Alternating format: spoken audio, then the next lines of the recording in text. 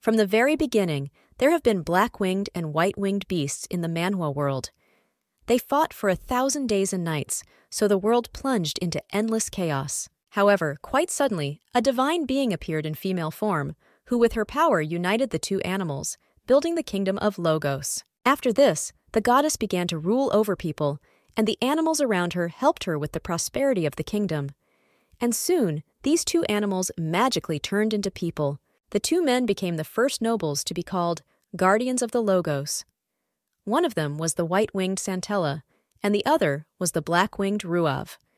This is how the kingdom was protected by two families who owned the magic inherited from their ancestors. The rest of the nobles, divided into white and black factions under the two families, were in charge, but among the guardians of the sacred Logos, one was born whose power became either his blessing or his curse. People nicknamed him Demon Duke, and he is the main character in the Manhwa world. The Duke, having chosen a beautiful, clear day for the trip, wanted to calmly ride the carriage to the place he needed.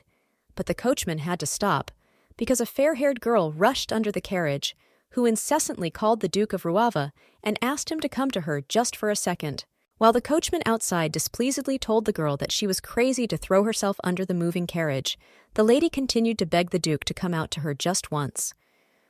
The Duke of Ruav and his subordinate sat silently in the carriage, who wondered what he had done with the crazy lady. Suddenly, Duke Ruav, shaking his head a little, replied that he had already been silent for a long time, so in his opinion, it was better for him to meet with her and get it over with as quickly as possible. Looking at the subordinate with his red eyes, the aristocrat asked him to stop the carriage. The Duke has the name Kahel, and he is the current Duke of the Ruav family and the head of the Black faction. The subordinate immediately began to carry out the order, while at this time the Duke of Kahel looked with contempt at the fair-haired girl, who was still able to achieve her goal. Allowing the girl to talk to him from the carriage, the Duke listened to the lady's words that she was incredibly pleased to meet him. Mademoiselle also admitted that her soul could not find peace for a long time, because, in her opinion, the Duke deliberately did this to her during a certain congratulatory ceremony for the new year. Kahel looked at the girl a little surprised, asking if this was all she wanted to say. However, the lover continued to say that this is love and it cannot be otherwise. Maddened by her feelings and piercing the Duke with her gaze, the girl admitted that she loved Kahel and loved him so much that she could not describe it in words. But Kahel reacted calmly to this, answering that he would ignore her words and advise her to go to the temple and buy herself a purification potion. These words did not stop the girl in love. She shocked Duke Ruavu and threatened that in this case she would commit suicide, and she had absolutely no time for jokes now. The girl told Kahel to come to the Temple of Urn tonight, where they, like a real couple in love, would immediately swear eternal love in front of the statue of the goddess. Having said this and grabbing the white and gold dagger in her hands, the girl angrily told the Duke that if he was not there, tomorrow morning her corpse would be found in the same temple. However, even to such words, Duke Kahel reacted calmly, surprised that she allowed herself to blackmail a man with whom she was unrequitedly in love. Kahel told her that if that was all, then he would go. Immediately after these words, the carriage moved and drove off, leaving the lover with nothing. The girl asked the Duke to stop, but he did not listen to the madwoman. While the fair-haired lady looked at the leaving carriage, the subordinate, who was sitting next to the Duke and heard everything, asked Kahel if he was okay. Kahel replied that it could not be otherwise, because this was not the first time this had happened. While in the carriage, Duke Kahel began to remember his difficult childhood. He remembers how everyone tried to get his attention by falling in love with him and pawing his body. The boy didn't like it, and didn't know what to do with such magic that he couldn't control. People in love with him continued to ask the Duke to look at them, hug them, or just touch them, but the main character did not even think about doing all this. He was overly frightened by this behavior of others, even when he grew up a lot. When the Duke of Ruav became old enough, and a certain magic pendant appeared on his neck, all the people who climbed to him before called him a real demon who seduces the whole people with his magic. Remembering all this, the tired Duke bowed his head down and sighed wearily, realizing that from the very beginning a simple life was not prepared for him. Replaying bad memories in his head, Duke Kahel thought that all those who succumbed to his magic were not different at all, and for him it was fortunate that for today it was over. But the aristocrat understands that he is completely tired of all this, and he even thinks that it would be nice if he at least had some new business. After an unusual carriage ride, the Duke arrived at his domain, busy signing various papers. Even while immersing himself in work, he could not stop thinking that all his days were going by like a carbon copy. At this moment, his white-haired subject appeared in front of the aristocrat with papers, and the Duke of Ruave asked him if there was any interesting news. The servant replied that he had something fresh. The servant began to tell the main character that recently there had been rumors about Viscount de Loin. The Duke asked if he had again allowed himself to touch a young lady from a noble family, and the servant replied that this was so, and this time he tried to defile a lady from the White faction, and because of this, he was expelled from the capital. After listening to all this, Kale admitted that they were saying that it was all his fault. The servant sadly replied that there was no place where they would not dare to blame the Duke for everything. The Duke of Ruave replied that he hoped that he would behave quietly in Kerouac, but that he could not be left unattended. The Cahel Palace was located in this city. While the Duke was talking about important matters, the sun was shining in Kerouac and the birds were singing, and a brown-haired woman came out of the forest thicket, humming melodies and carrying a basin with what she managed to take with her. The brown-haired woman came to an unknown place, where another ordinary villager was sitting on the hay. Approaching him, the brown-haired girl greeted him politely, which suggests that they are not brother and sister to each other. Hiding something behind her back, the brown-haired woman with a smile asked her brother Sid to guess what she had brought with her. This joyful girl's name is Rena, and she is a resident of Kerouac and, at the same time, a maid of the Fidelia family. The girl showed her stepbrother a red, beautiful apple, to which brother Sid asked where she got the apple from. Rena replied that one noble gentleman from the capital spent quite a lot of money at the market, so this uncle from the fruit shop was in a good mood and gave her the rest. While Sid heard his half-sister and ate an apple, Rena also said that, thanks to him, she was able to sell all the herbs she had. The brown-haired girl admitted with a smile that she really wants all days to be as good as this one, and for this, she is ready to listen to swearing from young Mrs. Elliot all day long. Brother Sid only looked with sadness at the joyful Rena, silently understanding that even in the worst life, her sister was trying to be happy and smiling. Deciding to support the girl and not create an awkward moment with his silence, Sid patted his sister on the head, telling her thanks for the fact that thanks to her, he was able to taste a delicious apple. Rena just laughed and smiled at this. Biting an apple, Sid asked his sister why a noble gentleman from the capital would come to such a backwater like their Kerouac and spend money. Rena replied that she did not know the answer to this question, suggesting that the gentleman had simply come to take a break from the city routine. Also munching on a red apple, Rena wanted to continue talking to her stepsister, but at this moment, someone suddenly called her, causing her to turn around. Realizing that they were diligently searching for her, Rena became confused, telling Sid that it seemed like she was lost and would definitely return to her later. At this time, an unknown voice continued to call Rena, asking her where she had gone. Finally, the girl went to the main hall to appear before the aristocrats, not yet understanding why they needed her right now at such a late time. Rena opened the door to the room, about to enter. Opening the door of the hall, Rena asked the owner if he had called her recently. The man replied that it was so, and asked her to enter his luxurious apartment. Rena immediately noticed next to the owner his fair-haired daughter, who, holding a fan in her hands, looked at the simple maid with a grin. She clearly has some kind of plan in her head. And next to Mrs. Elliot on the sofa sat her father, a noble gentleman. Rena is only interested in one thing. What is the reason that she was called here, to all the aristocrats? Ms. Elliot's mother was also in the audience. She looked at Rena with dissatisfaction, starting to talk about the fact that she was already 18 years old. Rena still doesn't understand anything the aristocrats want to tell her. To this, Rena replied that this was true, and she was very grateful to them for the mercy they showed her throughout her life. Hearing the pleasant words, the lady waved her blue fan, smilingly asking if she had heard some rumors. Rena honestly answered that she did not know any rumors. To this, the lady said that she was talking about rumors about a young master who had arrived in their province, and it didn't matter that she knew nothing about him, because she would soon become close to him. The brown-haired girl once again asked the aristocrat about the last words, to which the lady replied that this gentleman would soon get married, and she would be his bride. Hearing this, Rena felt goosebumps run through her body, and she asked the mistress about such a shocking decision. Defenseless Rena was already trembling with fear, while the young daughter of the lady asked her mother whether it was too kind to give such mercy to a commoner on their part, to which the aristocrat replied that the nobility had always helped ordinary people, and that means they would help this time. Rena whispered in shock that she was just a servant, and she shouldn't marry such a noble man. Hearing the servant's words, the blonde young aristocrat laughed and rejoiced, saying that Rena knew her place after all.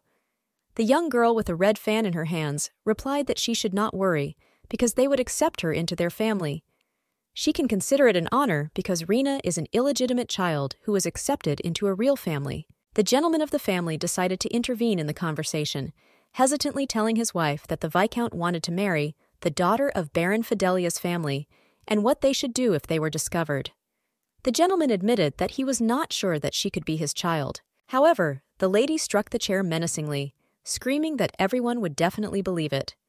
Because of such a character, the gentleman fell silent in an instant, not daring to say a word. At that moment, the evil lady remembered a simpleton who died years ago. She had blonde, long hair and a sweet face, along with a pleasant character. The aristocrat said that it was after the death of that servant that this girl, that is, Rena, was brought to their house. Rena still doesn't understand her mistress's words. The noble woman continued to say that it was good for them that the dead girl was a foreigner, and they would have problems if she turned out to be from the province. According to the lady, this would be a stigma for the whole family.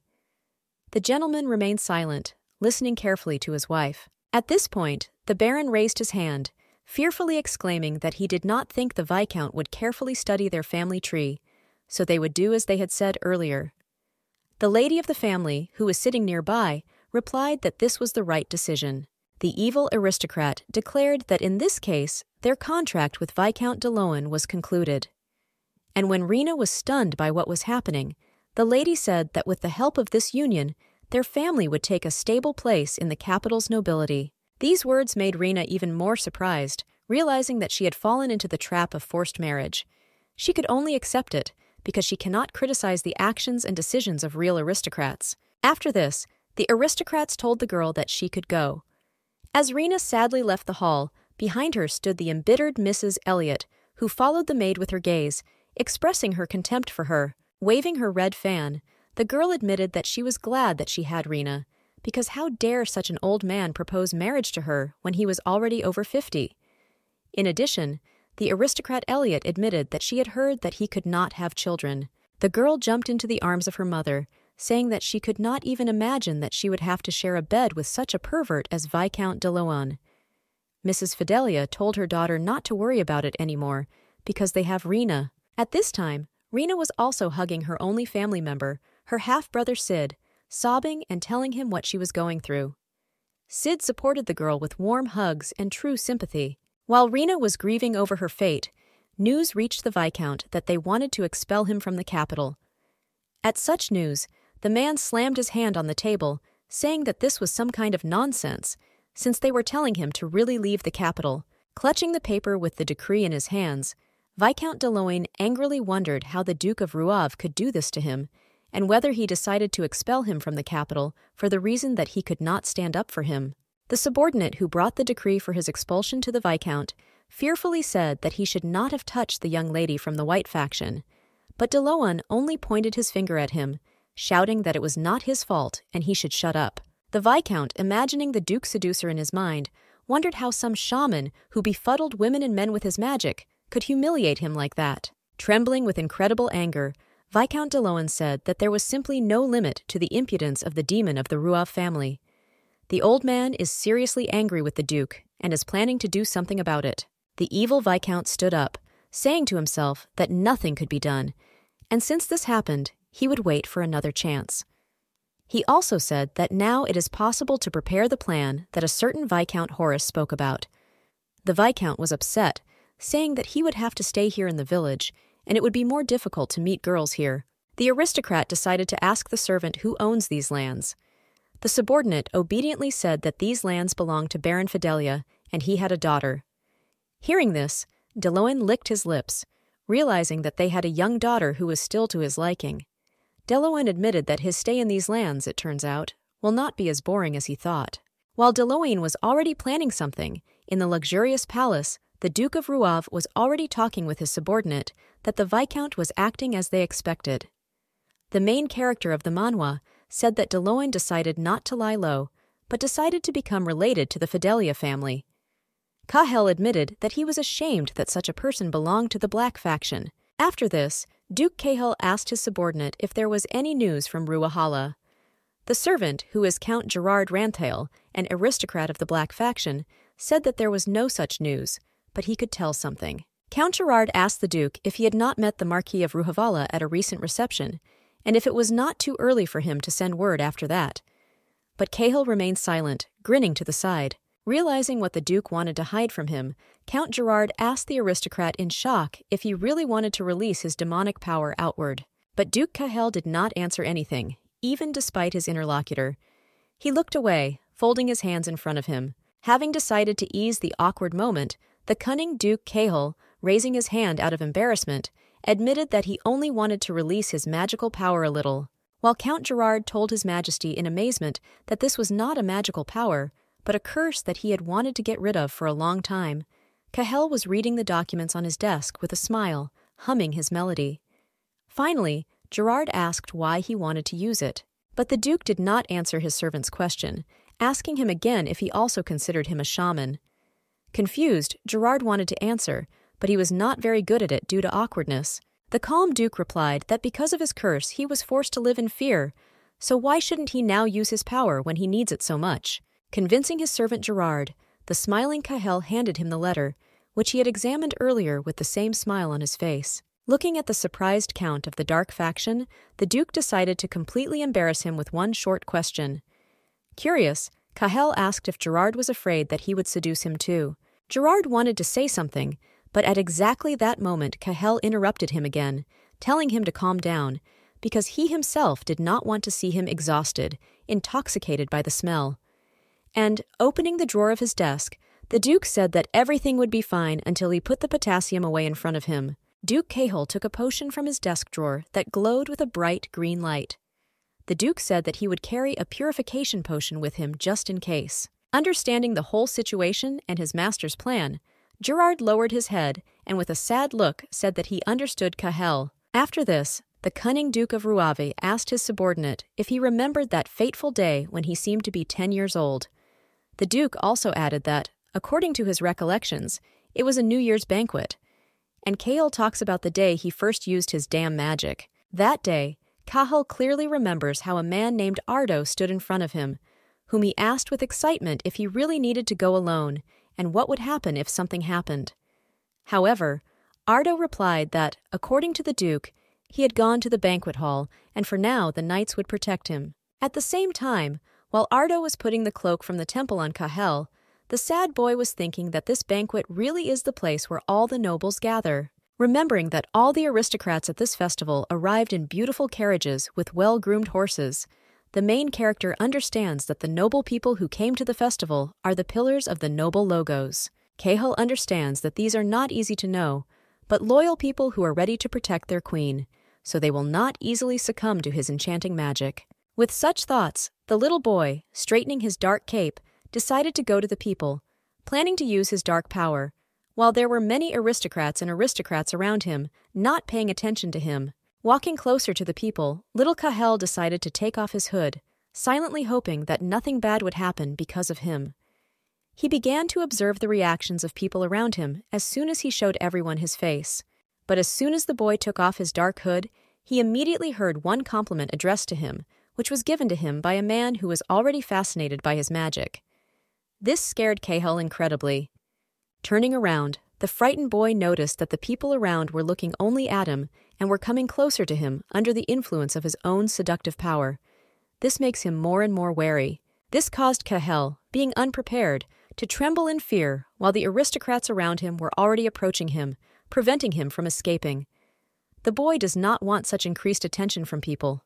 While people around were fighting for the boy's attention, asking him to hug them, kiss them, or just look, Cahel only looked at them in fear and helplessness, not understanding what he should do. The boy was filled with real fear, as new questions continued to arise in his mind. He doesn't understand why reserved and decent aristocrats suddenly behave this way, and it makes him scared. The noble people continued to surround the poor boy, shouting that he belonged to them and no one else. But at that moment, a man approached them, who as he walked shouted to everyone to move away from Kahel. The hand of the man who dared to save the unfortunate boy from the increased attention of people reached closer to him, hoping to grab him.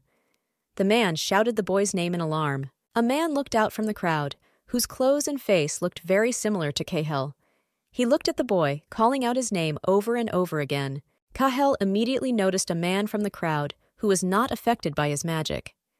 The boy looked at him, while at that moment he was touched by an unknown aristocrat who admired him. This man turned out to be none other than Kahel's father himself, whose name is Damien Ruav.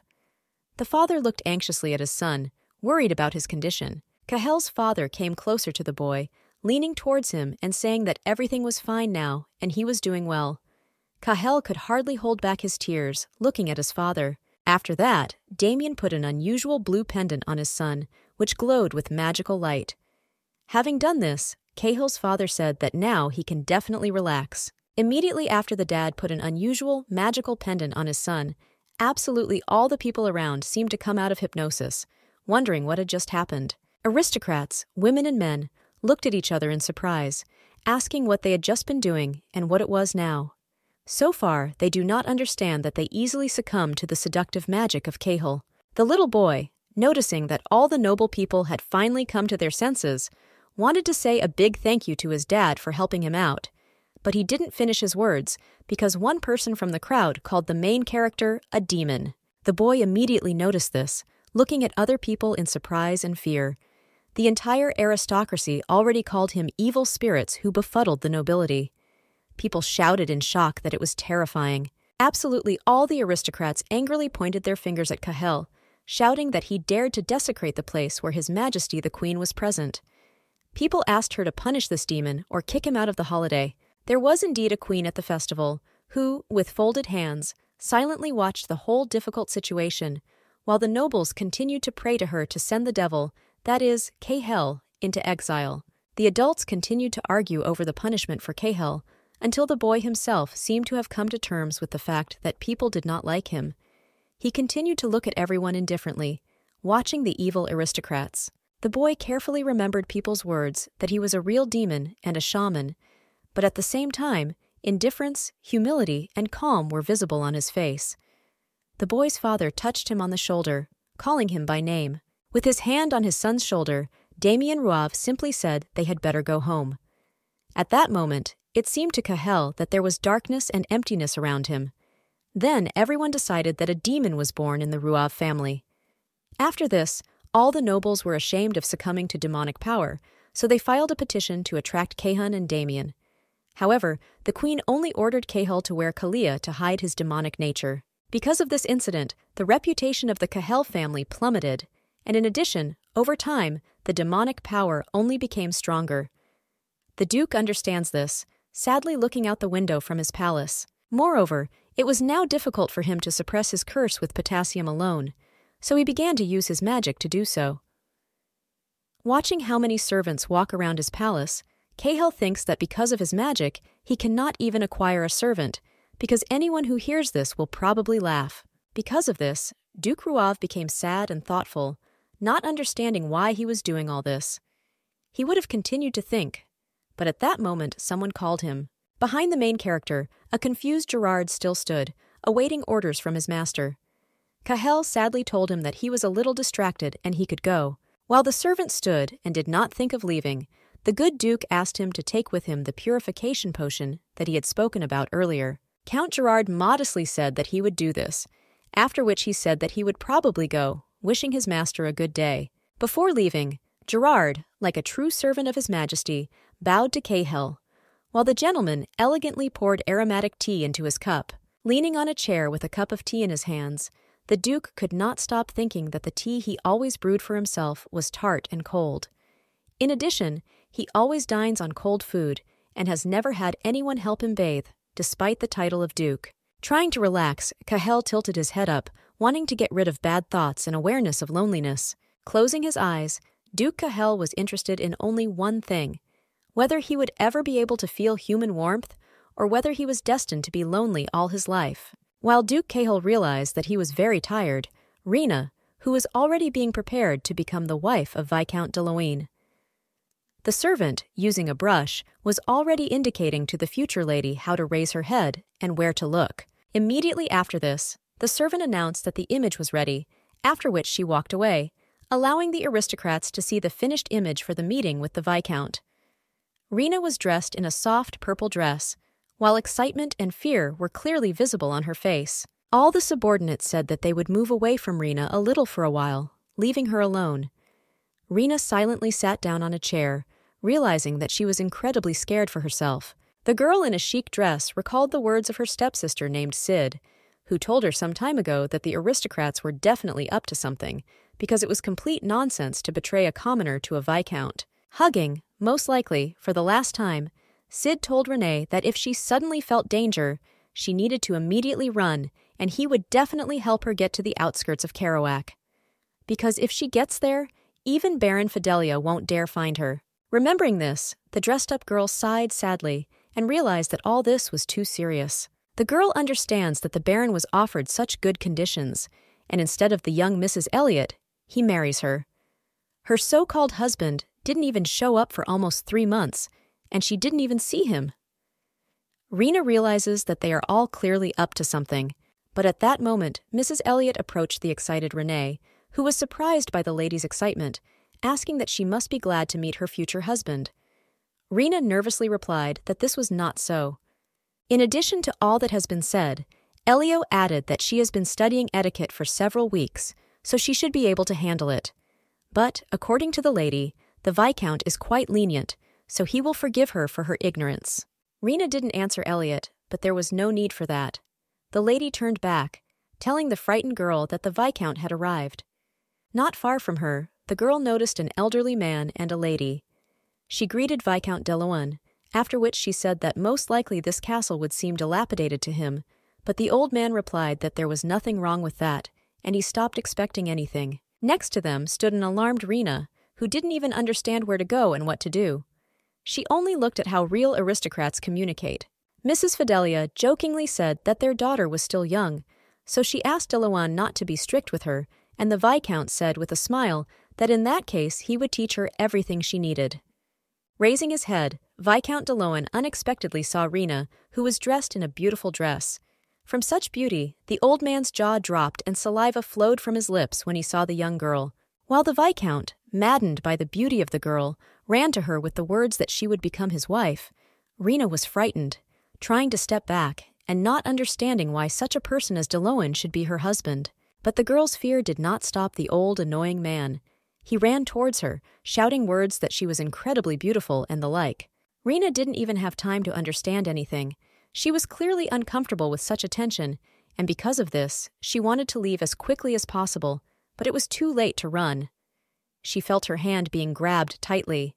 Vicomte de Luynes forcefully pulled his future wife towards him, unethically holding her hand as tightly as he could. This old man's behavior frightens the girl very much. She doesn't know where to go. It turns out that the Viscount rudely took the girl's hand in order to then kiss her politely and affectionately, saying before that he hoped that they could get along together. Rena's face showed horror and fear that she had never experienced in her life. She understands that she will have to live with this nasty man all her life, and this scares her. At that moment, Baron Fidelia said that he and the Viscount needed to discuss one matter that they had talked about earlier. Viscount de Luynes happily said that he would never leave his future father-in-law aside and was ready to talk about it right now. But when the old man left Rena, it didn't make her any easier. She realized that she was not just in trouble, but in some kind of hell. At the same time, while Rena could not get over the shock and the realization that she was trapped, a woman's hand grabbed her forearm and pulled the unfortunate girl towards her. A shocked Renee was approached by Mrs. Elliot, who with an evil smile asked her how she felt after meeting that man. Out of fear, Rena didn't even know what to answer. She didn't even see anything around, completely immersed in her experiences and fears. She doesn't believe that this is all real, so she wants to think that this is not true and a simple performance. Her hand shook with fear as she tried to straighten her dress. Rena asked in shock if she would really have to marry such a man, to which Elliot replied that it was what she was talking about if she had gone that far. Additionally, Elliot said that if she wants to be a good wife, she has a lot to learn. With these words, the lady asked Mrs. Marvin, the maid, to teach Rena how to behave in bed. The two girls, the maid and Elliot, sat the devastated Rena at a table with a book on it. Mrs. Elliot said with a smile that she needed to charm the Viscount, because if she didn't do this, she would have to work in some kind of eatery all her life. Looking at the open book, Rena shyly asked if she needed to know all this. The maid who was nearby said that it was so and ordered her to read certain lines of the book. With her hand on the page of the book, Rena began to read obscene things about how she should behave in bed in order to please a man. Her fear only gets stronger. She was shocked by what she read. Rena covered her mouth with her hands, realizing that this was simply shocking.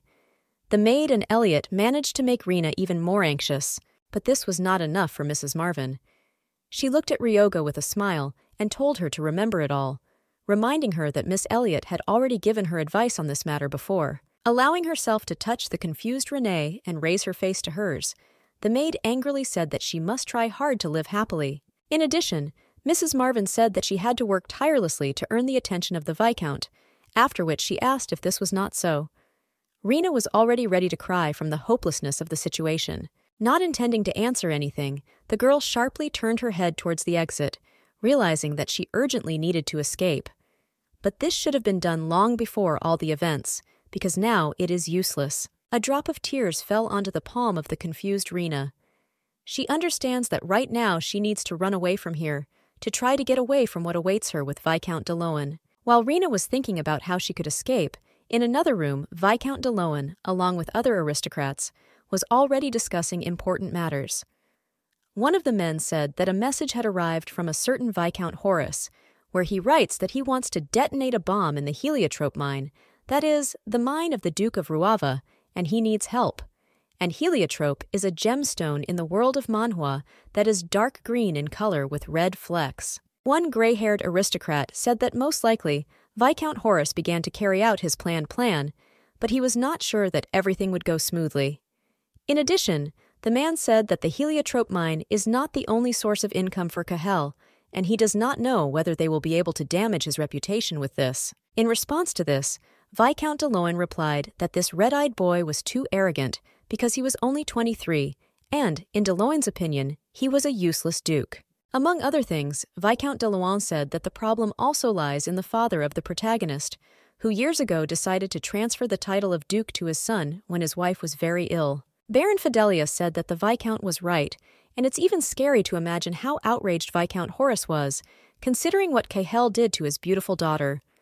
De Loan replied that this is what he is talking about. Having decided to remind everyone of what had happened, the Baron said that the daughter whom the Viscount cherished so much had committed suicide due to the possession of this damned demon. Remembering the face of his deceased daughter, Baron Fidelia said, "Is there a parent who can let someone get away with something like this?" The aristocrats don't even think about Duke Cael's feelings. They are ready to destroy him and punish him for all the bad things he did for them. Raising his hand gracefully, Baron Fidelia said that the Duke of Ruav definitely deserved to be punished. In addition, the gentleman supplemented his words by saying that it was difficult for him to imagine what it would be like to lose his daughter.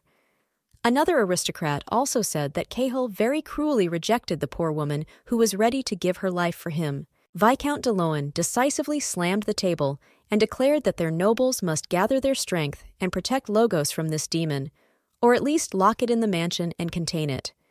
An execution, according to Viscount de Loan, is the best solution in this situation. The Viscount, embittered with the Duke, said that he would send Viscount Horace a bank account.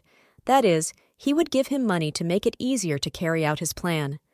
Clenching his hand into a fist, Viscount de Loan said that he would make Cael pay for his exile to the village. At the same time, when the aristocrats were discussing their insidious plans, the Duke of Ruav was already listening from his servant to the detailed plan of his enemies to blow up the mine. Cahill held a pawn in his hand, while Gerard told him everything at the table. The Duke admits with a smile that de Loan and Fidelia are rather impatient. The Duke of Ruav placed his pawn on the chessboard, while the servant Gerard told him that it was Viscount Horace of the White faction who played a significant role in their plan.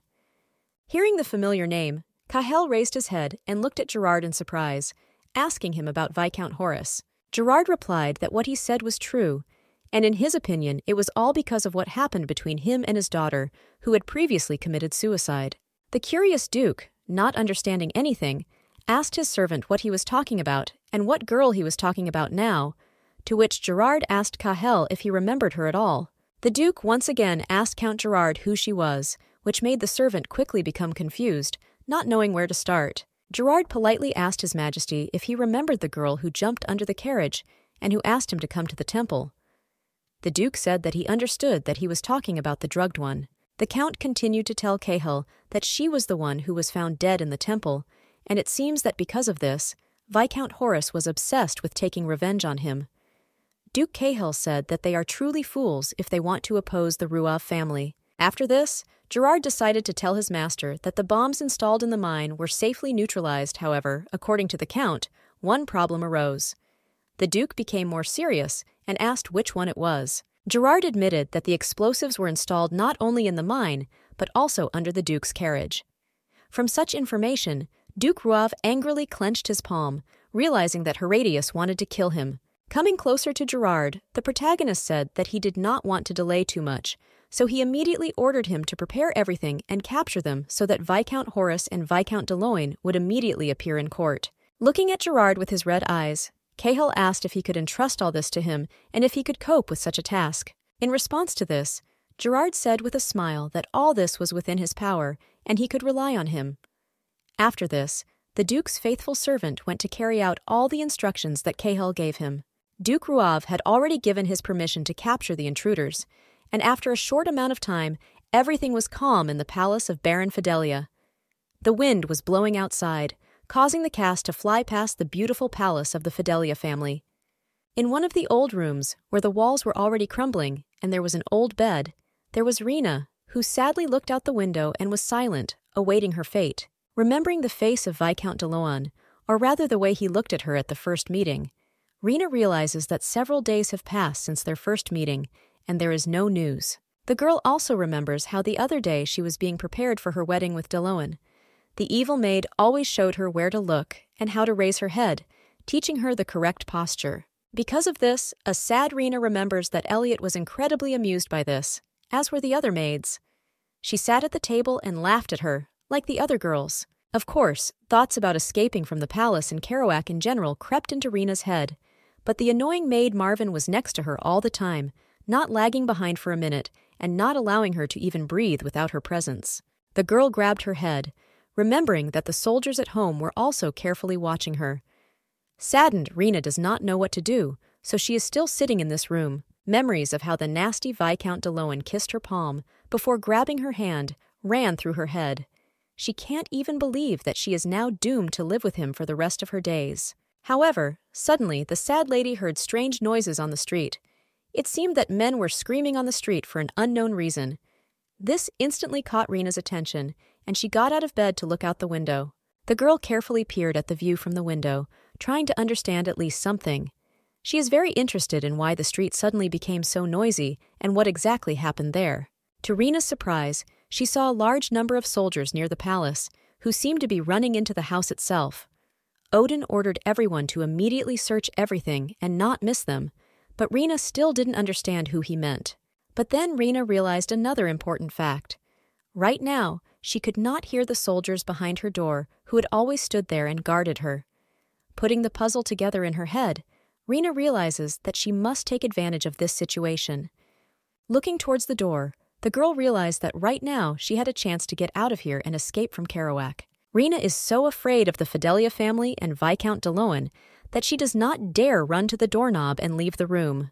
But she still doesn't intend to stay here forever. The girl quickly ran to the doors, grabbed their handles tightly, and tried to open them with strength and courage, trying to act as quickly as possible due to the situation around her. She nervously touched the door with her hand, trying to open it every time and begging it to yield to her efforts.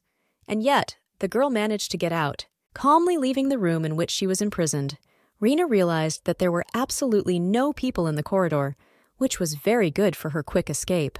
The unfortunate girl, who was unlucky with her guardians, already wanted to quickly run away from the place she hated, but she was prevented by what she heard to her left in the corridor. Rena noticed that the guards of the house had already appeared in the corridor, and with them the maid Marvin, who angrily pointed at the girl, saying that it was she and they needed to grab her. At that moment, Rena realized that she needed to run, and she would find out about the situation below later. The guards immediately chased after Rena, who was powerless against them. They called her, calling her Lady Elliot Fidelia and pointing the sharp blades of their swords at her. Rena realized that there was no point in running anywhere. Having forcibly taken her, the guards ordered each other to arrest her immediately, while Rena herself said that everything was wrong and she was just a servant. But the soldiers did not listen to her, ordering her to remain silent and follow them. Rena walked out to the hall of the palace, accompanied by many soldiers. She didn't understand since when she became Mrs. Elliot, and so she told everyone that she didn't know anything. But in response to this, the guards only said that everyone in the Fidelia family was as noisy as she was. When the innocent Rena passed by one of the maids, who was apparently being interrogated, she could not even think that all the servants in the palace would pretend that everything was her fault, and everyone around her was just innocent lambs judging her behind her back. Renee could only do what she was told. She turned around in fear, leaving the palace of Baron Fidelia, while the soldiers firmly told her that she herself would soon find out about everything. It turns out that the soldiers took her to a dark dungeon, where they threw her into a cell where, it seems, there was someone else. She fell painfully, not understanding why she was doing all this. The soldiers simply ordered her to sit quietly, but Rena immediately stood up and begged them one last time not to leave before they abandoned her and left her behind bars. To defend her honor and truth, Rena grabbed the bars, screaming at everyone to let her out because she really wasn't young Mistress Elliot. But no one was even going to listen to her. The girl wanted to shout to someone to be released from prison, but at that moment, her hand was grabbed by the one who was in the same cell with her. A woman's voice immediately ordered Renee to shut up. As it turned out, not only Rena, but also Mrs. Fidelia, were imprisoned in the same dungeon. She held the lady's wrist angrily, telling her to shut up now, which the girl did out of fear. In addition to the madam, who was embittered by everything, Rena noticed that Baron Fidelia was sitting in the cell, in the very corner, from whose face you couldn't tell that he was happy about what was happening. While the girl looked at the Baron, the lady said to listen to her carefully, because now she is Elliot Fidelia. Shocked, Rena asked why she suddenly became one, but the mistress only angrily replied that she had no time to explain and should not behave rashly. She also said that even though everything happened suddenly, they should be released soon. Wanting to threaten, the lady pointed her finger at Rena and said that if she said anything unnecessary, then not only she would be in danger, but also the family of Sid, her half-sister. Rena wanted to object to the mistress, but she only told her to do what she says, because her family is aristocrats with a deep history and blue blood. However, at that moment, the conflict was interrupted by someone who loudly stomped his heel next to them. The Baron and Madame immediately turned their heads towards the man who was calmly telling them on the other side of the bars that they were too loud. In front of the Fidelia family stood the Duke of Ruav himself, who pierced them with his red eyes, saying that the true manners of the Fidelia aristocrats was to behave noisily, even while behind bars. Noticing his presence, the Baron instantly jumped up and, coming closer to the Duke, shouted to him that he had no right to lock noble people in prison, and he could not do this to them, even if he was a duke. To this, the main character replied that the Dukes of Logos have the right to punish nobles, starting with the barons for their crimes. Suddenly, the Duke told the barons something that shocked him. Cahel informed everyone that they no longer had any titles, which had just been decided at the trial. There was a real stunned look on the former baron's face, because he had lost everything that was dear to him in just one moment. The former baron immediately knelt down, shouting that this was some kind of misunderstanding and that Viscount de Loin had set them all up, so they all needed to be pardoned. Hearing this, the Duke thought about pardoning. Removing his protective potassium to reveal his own magical power, the Duke sarcastically said that he was just about to personally show them his aristocratic favor. Hearing such kind words, Mr. and Mrs. already thought about staying alive. They thanked the Duke for his mercy and said that they would serve only him, but in fact, Cahel did not even intend to do this, because his eye was already radiating red from anger and magic. Having unleashed his seductive magic, the Duke smiled and said that he would not hurt them as much as they wanted, while the former Baron and Madam looked at him besottedly. They gradually fell in love with him, not even realizing that they were now living the last minutes of their lives. Devilish magic spread throughout the dungeon, which made them both fall in love with Cahill and ask to look at him. The Baron held the bars with his hands, hoping to reach the Duke with his hand. The Baron and his wife had already confessed their eternal love to Cahill and swore their hearts to him, while the Duke looked at them indifferently and waited for the right moment. Finally, Cahill said that he was very glad of this, preparing to draw the long blade of his sharp and beautiful sword. Before delivering one precise and strong blow, Cahill, looking at the couple with an evil smile and joyful eyes, admitted that he was glad that they were so happy. In an instant, the Duke's sword was able to easily break the bars to cut the Baron and lady's head from their bodies in one swing. After the precise execution and the perfect swing of the sword, the Duke could only stand and look at their bodies, admitting that they were just pathetic people who could not stand in his way and defeat him. But the Duke's thoughts were interrupted by crying that came from another corner of the cell. He instantly turned his head in this direction, hoping to see something in the darkness. In the corner of the cell there really was a crying girl, Rena, who covered her face with her hands, begging the Duke not to touch her and to spare her. Cahill realized that there was one more person left for his work. Looking at how the girl was trembling out of fear and begging for mercy, Duke Ruav suddenly noticed that she had not yet succumbed to his seductive magic. Cahill decided to enter the girl's cell to take a closer look at her, at the same time thinking that he did not use his power fully, since he only needed to bewitch the Baron and the lady. But this is still strange. The Duke doesn't like the amount of work, but he still wants to get the job done. So he releases almost all of his seductive magic, smilingly telling the girl to come closer to him and hoping that he can bewitch her. But the girl did not even confess her eternal love to him. She hiccuped in fear, looking at the Duke with tears and continuing to beg him for mercy. Here Duke Ruav thought, because even such a huge amount of seductive magic really doesn't work on her. He stopped in grave confusion. The main character looked at the crying lady with real, genuine surprise, realizing that right now she was not succumbing to even his most powerful seduction magic. The Duke understands that the girl is at a fairly close distance from him, but even so she feels literally nothing and continues to remain sane, looking at him. The crying Rena did not take her violet eyes off the Duke until the aristocrat could not understand what was happening to her and to him. In addition to the fact that magic does not affect her, Cahill noticed that the girl very easily begs for mercy, which is in no way typical of a daughter from a noble family. This made him think. Deciding to speak to the mysterious lady first, the Duke ordered her to respond by asking her name.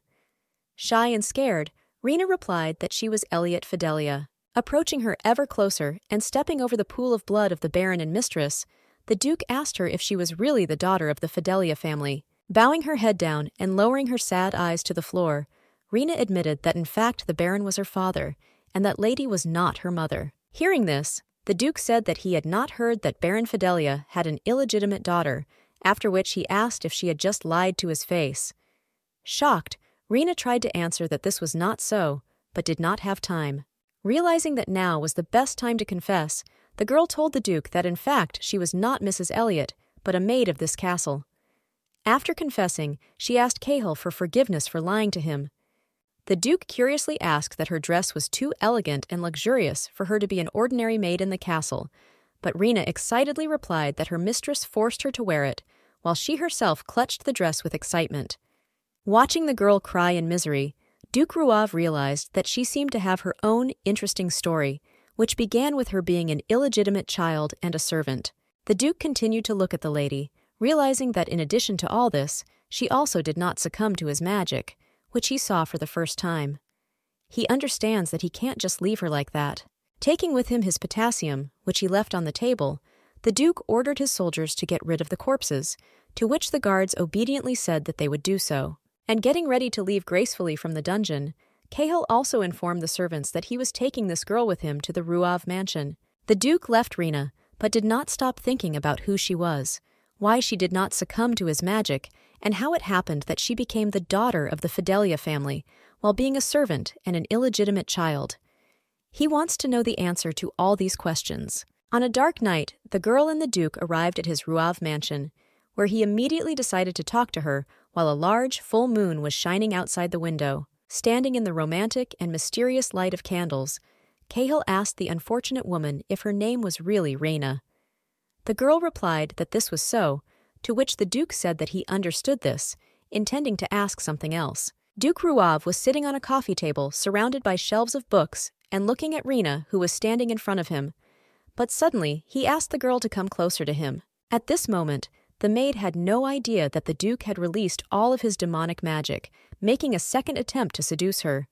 His eyes glowed red again, and a smile appeared on his face. However, nothing had any effect on the girl again. She was only frightened by the aristocrat's order and hurried to come closer to him. Purple smoke of seductive magic reigned in the room. It was surprisingly similar to the girl's violet eyes, which looked at the curious Cahel. Despite the huge amount of magic that darkened the whole room, the girl did not fall at his feet and did not beg for a kiss, but calmly walked towards him as he asked. The main character looked at his potassium, an amulet that prevents the appearance of his magic, and realized that even removing it from his neck did not enhance the effect. All this, in his opinion, is too suspicious. While the girl stood shyly in front of the Duke, the aristocrat himself said that it seemed that the Baron was using her so that his real daughter could escape. Cahill's guesses turned out to be true. Raising his hand, the Duke also said that for this reason it was not humane to execute her, but since it was known that she was the illegitimate child of the Baron, she could be executed depending on how useful she would be in the future.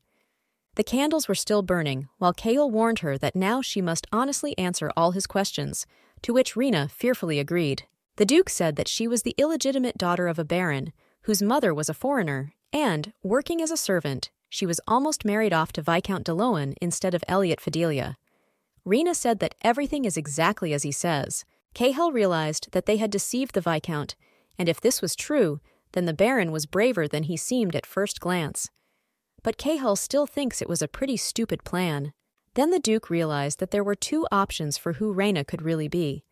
The first option is simpler. She really is an innocent victim with a rare feature. Or, in Cahill's head, this innocent girl may turn out to be an insidious spy sent by one of his sworn enemies. What if the Santella family hired her? Putting his hand to his chin, the Duke thought better about the fact that everything the girl said could turn out to be a lie, so he shouldn't trust her so easily. Looking at the girl with his red eyes, Cahill realized that at the moment there is no way to find out the truth, so he decides to leave Rena near him to find out who she is. Cahill thought about his plan, saying absolutely nothing to Renee. This worried her, so she looked at the Duke in fear, waiting for at least some kind of answer. Duke Ruav then broke the silence by asking Rena what she usually did at the Fidelia family castle. The girl did not hear the question the first time, so the main character had to repeat it twice. The dark-haired Duke explained his question by saying that he needed to know exactly what benefit he could get from her. Hearing this, Rena guessed that most likely the Duke would deign to leave her in his palace. The girl enthusiastically said that she's been working almost since childhood, so she can cope with any job, be it washing or cleaning. Rena also said that she could read, which puzzled the sedentary Duke. Continuing to listen to how much an ordinary servant of one family could do, the surprised Duke understood that she was in despair and needed someone's help. Interrupting the monologue, Cahill with a smile asked the girl if she had ever courted a male owner. Rena replied that if they decided to teach her, she would work hard at it.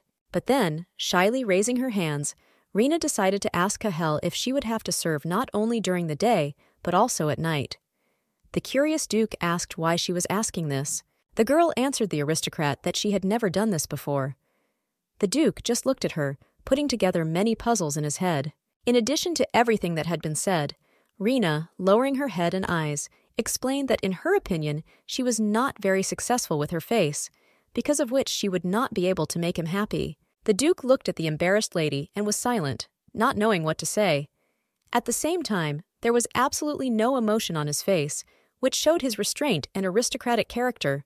But after that, the Duke of Ruav abruptly stood up, telling Renee that she had been hired, and he would notify the butler so that she could get used to the mansion in the first week. The girl happily agreed, but Cahill was about to say something else. Looking at the unfortunate girl with a smile, Duke Cahill informed her that starting next week she would become not just a maid, but his personal maid. Cahill put the potassium around his neck, while Rena anxiously asked how she, an ordinary servant, could become the personal servant of the Duke himself. Cahill repeated her own words with a smile, saying that anything would suit her. But then the Duke asked if she had lied here again. The excited girl answered Cahill that this was far from the case, but the aristocrat was already leaving the room, telling one servant named Ardo to teach her everything until next week. Looking at Ardo with a smile, the Duke also informed him that this lady would become his personal maid. At these words, the butler was instantly surprised, asking the aristocrat many questions. Ardo stopped and asked the Duke if he had heard something. Cahill replied that he did not, and explained that Rena had a lot of experience working as an ordinary maid, so he would not have to bother with her for long. Walking down the corridor, the Duke carefully looked at his future maid, while Ardo shouted after him that he would fulfill all of His Majesty's orders and teach the girl everything she needed. The girl noticed the aristocrat's majestic gaze on her, which instantly made her shy, but at the same time, she also did not take her violet eyes off him. Leaving the lady and the butler, the Duke smiled slyly and charismatically, leaving Renee with different impressions of himself: a kind aristocrat, an evil avenger, and an interesting demon. Outside the door, the Duke decided not just to smile, but to turn to the new resident of the palace, saying goodbye to her until next week with the same kind smile as before. Some time after these events, Duke Cashel had an unpleasant dream. An unknown person was running after him, surrounded by burgundy darkness. It's not just him who is running after the unfortunate aristocrat, but several people at once, men and women, who are intoxicated by his magic and ask him to love them, or they will kill him. But the main character is not going to stop. The besotted people asked Cahill to love them and tried to reach out to him with their hand, while the Duke himself was thinking about when they would stop endlessly pursuing him. At one point, when one of the people asked Cahill why he was trying to run away from them, one drugged man managed to grab him by his trousers, stopping his escape from them. Scared to death, the Duke turned around, looking at the drugged man who was holding his leg. People in love with him continued to tell Cahill that they became like this because of him, and they love him very much, so they ask him not to leave. Trying to catch his breath, Duke Rav begins to think that maybe this is all real because of him, and if so, he needs to do something to make it all work out. At that moment, the aristocrat saw a red and white light in the middle of the darkness, while he himself was thinking that he needed to die in order to stop torturing people and tormenting himself. Cahill quickly turned his attention to him as the besotted women and men around him touched their legs and continued to confess their eternal love. Duke Ruav understands that the light that has appeared is his only salvation from torment and from people who are tired of him, and he's going to take this chance. The demon rushed to the saving glow, away from the nasty fans who continued to talk about love, being subject to his magic. Cahill prays for this to stop. He could only touch it, trying to forever get rid of the suffering that he had felt all his life. Touching him, Cahill once again heart-rendingly asked someone to help him. The terrible nightmare was suddenly interrupted. The main character of the manhwa opened his eyes, not understanding why his room suddenly became very light. The aristocrat rose from his bed, scratching his head and looking at his bedroom, into which the morning light of the sun penetrated. However, suddenly, to his right, the Duke saw someone. Turning his head, Cahill noticed that it was the maid Rena who allowed the morning rays to enter the bedroom by opening the curtains, which he was very surprised by.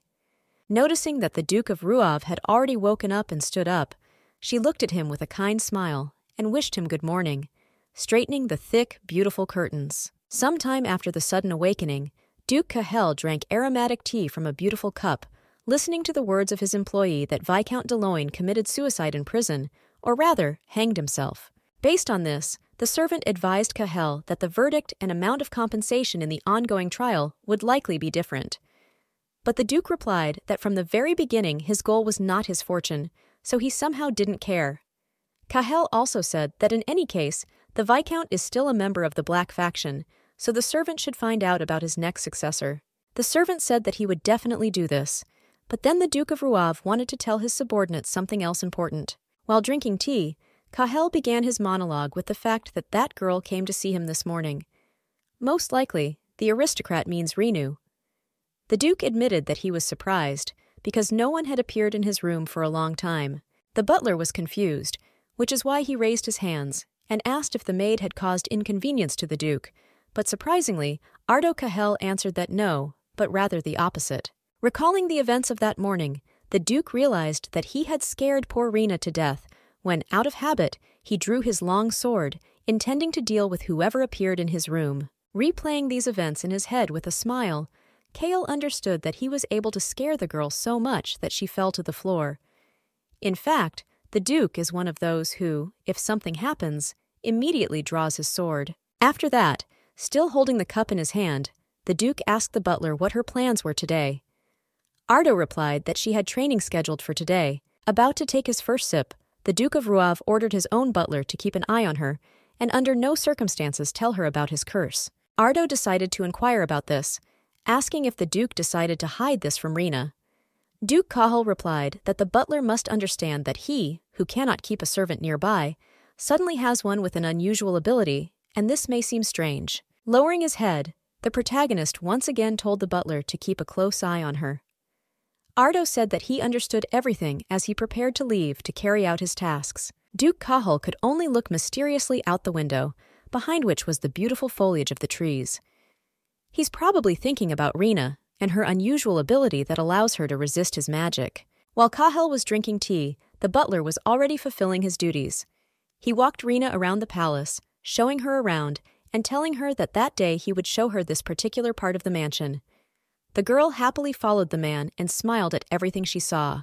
Walking past large paintings and luxurious furniture, the future maid tried to keep up with her teacher, looking at the true beauty of the mansion's interior. It was the first time for an ordinary girl to be in such a beautiful place, so she constantly turned her head in different directions, surprised by everything that was around. At one point, Rina even stopped, admiring the beauty of the mansion and realizing that this was a real castle, the creation of which she could be proud of with a full heart. But the girl's admiration was interrupted by the butler himself, who suddenly asked her if she really knew nothing about His Majesty the Duke. Rina was surprised by this question. Rina replied that it was so because she lived in Kerouac all the time and did not know anything. Looking at the lady, Ardo decided to ask her if she really didn't feel something when she first met him.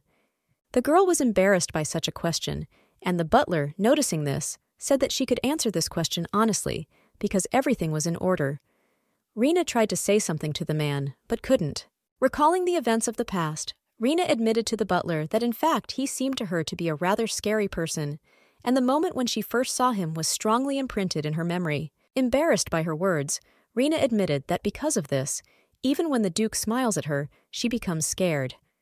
Realizing that she was saying something wrong, Rina apologized to Ardo, saying that she was talking nonsense. But the butler was silent. To the girl's surprise, Ardo did not support her and say something like that, but only clarified whether everything she wanted to tell him was all. Rina looked at her teacher in amazement, not understanding what he meant. The butler pondered the young lady's words, muttering that it seemed like she was truly unaffected by His Majesty's powerful curse. But when Rina wanted to question her teacher about what he had just told her, Ardo turned around abruptly, continuing to walk forward and telling the girl that he had not said anything like that, repeating that she was only required to take care of His Excellency. Rina also ran after the butler, while he informed her that right now he would tell her about the duties during the tea party, and she should follow him. The girl obeyed orders, keeping up with the polite man. Continuing to follow the teacher, Rina suddenly decided to tell Ardo that, as far as she knows, only high-status maids engage in tea drinking, so the girl asks if she needs to learn anything else based on this. Hearing this, Mr. Butler turned to the girl and told her that he had almost forgotten to tell her something. The teacher butler's words greatly shocked Rina and made her think, as he said that in fact, in this palace, she is the only servant. At this shocking moment for her, Rina seemed to feel that a new universe had opened up for her, in which only she was chosen to serve His Majesty. But Rina still didn't understand anything. Rina continued to get acquainted with new people and the interior of the Kale mansion, while Mrs. Elliot walked through the market and was forced to hide her appearance with a cape so that no passers-by would recognize her. She remembered with sadness how her parents were captured by the guard while she was about to escape. She misses them, not understanding where they were taken. Elliot also realizes that there is still no word from them, which worries her greatly. Suddenly, the saddened Mrs. Elliot raised her head because she managed to come to the notice board, where a new decree had just been posted. She was interested in what might be written there. Unfortunately for Elliot, the decree did not have anything good for her. It announced in bold print that as of today, a certain Baron Sanric Jenkins was appointed feudal lord of the Kerouac province, instead of the Fidelia family, which was stripped of its titles and beheaded. Elliot looked at the decree in horror, while the people around her, who were also reading the decree, shouted that the Fidelia family got what they deserved because they took too much of everything from ordinary people. The lady cannot believe that the death of the entire family occurred only because of several meetings with Viscount de Luynes. Elliot believes that they could not go against his authority, so they had to submit. She believes that this is the most ruthless decision towards her family, and Duke Rouave is a real demon. She is overcome by fear, because of which she does not know what to do. She began to cover her head out of hopelessness and fear that she could be easily recognized in a large crowd. But in this difficult moment, Elliot suddenly had an idea. She remembered the Santel family and thought that she could go to them and ask for help, because they are the only ones who can resist Rouavu. Covering herself with a cape, Elliot realizes that these people are also called the incarnation of angels, so they definitely won't turn away from her. The girl realizes that first she needs to go to Arden, because no one will help her here. Holding his head up proudly, Elliot really wants to work out a revenge plan with Santella that will force Duke Rouave to reconsider his decision and even accept his mistake. Maddened by the desire to avenge the death of her entire family, the girl promises herself that she will definitely take revenge not only on Duke Cahel, but also on everyone who stands for him. Elliot had already begun to carry out her plan to arrive in Arden, while in a completely different, beautiful place, the sun was shining peacefully, illuminating the green foliage of tall trees. Madame entered the bright apartment, who was also dressed in beautiful, light and luxurious clothes, thanks to which one can say that she too is an aristocrat. The girl appeared in a spacious room where her father was sitting in an armchair, reading a newspaper over a cup of tea. The blonde girl wished her dad good morning, and the mustachioed old man just looked at her, saying that she had finally come, calling her Riedel. Polite and curious about Dad's condition, the girl decided to ask him if he slept well, showing him her sky-blue eyes and beautiful smile. The girl's name is Riedel. She is a member of the Santella family and a candidate to succeed the Duke of the White faction. But Riedel's father was not going to be as polite as his daughter. He looked at her and briefly told her to quickly sit down at the table. And Riedel, noticing the tea on the table, was surprised, saying that she was seeing this particular variety for the first time. At that moment, another member of the Santella family entered the room. He, closing the door behind him, said that this tea emanates a wonderful aroma, and, as he was told, this is a new variety. The guy, step by step, began to come closer to Riedel and his father, asking him if it was necessary for him to wake him up so early when he had just returned home. Riedel was outraged by this behavior of her brother and, calling him Rien, asked if he could be at least a little more polite. But he only said that he really wanted to sleep. Yawning tiredly after sleep, Rien admitted that the fact that he got up before lunch was a real miracle. The proud blonde is the eldest son of the Santella family. In response to this, Riedel said that it doesn't matter to anyone whether he got enough sleep or not, because in any case, he must behave with dignity. Sitting down in a chair, Rien said displeasedly that he understood this. Leaning his head on his palm and looking at his sister, Rien admitted that every day his Riedel is losing her beauty, since she is truly a copy of her father. Ryan added that after being nominated as a candidate, you couldn't even distinguish her from Daddy at all, and it was precisely because of this fear, according to Ryan, that he left the house. The father just looked at his son, and Riedel said displeasedly that his brother was exaggerating everything. Deciding to ease the awkwardness, Riedel, shyly touching her chin with her hand, said that she was very glad to meet her brother, because she had not met him for a long time. In response to this, Rien said that he should not be teased with such nasty words, but their conversation was interrupted by his father, who held a piece of paper in his hands and ordered them to stop fooling around. When everyone fell silent, the father of the family said that Viscount Horace, the aristocrat in the history of the Manhwa, who planned to kill Cahel, eventually went bankrupt. The man also said that his actions were reckless, and he seemed out of his mind to try to take on Viscount de Luynes. Ryan admitted that this was quite expected, because going against the Rouave family is too crazy with such pitiful support. But Ryan also thinks that 70 million Ruan is too much for him, although Horace had a significant reason to do so. So the blonde admitted that one can only sympathize with him. Riedel decided to intervene in the conversation, saying that she, on the contrary, was worried about Cahel, because all this would cause him more difficulties. Her brother looked into her eyes, puzzled, and said nothing. Hearing this from his sister, Rien decided to remind her that it seems that she used to feel sorry for Viscount Horace, but now she only thinks about the Duke.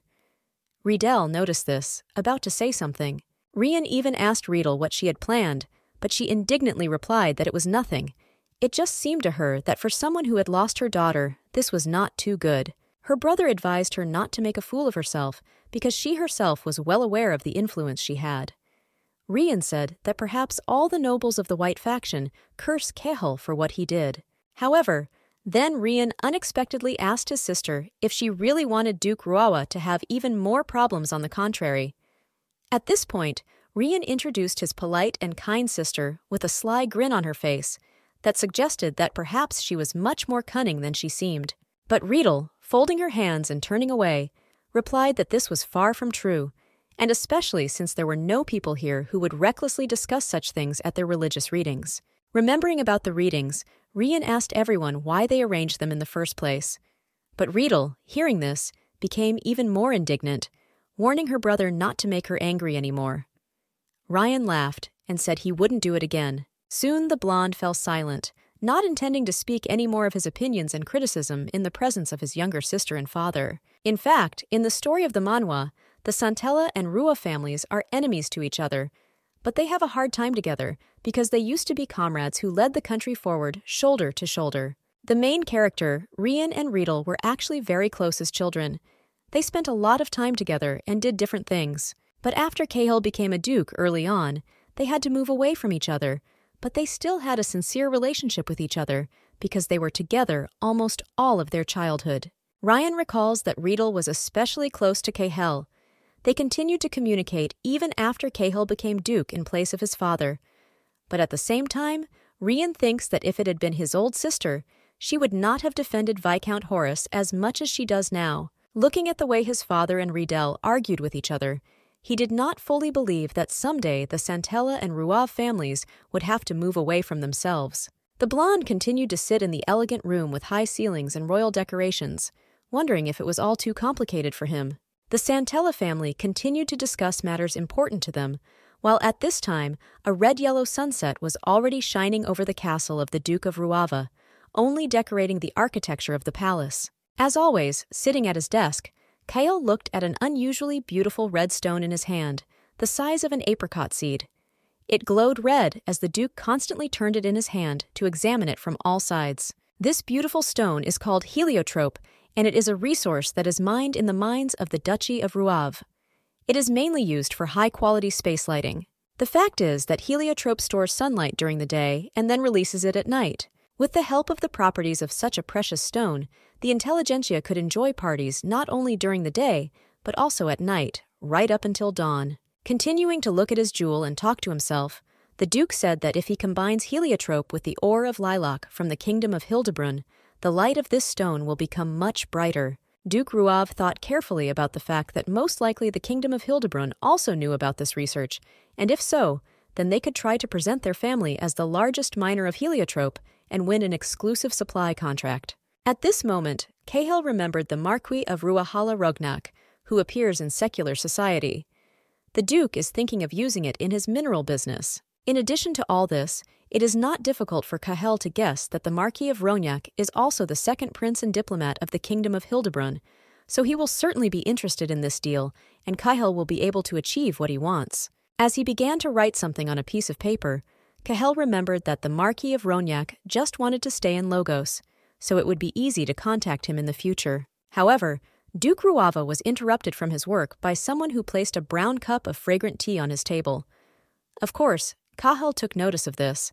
This servant turned out to be Rina, who, as always, looked at her master with a kind smile and said that this was Darjeeling black tea. Without hesitation, Kehel picked up the cup and took the first sip, before thanking Rina for her care. In fact, he was not used to having tea brought to him every time, but he tried not to show it, continuing to read the papers. Having tasted the tea, the Duke was suddenly surprised by something, raising his eyelids upward. He lowered the cup of black tea, looking at it carefully, and asking out loud whether tea had always tasted so good. But Duke Ruav, peering into the hot drink, realized that because of his demonic power, he had already ceased to feel the taste of tea, especially that which was prepared by another person. He asks himself, has it always tasted this good? This lifted the Duke's spirits, because the sincerity of this girl can be felt even in one mug of tea. Kahel even had the feeling that part of what the curse had taken from him had returned to him. Looking with peripheral vision at Rina, who was almost shaking with fear, the main character understands that although she is still afraid of him, he believes that the girl is great at her work. The Duke continued to drink his tea, realizing that she could still turn out to be a spy or something like that, but now he sincerely wishes that it would not turn out that way. While the aristocrat drank tea, Rina could not understand what Kahel meant when he asked if tea had always been like this. Out of fear, she quickly realized that she most likely did something wrong. The girl became very worried, wondering whether she had brewed the tea leaves correctly and whether the water temperature was correct. Rina is worried that she couldn't make the tea that the Duke is used to. Kahel calmly drank his tea, not even thinking that it was wrong. But Rina was shaking like a rabbit, not understanding what to do now and how to correct the mistake. Worried, Rina decided to simply tell the master that she would try harder next time. Putting the cup on the table, Kahel said that he was looking forward to it. It took Renee some more time to get comfortable in her new job. One day, she walked along the corridor for the umpteenth time, carrying with her a tray of tea for Kahel. As she greeted the maids who passed her, she thought that serving Duke Ruavu was much more pleasant than serving the Fidelia family, because everyone here was friendly. The girl walked along the corridor and recalled her conversation with the butler that the Duke did not want a lot of people around him. Then she asked why she was his servant, if not a noble person, and received such an answer. After such words, Rina remembered that she had said that she would be afraid to make any mistake. But Ardo calmed her down, and raising his hand, said that the Duke was not one of those who kill servants for their mistakes. However, no matter how many times the butler tells her that the Duke is not like that, she will never be able to forget the sight that was in prison. The girl remembers how Kahel looked at her with a sword in his hands. Rina sighed heavily, trying not to fill her head with unnecessary thoughts in order to stop being afraid of Duke Ruawa. She decided to focus on her task. She needed to bring the Duke a tray with water and a towel. Everything should go well, because Rina promised that she would try. Appearing before the Duke, Rina placed a deep plate of clean water on his table, saying that she would help with the preparations for dinner. Carefully drying Duke Ruawa's hands before eating, Rina simultaneously asked him if anything was causing him any discomfort. Kahel replied that no. After the girl wiped the aristocrat's palms, Kahel looked at them carefully, telling Renee that she was doing her job well. Rina clearly did not expect a sudden compliment. She put her palm on her neckline, looking at the Duke in surprise and saying thank you to him for such words. The Duke said nothing further, looking at the table, but Rina continued to think about the compliment. She, of course, is pleased with such attention because she works hard every day so as not to disappoint Ruav. Moving away from Kahel, the personal maid said that she had presented him with a shrimp dish for lunch, but at the same moment she corrected herself, saying that the Duke now had a veal dish and wine and something for dessert. The girl immediately apologized for her mistake, justifying herself by saying that she had misheard the name of the dish from the chef, but the Duke of Ruv simply picked up the utensils and began cutting the meat, saying that there was nothing wrong with that, because the main thing was that it was not poisoned. Kahel immediately put the first piece of the dish in his mouth, chewing it and thinking about what exactly to say to Renee about it, because his verdict is also very important. Having swallowed the meat, the Duke of Ruav admitted to the girl standing next to him that the meat was neither cold nor hot, but just right tasty. Hearing this, Rina was delighted, agreeing with the aristocrat that the dish was just perfect. Watching the Duke dine, Rina silently rejoiced that Kahel liked the dish and that the kitchen had done a great job with it. Looking at the beautiful and expensive dishes that were on the Duke's table, Rina realized that they were all truly ideal and incredibly exquisite. The beautiful dishes that probably smelled delicious made her want to try it all for herself. She looked at them with talking eyes, thinking about how delicious they all were. The girl continued to dream of trying at least something from the Duke's table, but at that moment Kahel noticed her condition and desire to eat. He stopped for a moment, silently looking at his personal maid. Continuing to watch the sad Rina, who in turn only looked at the food, Duke Ruav realized that perhaps she was very hungry. The girl would have continued to sadly look at someone else's food if Duke Kahel had not called her by name, thereby interrupting her entire train of thought. Rina immediately responded, asking the aristocrat what it was. Looking at the maid, the Duke suddenly informed her that, in his opinion, there were not enough dishes. Rina was surprised by this, thinking that for her there were just enough dishes for one Kahel. In response to this, the Manhwa hero once again said that he thinks so. Realizing that she needed to run errands, Rina quickly turned and walked away, saying that she understood everything and would now go to the kitchen and then return. However, when Rina brought new dishes from the kitchen on a tray and showed them to the Duke, he, drinking wine, suddenly said that he seemed to have overestimated his capabilities, and so the proud man said that Renee would have to eat everything that she brought with her. The girl did not even understand what exactly the aristocrat said, perplexed by his words. Rina wanted to object to the Duke, trying to say something, but Cahill abruptly interrupted her, saying that it was already time for her to have lunch, and he did not like to waste food. The Duke of Ruav gracefully drank wine while talking with a maid. Under pressure from Duke Ruawa, the maid finally sat down at the table, looking in confusion at the dishes that she would now have to eat. Before that, Cahill once again told Renee that everything was fine, so she shouldn't worry. Rina looked at the dishes with alarm, thinking that this was most likely a new type of bullying. That is, for every violation of the rules of table manners, you get a blow. The girl even suggested that this was torture leading to indigestion, or rather, stomach problems. But Rina decided to take the first bite of the steak anyway, nervously thanking herself for at least learning table etiquette. Having swallowed the meat, Rina sighed and worriedly thought that she needed to quickly finish the meal and leave, so as not to embarrass the Duke with her presence anymore. But these thoughts disappeared in an instant, because at that moment, Rina felt that the meat she tasted was not just tasty, but divine. The girl was pleasantly surprised by this, intending to eat a few more pieces. All this time, the Duke of Ruav looked at the joyful girl eating meat. At one point, he tilted his head and asked if she liked what she was eating. Happy Rina, who previously wanted to leave quickly, joyfully raised her hands with the cutlery up, admitting to the aristocrat that it was her first time trying such meat, and it was simply excellent. In addition, Rina raised a plate of hot clam chowder in front of her, enthusiastically adding that it was also worth a lot. However, at that moment, the joyful girl noticed with what curiosity and interest the Duke was looking at her. Thanks to this, the girl realized that she did not need to be so frank, but should maintain etiquette.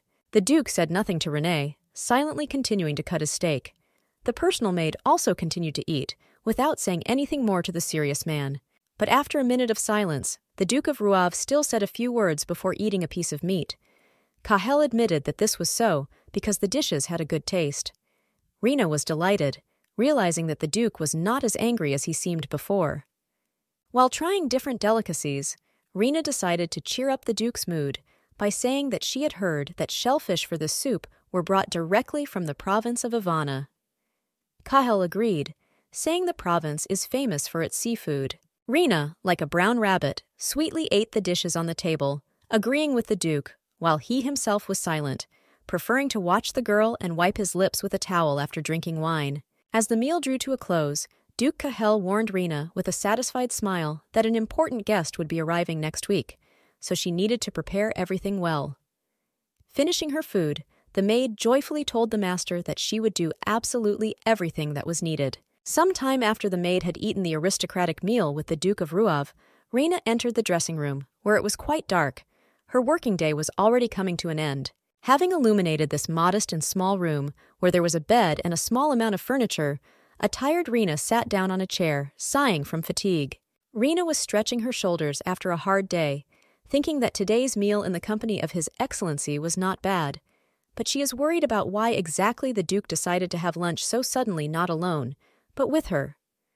Remembering that the mysterious Duke always sits alone at the table, working and eating without anyone, the curious Rina suggested that perhaps he just likes to eat alone. The girl realized that Duke Cahill was not like other nobles. The maid, curious about the aristocrat, recalled that he constantly works at the table and does not have many servants compared to the rest of the intelligentsia she knows. The girl even looked into Duke Ruawa's dressing room, where she noticed that his clothes were just as unremarkable, no different from each other, which consisted of dark jackets and generally classic clothes. Carefully examining the different jackets, Rina just remembered what the Duke had told her about the arrival of a mysterious, important guest. A plan of action is already emerging in her head. Rina put her index finger to her chin, thinking about the fact that she wanted to please him. But how and with what? She will have to think carefully about this. Pondering this question and hoping to find something that would be within her power, she fixed her gaze on the sewing needles that were stuck into the pillow and stood not far from it. Smart Rena took a closer look at that table and realized that it contained all the items with which she could make something unique that would lift the Duke's spirits. Threads of different colors and needles with different purposes. The joyful girl immediately picked up needles and threads, realizing that this time she would be able to please the Duke with something special.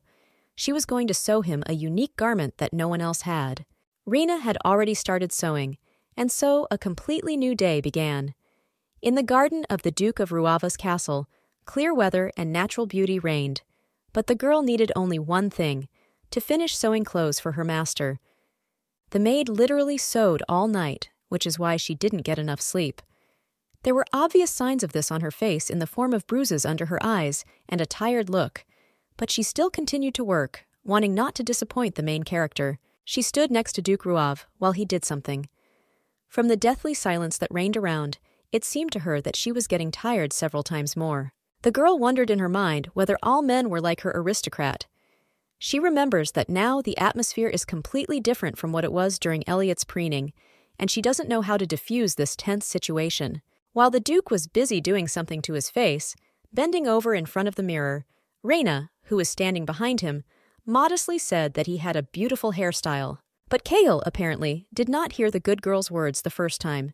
He continued to straighten his hair, asking her what she had just told him. Rena was greatly frightened by the Duke's ambiguous reaction to her words, suggesting that she had said the wrong thing. Because of this, the lady anxiously replied that she had not told His Majesty anything like that. The Duke of Ruav, putting on a classic jacket, said that in this case he was calm, but the maid, who barely stood behind him, could not find a place for herself. Cahill noticed that his personal maid was acting a little strange than usual. He put the shirt on his body while looking at the cute lady. At this moment, Rena was thinking that being a maid was much more difficult than she thought. Rena was indeed not only excited, but also tired. The Duke looked at her and guessed that she must have been up all night if she looked so pale. Because of this, Cahill remembered that novels had become popular among his maids, which they read after work. It is not yet very clear what exactly the gentleman was up to. Imagining in his mind Rena in a beautiful wedding dress and with flowers on her head, the Duke suggested that she, like a child who was almost forced into marriage, probably wanted real romance, like in the books. However, the Duke turned away from his maid, deciding that this was actually none of his business, and he shouldn't interfere where he didn't need to. After difficult thoughts, Duke Cahill extended his hand to the girl and asked her to give him a vest. Rena immediately did this, passing the usual clothes into his hand, on which something new seemed to have appeared. Noticing a beautiful pattern of dark threads on his vest, Cahill looked at it in surprise, asking Rena if Ardo had ordered clothes the other day, since he had never seen this vest. But to Mr. Rena's surprise, she replied that there were no new orders. This was the old vest, to which she added her own embroidery with the permission of Mr. Butler. Cahill was surprised and turned to the girl, interestedly asking if she did it on her own, to which Rena smilingly replied that yes. The Duke carefully looked at the patterns on the jacket and understood why his personal maid was so tired throughout the day. The patterns on the fabric were very expressive and beautiful, which indicated that she had been embroidering them for more than 1 hour. Rena carefully watched the Duke's reaction and was worried that he might not like something. She modestly asked Cahill whether he would approve of this, but at that moment she did not even suspect that, in the aristocrat's opinion, she was a more reliable person than she had previously thought. Cahill, to the girl's great surprise, said that her work was very beautiful, and he thanks her for it. In addition, the Duke said that she tried hard, which amazed the lady even more. These words instantly lifted the girl's spirits. She literally shone with new colors, covered in blush, and looking at the Duke with her happy eyes. She said that she will work even harder in the future. After the Duke finally put on a beautiful vest, Rena, like a real maid, began to adjust it for a better look, saying that he had lost a speck of dust somewhere there. The Duke did not resist and simply remained silent. The Duke could not satisfy his curiosity, which is why he asked the diligent Rena if she had done sewing before. The girl replied that she has certain embroidery skills, but she doesn't know how to sew clothes completely. Cahill was surprised by this, and looking at the girl, thanked her again for such a surprise and care. He is both pleasantly surprised and grateful for Renee's real kindness. In response to this, Rina bowed deeply, showing that she was pleased with His Majesty's praise. But at that moment, the Duke also said that since she was very tired, she needed to go and rest now. The maid thanked the aristocrat for such a favor. The girl said that in this case she would move away from the Duke with his permission, which she then did. Cahel only watched her go, without saying anything after her. Imagining how Rina painstakingly embroidered a vest for him all night, the Duke thought that these clothes were filled with her sincerity and kindness, without any malicious intent. The Duke adjusted his new and exquisite waistcoat, rejoicing that he had been waiting for such a life for a very long time. Cahel is glad that he no longer has to be afraid of everyday life, and especially of people. Cahel, like the butler and Rina, continued to prepare for the arrival of an important guest, while at this time, in the family's castle, Santella Riedel was reading an interesting letter, sitting in the garden. After the girl read the letter, she handed it to her maid, telling her to tell her that she would be present at this tea party. The short-haired employee said with a smile that she would do it. Sipping tea in the hope of being alone in the garden, Riedel did not even suspect that a guest would arrive right now. The girl was notified of this by the maid. Riedel asked with interest who this guest was, to which the servant immediately replied that she introduced herself as Elliot Fidelia, and according to her, she also suffered in that case related to Viscount Horace. The calm Riedel continued to drink tea, but in fact she thinks that Elliot is the daughter of stupid swindlers, who turned out to be more stupid in her opinion than Horace himself. But at the same time, Riedel does not understand why anyone from the Fidelia family still survived.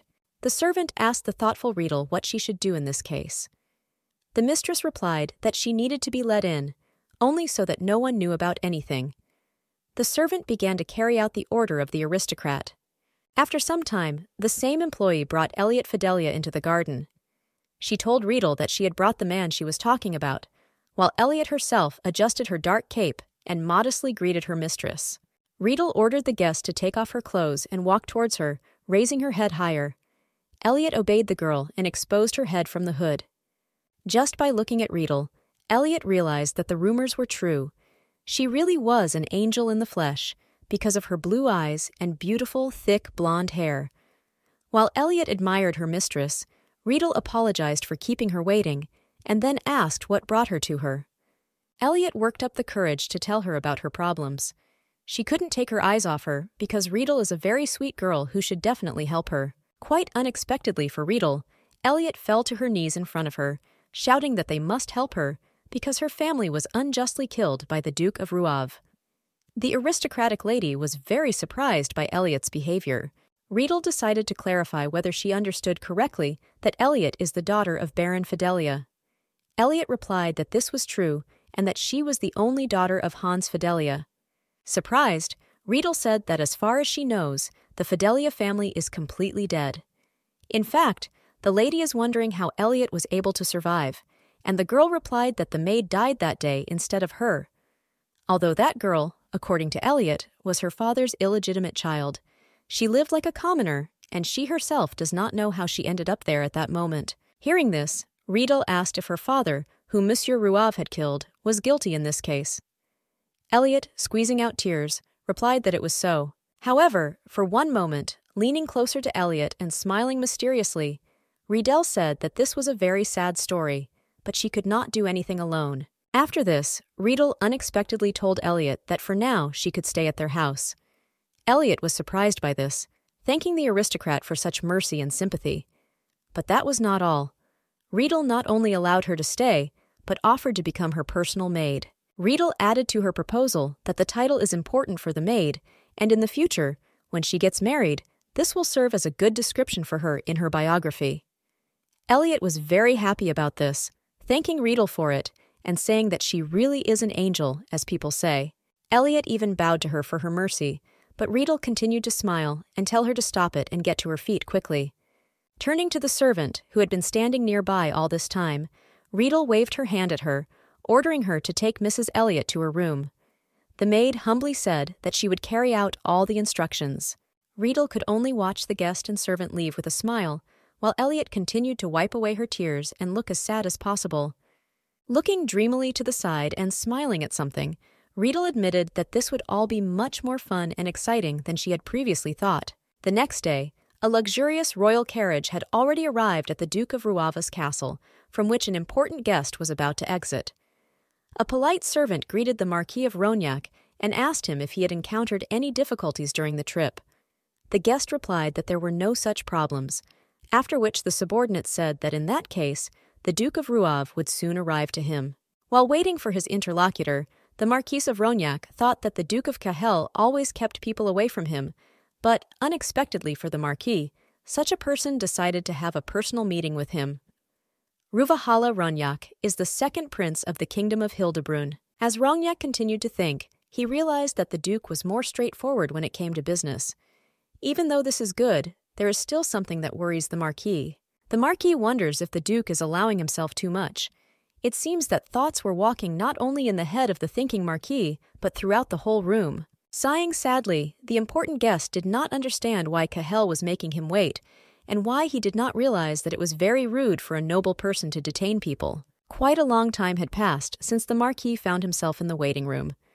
And when the clock already showed 2 o'clock in the afternoon, the demonic Duke appeared in front of him, who immediately thanked Rognac for the wait. Despite his friendliness, the Marquis was in his thoughts dissatisfied with the Duke's behavior. Showing friendliness, Rognac stood up from his chair, saying that everything was fine. But looking at the demonic aristocrat, Marquis Rognac was incredibly surprised by his appearance, not even trying to take his eyes off him. The Duke of Cahel appeared before the Marquis wearing a vest on which Rena had embroidered exquisite patterns for him. This is what made the Marquis of Rognac surprised and admired by the beauty of the aristocrat. The beauty of his interlocutor made the Marquis blush, saying with embarrassment that His Excellency is shining very gracefully today. The Duke only seriously thanked his colleague for the compliment. Coming closer to the Marquis, the Duke of Rouave said with a smile that the way he called him just now was too formal a greeting, so he asked to simply call him Cahel. From such sincerity and beauty, the Marquis of Rognac finally succumbed to the power that enchanted him, realizing that he really liked the image of the Duke of Cahel. The guest immediately turned away, realizing that Cahel was still able to charm him, even though he had drunk the purification potion a few days ago. Covering his mouth with his hand from embarrassment, Rognac said that in this case, Cahel should also call him by name. After this, the two aristocrats sat down at the table while the butler poured hot tea into their cups. Cahel admitted that he was glad that they found a common language. Noticing this, the butler asked Cahel why it was not the servants who were looking after him, as is usually the case, but the butler. The Duke replied that he could not keep ordinary people around him. The Marquis apologized for his possible rudeness, but the Duke answered with a smile that there was nothing wrong with that, because he himself understood that butlers usually do not do this. The Duke also decided to tell that in fact, Ardo is a knight who could once lead an army. But now, after being seriously injured during a battle with monsters, he has become the Duke's personal butler, thanks to which the master trusts him more than others. This made the Marquis look at Ardo in surprise, admitting that he had not even thought that a warrior could become such a good servant. Ardo thanked the gentleman for such words, asking him to come to them more often. The cheerful Duke of Rouave told Ardo not to worry, because now he and the Marquis have become business partners, so of course they will see each other more often. The main character also said that he wants to confess something to Rognac directly. The Duke said that he needed the connections and influence of the Marquis to manage the exclusive heliotrope business with the Kingdom of Hildebrun. Cahel also said that he meant the king and the crown prince of the kingdom, because the Marquis Rognac is the only one who can easily and correctly convey everything to them. And in exchange for this, according to the Duke, he will help the Marquis of Rognac establish trade relations in Logos, because he heard that his guest was interested in a lot of things in his country. Continuing to speak, Cahel said that if everything works out, the crown prince will see the sincerity of his half-brother. Hearing this, the Marquis of Rognac became embarrassed, because he realized that the Duke fully knew who he was. The Duke replied that this is so, and he has a desire to head the fashion sector in Logos, but so far only Mrs. Riedel is doing this. In addition, her family closely follows changes in fashion. Admiring the tea and desserts on the table, the Duke said that he would really like to diversify the competition in this business, and therefore he is counting on the support of the Marquis. Rognac replied that in this matter it was necessary to obtain permission from Riedel herself, but the Duke reassured him by answering that she would definitely agree with this decision, because she was crazy about fashion. The Marquis thought about it, not intending to rush to conclusions. The Duke only said that if he approved of his idea, he would give him exactly as much help in his business as needed. Finally, Ronyak rose from his chair and said that he understood the Duke, after which he promised to bring him good news about the heliotrope deal. The Duke was about to open the door for him, guessing that most likely the Marquis was saying that they would meet again soon. Once again, charming the Marquis of Ronyak with his appearance, the Duke admitted that in this case he would look forward to their next meeting. The Marquis again could not restrain his gaze from embarrassment at the Duke, thanking him for today's invitation. In fact, the Marquis understands that the Duke of Cahill is piercing him to the very heart. But as soon as the Duke left the room, he noticed Rena next to him, who was carrying a tray with her, and also stopped, forcing not only Cahill, but also Rognak to look at her. Rena, like a decent maid, continued to look after the Duke after he saw the Marquis off. Laying out the service on the table, the girl was preparing to pour tea into a mug. Cahill simply watched the actions of his personal maid, realizing that her appearance in front of the Marquis had just complicated the whole situation several times over. The Duke understands that after the Marquis saw Rena, he probably had many questions, because before that, Cahill told him that he does not like to keep people close to him. Because of this, Cahill is afraid, imagining in his mind that if he tells this to anyone, the royal family may have many questions, and they may capture Rena for personal research. I am alarmed because of this. The Duke understands that although she may truly turn out to be a spy, he will not be able to let her go so easily, since thanks to her, he was able to feel real life. The Duke is very worried about this, which is evident from his behavior. However, Cahill's terrible thoughts were interrupted by Rena herself, who asked him if everything was okay with him.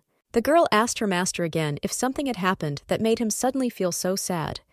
Looking at the maid, the hero of the story didn't even know what to answer. One could understand a lot from Rena's eyes. She is sincerely worried about her master's condition, which is clearly visible in all her actions and words. Not intending to tell Renee his true experiences, Cahill said that he was fine. Looking into her eyes, the Duke feels a strange peace in his soul. Continuing to stay in the room, where in addition to books there were also expensive exhibits, the Duke warned the maid that he would soon need to update his wardrobe, and he would entrust this task to her. Rena asked if he needed help with his choice. In response to this, Cahill said that in his opinion she had prepared his clothes. Then why was she asking him such a question? Rena was confused, and said that it just seemed to her that this vest was simple for him. The Duke guessed that she considered his clothes, to put it mildly, ordinary and not unique, to which Rena embarrassedly replied that this was so. But Cahill was not upset, saying with a smile that soon he would invite a tailor to the castle, and she would need to take measurements. Rena was very happy about the news, smiling sincerely and telling Cahill that she would continue to try her best. At the moment when Rena showed him her smile, Cahill was surprised by something, looking at the girl as if she made him see the light or open his eyes to something. He understands that there is no pity or sympathy in her smile, and thanks to this, someone who could make him happy appeared before Cahill. Because of this, the Duke extended his hand to the girl, trying to do something, but Rena moved away from him, saying that she had completely forgotten to clean the table after the tea party, and now she would do everything. Cahill could only squeeze the hand with which he wanted to do something, agreeing with her words about the unclean table. The Duke only said that he sincerely relied on her. In the world of the Manhwa, Logos is a country in which power from time immemorial has passed through the female line.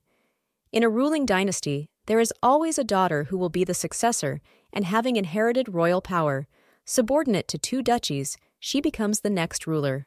While telling all this to the curious Renee, the butler said that the current queen Fabiana Ardania and her husband, a former duke named Valerian Rupelio, had not yet given birth to a princess. Meanwhile, the Duke stood next to them, doing something in front of the mirror. The butler also said that Valerian's birthday celebrations have always been more modest than the princess's birthday, but if she is not there, the event will be quite large-scale. Hearing this, Rena said that she guessed why the Duke was ordering new clothes for himself. The butler said everything was correct. While adjusting his shirt, the Duke turned to his personal maid, asking her if she had learned how to take measurements thanks to the lessons of her butler teacher. Rena replied that that was exactly the case, but she wondered if the Duke really minded that she would be the one to do it. The maid asks such a question because she does not think that maids are allowed to do this. The Duke replied that he did not like people very much, and even more so after her appearance, Ardo could afford to rest. At this time, the butler wrote something down with a pen, while Rina was surprised and agreed with His Majesty's words. Taking the sewing ruler in her hands, Rina said with a smile that in that case she would begin her task and work. While in a beautiful room with a mirror, lamps, and small furniture, Rina asked the silent Duke to briefly spread his arms to the sides to measure the circumference of his chest. The girl was already preparing to measure the body of the worried Duke, warning the Duke to say what exactly he did not like about her actions. But the Duke could not hide his excitement from those around him. He was seriously worried, because Rina was the first person to come so close to him. However, that was not all. The Duke begins to remember his terrible dreams, and the reality when he was pestered by drugged people who asked him to look at him, hug, or kiss him. Even his palm shook with wild fear. He tried to restrain himself without appearing too strong. In his head, he remembered the voices of the possessed, who confessed their love to him and that they wanted to take possession of him. The Duke even began to sweat, breathing hard. He remembered with shock all the words of people in love with him, who admitted that for his sake they were even ready to kill another person or himself just to get his attention. But the terrible thoughts of the frightened Duke were interrupted by the kind Rina. She asked him what was the matter, calling the Duke His Excellency. The girl looked at the intimidated Duke Cahel, asking him if she had done something wrong and if he was uncomfortable. Cahel also looked at Rina in surprise, without saying a word. The Duke calmed down a little from the terrible memories, answering that he was fine. Rina answered enthusiastically that in that case she would continue her work. While Rina continued to measure the Duke's parameters, the butler Ardo looked at Cahel and realized that the maid had just been able to calm him down and continue her work next to him. Looking at the maid and Cahel, the butler remembered that the Duke had always had a hard time because of his curse. But now he got a glimpse of how he enjoyed ordinary life in the presence of another person. Remembering how he protected the growing Duke all his life, Ardo realizes that this is not just progress, but something like a miracle. Realizing this, the butler blushed and felt embarrassed with happiness for the Duke of Ruava, realizing that he now felt better. But at that moment, the maid Rina began to call him. Waking up from his good thoughts, Ardo looked at Rina in surprise, asking her what it was. It turns out that the maid wanted to say that she had already done everything. The butler was amazed at this, admitting that she was very fast. The Duke also noticed his butler's mood swings, telling him that it had been a long time since he had been thinking while working. Ardo replied that he seemed very pleased with the decision to update his wardrobe, after which he suggested calling the merchant and choosing a new brooch. But because of such a proposal, it seems that the Duke's severity made the room dark. Cahel replied that what he had in his wardrobe was enough for him, and there was no need to waste it. Ardo remained silent at the Duke's words, because he expected a completely different answer from his master. Having played along a little for Rina, the butler sadly told her that, unfortunately, the Duke refused to buy new jewelry, but he wanted to show her the brooches that were popular among aristocrats. The Duke wanted to get his word in so that Ardo would stop talking nonsense, but Rina had already heard it, and answered His Majesty that he really needed to watch something new, but in that case, she was very sorry. But His Excellency could not contradict the girl. Turning away from everyone, the Duke displeasedly ordered the butler to go fetch the merchant. Ardo immediately obeyed and went to carry out the order. After a while, a merchant appeared in the castle, who immediately showed the heroes his goods, expensive jewelry with different stones. The curious merchant asked Rina how many brooches they wanted to buy. Rina replied that maybe a couple. While the merchant asked those present if they needed to buy one brooch, Rina looked at them all with surprise and admiration on her face. The merchant, like a true professional in his body, said that if they want to buy something discreet, they will suit products from Morian and Rocktopaz, or Cameo, or Obsidian. After this, the man asked again what exactly they wanted to buy. Rina continued to look at the merchant's brooches, but suddenly the Duke of Ruave leaned towards her and asked which one she thought would look better on him. The maid immediately looked at the beautiful red brooch, thinking that it perfectly matched the color of His Majesty's eyes. Thanks to one brooch, the girl imagined the Duke of Cahel in her head in completely new clothes, and with a new ruby brooch, imagining him more confident, handsome, and charismatic than usual. The merchant decided to interject his opinion, saying that this is an excellent choice, because his ruby brooches are of the highest quality. But the Duke did not answer the old man, telling Renee to look again at what she liked. As a result, the Duke and Rena started talking about others, for example, Morian jewelry, talking about looking at something else for themselves. The butler could only write down all the most important things in silence. After some time, the Duke and Rena were finally able to choose jewelry. They selected a lot of brooches for different tastes and colors, telling the merchant that they had finally decided. The jeweler's salesman was happy about this, thanking him for such a choice. The Duke continued to look at his new jewelry, while behind him the butler handled the finances and handed the merchant the stack of money he had received from selling them so much jewelry. Rena was looking at the jewelry in the same way until the Duke called her. The girl instantly responded to this, looking at her master and asking him what was the matter. Much to the girl's surprise, Ruav called her to give her one piece of jewelry. He showed the maid a small brooch with a red stone, saying that it was for her. Rena was already catching the brooch in her palms, while Cahill explained to her that it was a gift for her work and hard work in the castle. Of course, the girl was surprised at such an expensive gift, telling Duke Ruav that this was a precious thing for her. But the main character calmly replied that she should not be surprised by this if she served in the Duke's castle. The maid could only thank His Majesty for such an immodest gift, while Cahill himself smiled slightly in the girl's face. After another difficult day at work, Rena, as always, fell into sleep, where she dreamed of memories of the past. She dreams of how she, along with other maids, helped Mrs. Elliot with her outfit. She calmly adjusted her dress below, while Elliot admired herself in the mirror with another maid. But suddenly, Elliot turned to Renee indignantly and asked her what she had in her hands. The girl didn't even understand what the lady meant. Angrily pointing her finger at the servant, Elliot once again asked what she had in her hands. Rena sincerely replied that it was nothing and she was simply adjusting the hem of her dress. But that didn't stop Elliot. Elliot shouted that Rena shouldn't think she was stupid because she knew what she really wanted was to tear the gems off her dress. The maid wanted to object to the mistress, but she only ordered another maid to take off Rena's clothes and urgently search her. The maid had already begun to undress Rena's dress, while the girl herself begged them to believe her.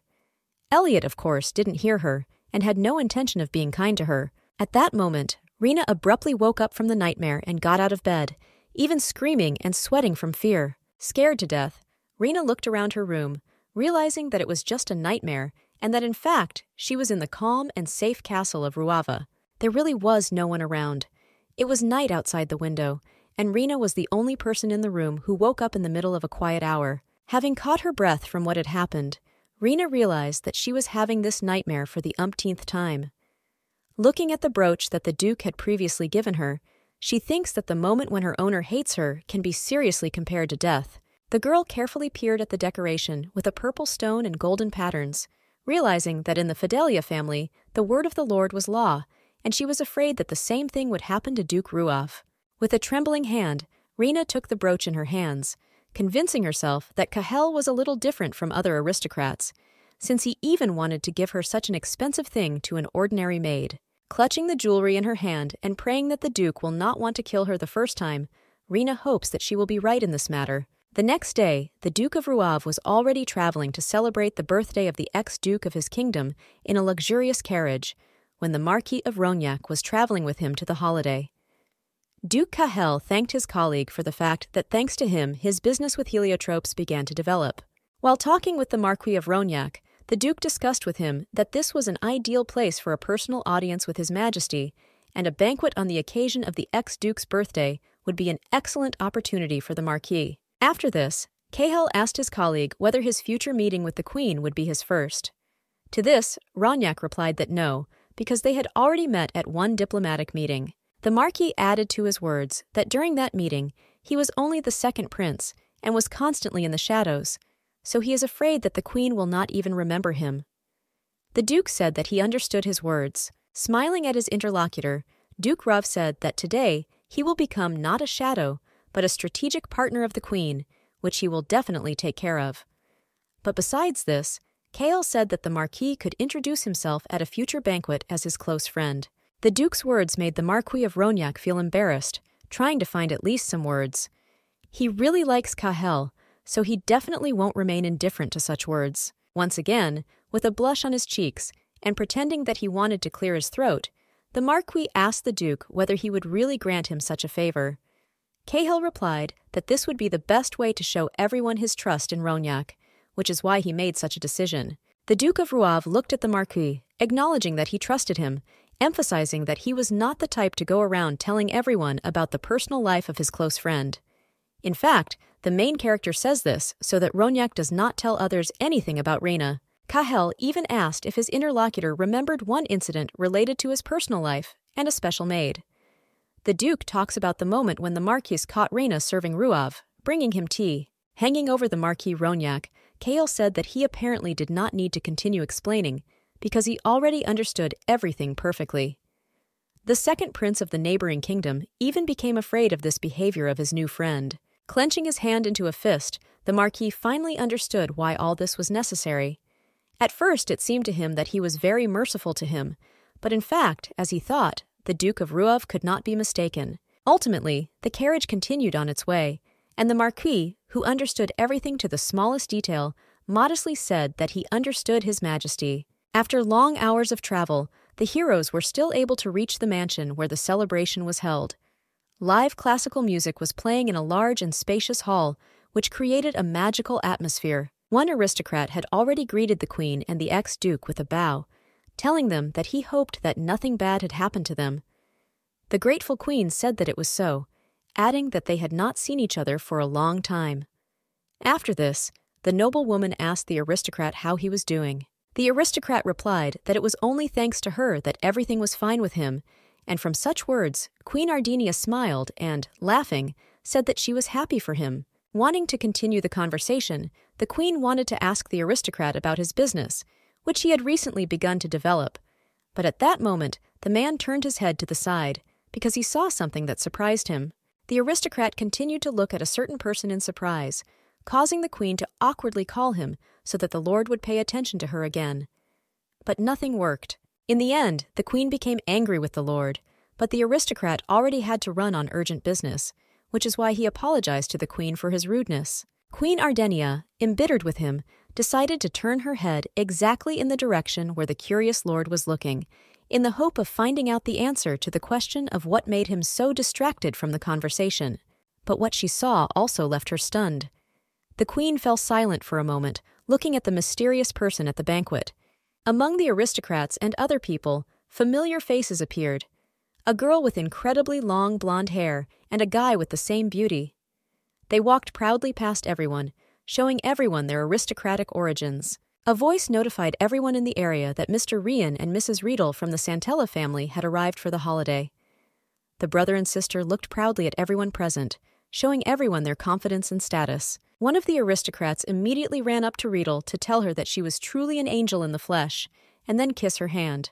The aristocrat also said that she, as always, exceeds all expectations, and he could not sleep, waiting to meet her. But such sincere words from a man made Riedel only smile modestly, looking somewhere to the side. Watching closely how everyone immediately turned their attention to Lady Santella, begging her to at least talk or sit together, Queen Ardenia became even more angry, most likely jealous of her. Having abandoned her partner, the ex-duke, the Queen immediately moved somewhere, intending to urgently take her actions. Valerian was not surprised by Ardenia's behavior, silently looking at her anger and discontent. When the couple sat down at their main seats, the ex-duke tried to calm the Queen, telling her that after all, only she was the queen of this country. Ardenia, still angry about something, agreed with the man's words, but she had one but. Not knowing how to react or how to calm herself down, the Queen squeezed her palm, first placing it on the arm of the throne. With her head down, she tried to recover from her envy, asking Valerian who would come to them this time. To the surprise of the tired Queen, a voice loudly exclaimed that the owner of Terraruava and Alandokia, Cardelia and Chardin, the Duke of Rouave, had arrived. This caused Ardenia to raise her astonished gaze and look ahead. The Duke of Rouave actually appeared at the celebration in the most luxurious attire that could be created. His collar was decorated with a red brooch, and the image itself was truly aristocratic and ideal for him. In addition to the red brooch, the usual potassium hung on his neck, which invited his demonic seductive power, allowing people around him not to be intoxicated. Cahill was just passing by, but all the aristocrats were already whispering that he was the devil in the flesh, charming people. Everyone was afraid that because of his beautiful image and magic, there would again be several fainting spells at the festival, but only the Duke did not care. One aristocrat was even scared for not drinking the purification potion today, but his colleague immediately gave him his spare flask of the potion, telling him to drink it just in case. But the ladies, unlike the men, were already fascinated by the beauty of the Duke of Ruava.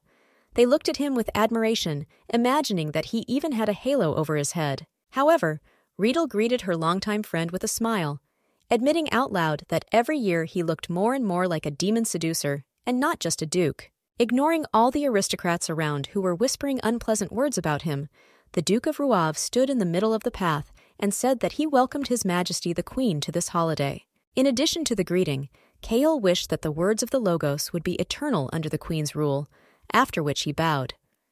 The Queen silently approved of the aristocrat's appearance, asking him how he had been doing all this time. However, the Queen also noticed the Marquis next to him, after which she asked the Duke who it was next to him. Cahill replied that this was his close friend, the Marquis of Rognac, who would be his companion today. Deciding to also greet the Queen, the Marquis approached her and kissed her hand, saying that he hoped that she was in good health. Ardenia smiled from such attention from the aristocrats to her. After the Marquis of Rognac said his name, the Queen admitted that she now recognized him as he came closer to her. Queen Ardenia said that she recognized him as the second Prince Hildebrand. The Queen politely admitted that she could not help but welcome the friend of the Duke of Ruava himself, after which she asked what exactly brought him to her. The Marquis replied that he was led by what he really wanted to tell her. At this time, Rian and Riedel stood not far from the Queen and the Marquis and carefully watched them. Ryan said that as soon as the Duke of Cahill heard about the positive results of heliotrope research, he immediately called on the Marquis to develop his business, which, as always, is in his spirit.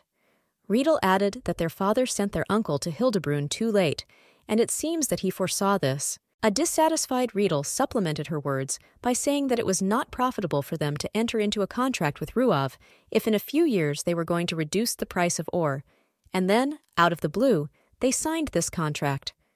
Although Riedel recalls that their uncle warned them about this, Rian said, with a smile, that Cahill is simply too smart, and maybe they should also replace the heliotrope in their mansion with Cahill's stone, because it has much higher efficiency and the like. But Riedel pinched her impudent brother's hand for such words, hinting that this was simply unforgivable for them. Looking angrily at Rian, Riedel asked him not to throw words around as easily as he did now. Ryan answered sadly that her pinch was very painful, and he would not say that again. Looking at Duke Ruawa, Rian thought that it was just a joke from him, but Riedel reacted to it too seriously than necessary. In addition, Brother Riedel understands that Cahill is determined in his actions. While taking a glass of wine from the servant's tray, Ryan talked to his sister about how he simply wanted to think positively, but Riedel replied that he should be much more serious about this matter. As he took his first sip of the fine wine, Ryan kept thinking that Cahill was definitely far ahead of them, since even his father, Demian Ruav, was a difficult man in his age. Continuing to be interested in Cahill's personality, Ryan asked his sister a rhetorical question, asking whether such a person as the Duke of Ruav even had a weakness. His brother's words made Riedel even more silently angry at him, while Ryan himself calmly drank wine, humming his favorite tunes. However, Rian's question seriously made Riedel think. She sharply turned away from her brother, anxiously wondering whether the demonic Duke really had weak points.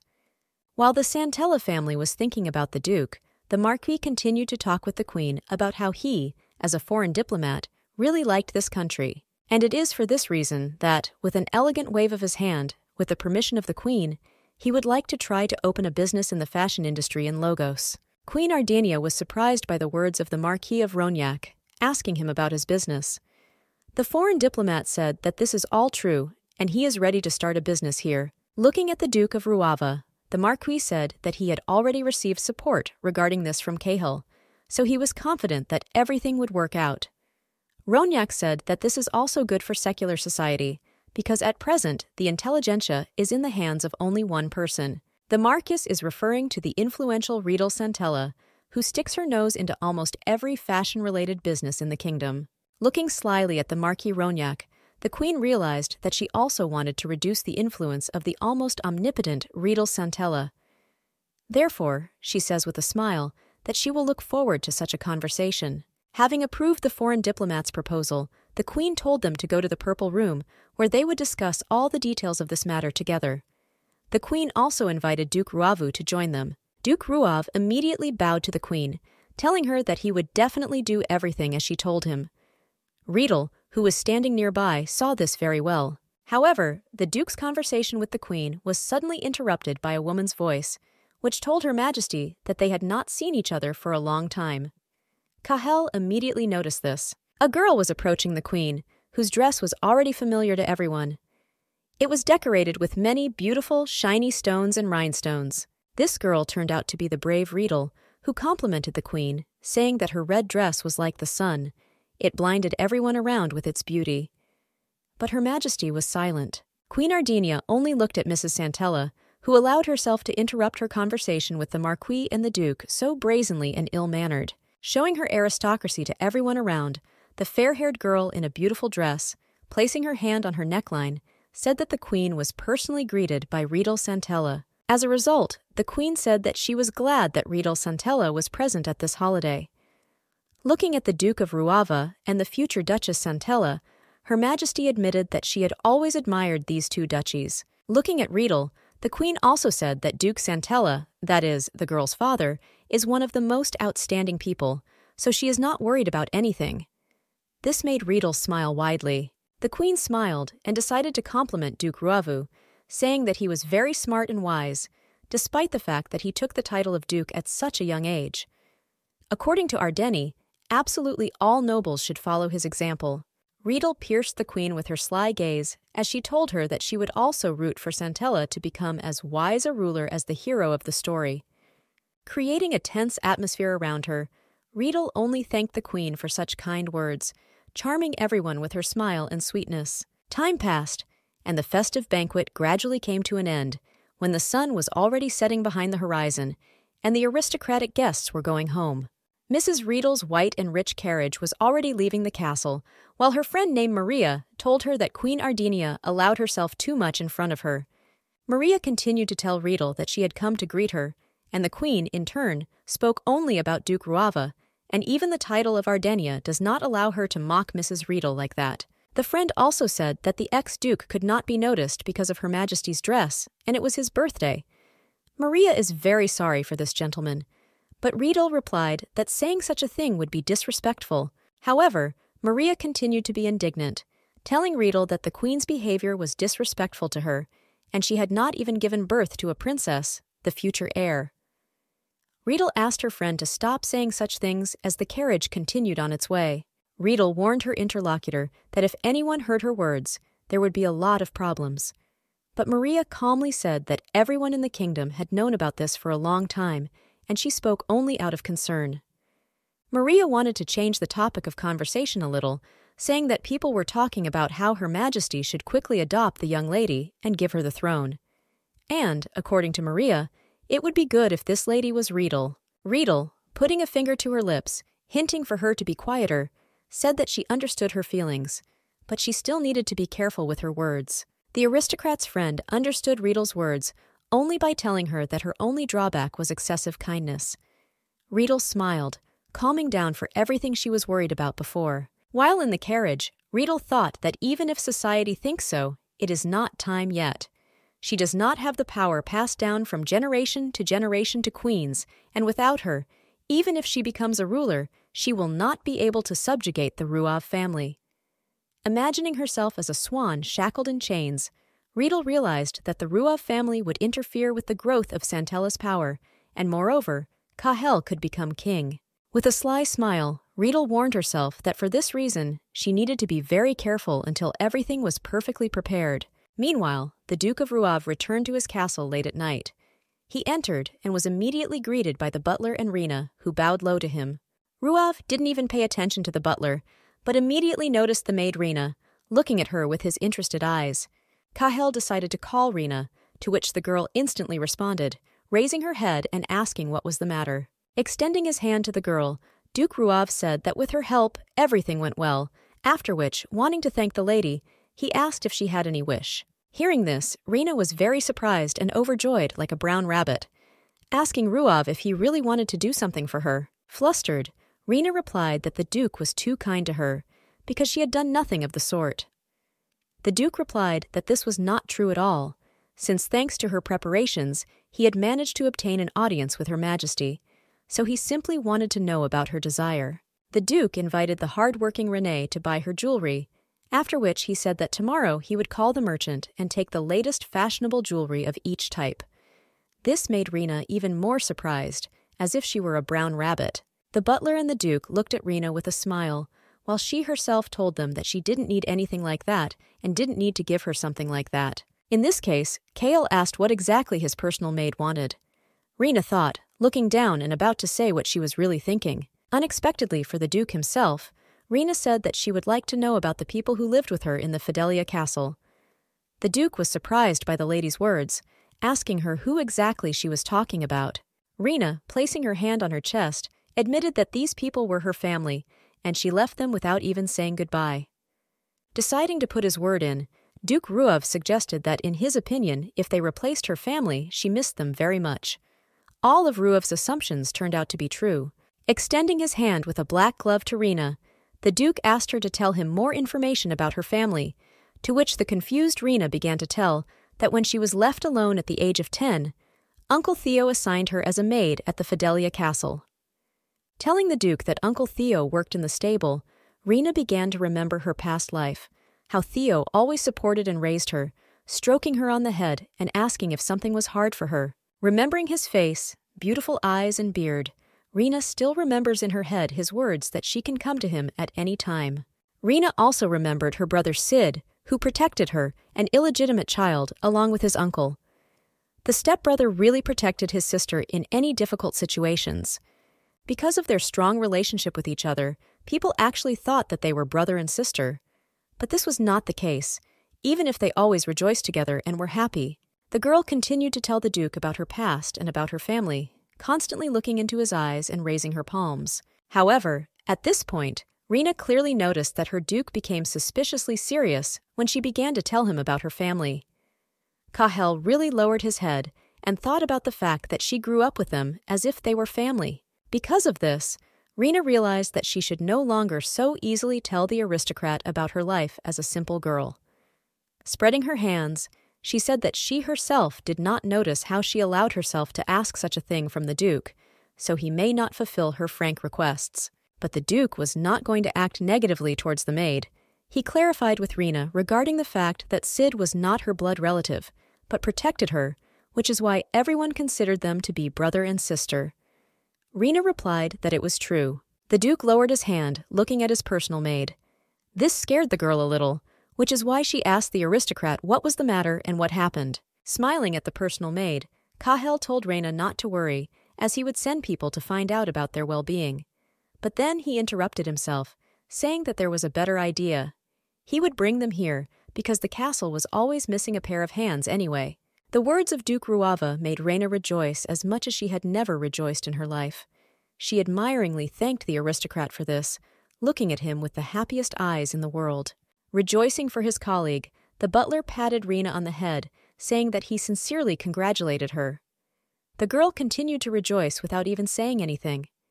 The main character looked carefully at how happy Rina was, and how the butler stroked her on the top of her head. The Duke was silent, but deep down, of course, he was happy for his maid. However, the Duke, clutching his potassium in his hand and looking at Rina, thought about why he felt some kind of unpleasant feeling, even though he knew that he was doing a good deed. He doesn't understand why this bothers him. The next day, the servants already began to carry out the order of the Duke of Ruava.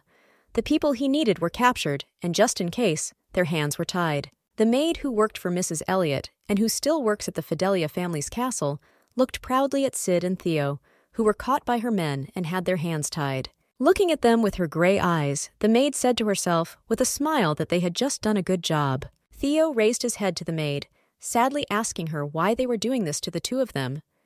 The maid answered immediately that a letter had arrived from the Duke of Ruava, and he ordered them to be sent to his castle right now. The maid continued to tell the men that he ordered them to be sent for the reason that he had an illegitimate child, born of a dissolute woman, spinning around him, and she did not know what exactly happened, but she apparently greatly disturbed the peace of the Duke. Realizing that the maid was talking about his half-sister Rina right now, Sid cried out why she hated Rina so much and what she had done wrong to her. Immediately after this, one soldier hit Sid on the head for being so rude, ordering him to shut up. The maid narcissistically asked if Sid was interested in what this girl had done. Sid silently looked at the maid, who allowed herself to command them, and who said that Rina's mother, a foreigner of unknown origin, dared to seduce a nobleman and give birth to a child from him, so it was natural that Rina should bear responsibility for this. But suddenly, Sid decided to insert his sharp word, telling the surprised maid that it was she who had been running after Baron Fidelia from a young age, and therefore was jealous that Rina's mother attracted his attention more than she herself. The maid never expected to hear such a truth, which made her confused. Deciding to finish off the maid with his own words, Sid, with an evil smile, said that she should look at herself in the mirror before pestering the Baron. After all, if, according to Sid, he were in the place of Baron Fidelia, he would not even look at a maid like her. The maid became seriously angry at Sid's words, asking him how dare he say such shocking words to her. Turning to the soldiers, she threateningly ordered them to immediately send them both to Duke Ravu, to which the soldiers instantly agreed. One of the guards immediately approached Sid, loudly ordering him to stand up and roughly holding him by the shoulder. But Sid continued to think about his half-sister. He is afraid and worried about her, because he doesn't even know anything about Rina from the moment she disappeared from the Fidelia family. After a short amount of time, Sid and Theo finally ended up in the castle of Duke Ruava. Inside, there were many expensive things and antiques, which ordinary villagers like Theo and Sid looked at. Theo even trembled with fear, telling Sid that their song had already been sung and the end had come for them. Otherwise, he did not know why exactly they were called to the luxurious castle of the aristocrat himself. In response to this, Sid, similarly trembling with fear, asked Theo what they had done so bad that they were brought right here. Theo decided to ask his friend if he thought Rina died because she did something wrong. The excited Sid wanted to object to Theo, but did not have time, because at that moment a nobleman came to them, who said that they were probably very tired after a long journey. It turns out that it was not an aristocrat who appeared in front of ordinary villagers, but the castle's butler, Ardo. He held in his hands a purification potion, which helps not to succumb to the seductive magic of the Duke, and told Theo and Sid to drink it. But the guys, noticing a strange potion in the hands of the butler, similar to poison, became very wary, really thinking that this was a poisoning potion, and the aristocrats were really trying to execute them. Already resigned to the fact that they were going to be executed, Theo decided, scared and embarrassed, to at least ask if the butler could at least tell them the reason why they wanted to kill them. Ardo was surprised by these words, wondering why they would do this. Realizing that the commoners were afraid of the potion, the butler explained to the villagers that they now had a purification potion in front of them, and they needed to drink it before meeting His Excellency. As a result, Theo and Sid hurriedly began to drink all the purification potion from the flask, but at that moment the butler noticed the arrival of one important person, which is why he turned his head towards him. This man, as expected, turned out to be the Duke of Ruav, who was already walking towards Theo and Sid, looking at them with ruby eyes, in which there was both seriousness and a certain restrained indifference. Both villagers instantly stood up from the sofa, bowing low to the demon aristocrat and greeting him with words. It is clear from their behavior that they are incredibly worried and afraid of him, but the Duke only calmly ordered them to sit down. The Duke also told the new guests that one of them is Theo and the other is Sid. From this, both guys exchanged glances, looking excitedly into each other's eyes. Theo replied that this was so, but the Duke remained silent. He looked at the guests with a gaze that indicated that he had clearly prepared before meeting them if he knew their names. Peering at Sid, the hero of the manhwa thinks that he gets the impression that they had a hard time, and Sid generally looks scared, but not broken. The Duke began his conversation by calling them to offer them a position as caretakers of the duchy's stables. Hearing this, the butler immediately wanted to whisper in the Duke's ear that hiring such commoners in the castle could be dangerous, but to this, the Duke only ordered Ardo to call Rina here. The butler briefly told Renee to come in, and after that the door to the hall opened slightly. Behind her was a girl whose dress was a discreet but elegant gray color, and Rina's hair was so silky and beautiful that it was difficult to take your eyes off it. The brown color shimmered from the light as she walked into their room.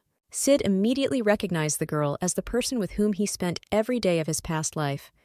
He even opened his mouth in surprise, looking at his close stepsister. Rena also opened her mouth slightly in shock. Her eyes sparkled with new highlights, and a blush appeared on her face.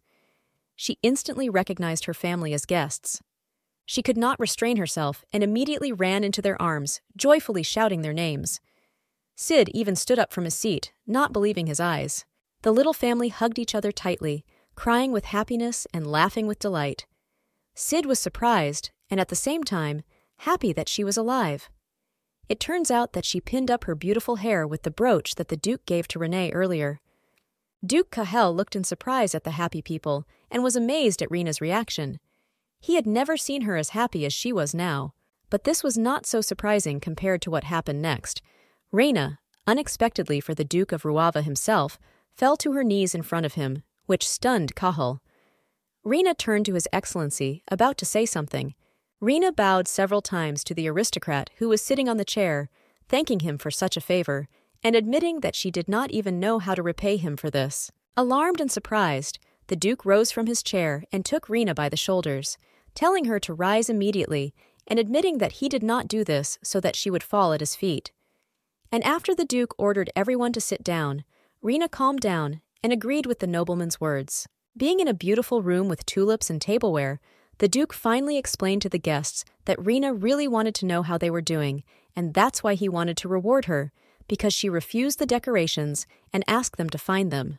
The Duke also decided that it would be easier if he offered them work here, because he did not want to send Rena for them every time if he had the desire to reward her. From such words, Rena, Theo, and Sid were fascinated by the aristocrat's mercy. In addition, the Duke, turning away from the small family, said that he perfectly understands how long they have not seen each other, and they have something to discuss together, so he will leave them, and Ardo will ask to give them all the necessary instructions for their work. After the villagers shouted that they would definitely do everything right and would faithfully serve the Duke, Cahel left the room, exhaling after the emotional meeting of Rena's relatives. The thoughtful Duke walked along the corridor and thought that he didn't even think that Rena was capable of such bright, positive emotions, which surprised him. But remembering past events with Rena, the Duke understood that with him, she was far from being what she could be. She was often afraid of him and behaved very modestly. Replaying Rena's emotions in his mind, which clearly showed her fear and fear of the Duke, Cahel guessed that he saw only fear in her eyes. Moreover, remembering the very first days when she first appeared in his castle, he could not help but notice how she was shaking with intimidation, not looking him in the eye. The Duke walked through the castle and understood that her family members should definitely have been invited to the castle so that Rena would be happy, but that's not what worries him at all. In fact, Cahel can't come to terms with whether Rena and Sid are too close. He can't stop thinking about it because he wants to know the answer to this question. The aristocrat realizes that they are close, but at the same time they are not blood relatives, and such hugs are very strange for Cahel. Walking into an unknown room in his castle, the Duke thinks that Sid definitely has feelings for Renee and should pay special attention to this in the future. Having closed the door behind him, Cahel still doesn't know what exactly he should do for this. He wanted to rest, but these thoughts did not leave his mind. The tired Duke sat down at his desk, intending to do something to take his mind off his thoughts. But he couldn't let go of Rena so easily. Leaning back, he sighed tiredly and difficultly, feeling something in the depths of his soul. Remembering the warm embrace with Rena that happened earlier, the Duke cannot understand what constantly appears in his soul. Something pleasant and difficult, giving him no peace. He remembers how nice it was for Renee to hug him, and how calm and affectionate she was with him. The Duke will never be able to forget these memories. From such memories, the Duke's hand clenched on the arm of the chair, trying not to torment himself with new feelings for Renee. But Cahel could not forbid himself to think about her. He touched his potassium, which at that moment was emitting a suspicious blue light. Bright feelings appeared for the first time in Cahel's dark soul. Some time after Rena's meeting with the family, the butler was doing his job in the castle, writing something down on paper while being in the hall, but he was distracted from his work by a woman's voice, which called Mr. Butler. Ardo immediately looked towards where the girl stood. A joyful and polite Ardo greeted Rena, who could fly with happiness. The girl noticed that the butler was putting things in order, and then asked if he needed help. Cahill's personal maid began to help Ardo with flowers, offering to place these beautiful freesias in His Excellency's office. While Rena was talking with the butler, he himself was thinking that after her relatives appeared in the castle, she became even more beautiful. Ardo reflected on the fact that Rena, who came to this castle, was a frightened rabbit, afraid of everyone. But after meeting her family, she became completely different, happier, and more joyful. However, the butler thought even deeper, realizing that not only Rena had changed for the better. The butler remembers that Duke Cahill had to grow up early, and no one else knows how deep his wounds are, because he did not even tell his father about it. But with the arrival of Rena, everything changed. After Rena took the freesias to Duke Ruava's office, the butler couldn't help but notice how Cahill, smiling, admired all the flowers, probably thinking about his personal maid. Even when the Duke noticed Ardo's presence nearby, he did not become serious, but continued to look at the flowers with a smile, greeting his butler. The Duke also said that he wanted to ask him for something. The butler looked carefully at the magazine he saw on the table. It turns out that the Duke needs the merchant who came to them last time, and the aristocrat asked the butler to return him. The Duke noticed the butler's curiosity and said that this was the latest issue of the wardrobe book describing new items. This was recommended to him by Rena, who said that this style is in fashion now. Turning his head to Ardo, Duke Cahill asked his colleague what he thought about this, and whether such clothes would suit him. Looking at the Duke, the butler thought that he was very surprised that a person who had previously had no interest in clothes began to pay attention to such things, and it was probably good that Cahill was slowly changing. After Ardo visited the master, he warned Rena that the main character would soon have tea and need to get ready. Rena happily said that she understood everything, but Ardo was actually thinking about conducting some kind of experiment with Rena's help. After some time, Rena was already bringing the Duke a tray with service and tea, telling Cahill that she was bringing him a hot drink. The Duke, meanwhile, got up from his usual place of work, telling the girl that he had completely forgotten about the break, not noticing how time had flown by. Rena was already placing a teapot with a cup and saucer on another table, while Cahill approached her to sit at the table. However, the calm Duke's attention was attracted by what was on the table, in addition to the tea set. He looked at the dessert in surprise, while Rena told him that she also brought the strawberry dessert that the chef recommended. There was indeed a delicious-looking dessert on the table, which consisted of strawberries, cream, and cookies. Rena kindly asked Cahill if he looked appetizing to him, but the Duke answered completely differently. To Rena's surprise, Cahill said that he didn't think so, and that he didn't like desserts at all. The girl did not expect to hear this from an aristocrat, but she knew what to do. Remembering the words of the butler, who advised her to say something in case the Duke said something wrong, Rena answered in confusion that for her, he was really very tasty. While drinking tea, the Duke of Ruave unexpectedly said to the maid that in this case she should eat it. Surprised, Rena replied that she could not do that, since servants were not allowed to touch the owner's food. However, Rena continued to say that if it was something he didn't even touch, she could agree with him. With these words, the girl continued to stand near the Duke, waiting for him to try at least a piece. Cahill had already stuck his fork into the first bite of the delicious dessert, intending to taste it in the company of the curious Rena. At this moment, the Duke simply remained silent and prepared to try at least one piece of dessert, with which he clearly had bad experiences. On this basis, Cahill could not help but recall his childhood memories. He still remembers how he ate almost the same strawberry dessert in the company of his mother when he was little. Little Cahill's mother stroked his head, asking if it tasted good to him. The boy continued to eat the dessert, answering that of course it was very tasty. In response to this, the mysterious, fair-haired woman smiled sweetly and looked at Cahill, who was enjoying the sweet food. Still, the aristocrat was able to eat one piece of strawberry cake, but then he did not even intend to enjoy its sweet taste, as can be seen from his behavior. Noticing the strangeness from Duke Ruava, the excited Rena asked him if he liked this dessert at all. The Duke replied that he was not and that he was fine. Moving the dish away from the chef, the aristocrat calmly said that he had done it, and now it was Rena's turn. The girl was amazed at this, asking the Duke to eat more because he tried practically nothing. However, unexpectedly for the maid, her master stood up, inviting her to eat a piece strictly in turn. Rena asked Cahill in surprise about what he said, but Cahill was not going to answer her questions. He allowed her to sit at his place, after which Rena looked at the dish to shyly try a piece of the beautiful cake. Taking the fork in her hand, the girl decided to stick it into the strawberry, warning the Duke that she would not eat much. Rena immediately tasted the strawberry when she put it in her mouth, and immediately after that, she felt the incredibly wonderful taste of ripe strawberries. Rena was quickly moved by the unsurpassed taste of strawberries, showing the Duke how much she liked the taste of the berry. Because of such cuteness, Duke Cahal even moved away from the girl. Rena, of course, asked him what was the matter, to which the aristocrat answered directly. She was simply too nice. At this, Rena was slightly indignant, holding a new piece of cake in her hand and telling the Duke to quickly try the dessert, because it was his turn. Cahal said that he would do everything now, but what happened after that surprised her even more. Suddenly, the Duke took her hand by the wrist, pulling her along with him. At this time, with the same hand, she held a fork with a piece of cake, asking the aristocrat what he was doing. The Duke pulled the girl's hand towards him in order to eat a delicious piece of strawberry dessert from her palm. This not only surprised, but stunned the girl. She was embarrassed by the Duke's actions, looking him straight in the eyes. The girl looked in shock as His Majesty ate dessert from a fork, but Rena was also embarrassed by the fact that it was her fork with which she had just eaten. Rena, stunned, told the Duke about this, but the aristocrat reacted calmly, answering that the cutlery had previously been his.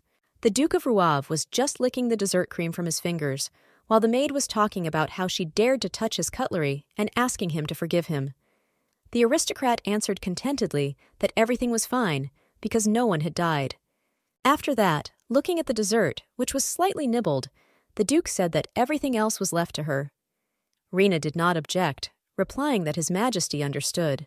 Thanks to Mr. Rena, she was able to enjoy the dessert, gradually eating it in the company of the Duke, who did not take his eyes off her. The girl also enjoyed the pleasant taste of the cake, telling the Duke that she had never eaten something so tasty. The Manhwa hero is probably happy for Rena because of this. He looked at Rena with a genuine smile and sincere joy, without even saying anything. For the first time, kindness and warmth were born in Cahal's red eyes. The Duke realized that the chef who prepared the dessert needed to be rewarded. Some time later, when Rena had already eaten dessert with the aristocrat, she walked along the corridor and met Ardo, telling him everything. But the butler didn't even believe her, asking what she just said. Ardo asked the lady again if His Excellency had actually tasted the dessert. Rena, holding a tray with a teapot and other tableware in her hands, replied that it was so, although he ate very little. Butler said he didn't even think it would work. In fact, he was surprised that the stubbornness that had been there since an early age disappeared in an instant, and all this was thanks to Renee. Remembering how Rena pleased the Duke with flowers, Ardo thinks that the changes in His Excellency are pleasing, but at the same time he does not know what will happen if she becomes more than just a maid. He is afraid that Rena will suddenly leave the Duke, and he cannot let it all take its course, because his soul is not at peace. Ardo remembers how the Duke's mother became seriously ill and was in bed. Cahal's father and a doctor were always with her, who closely monitored the Duchess's condition. While examining the lady and checking her heartbeat, the doctor told Cahal's father that most likely, after the birth of the young master, who had strong magical energy, his wife's body had suffered greatly. Demian Ruava was also alarmed by the fact that, according to the doctor, it is now not clear what can help her, so it is unknown what will happen in the future. Suddenly, Damien heard a familiar child's voice behind him, asking if it was all because of him.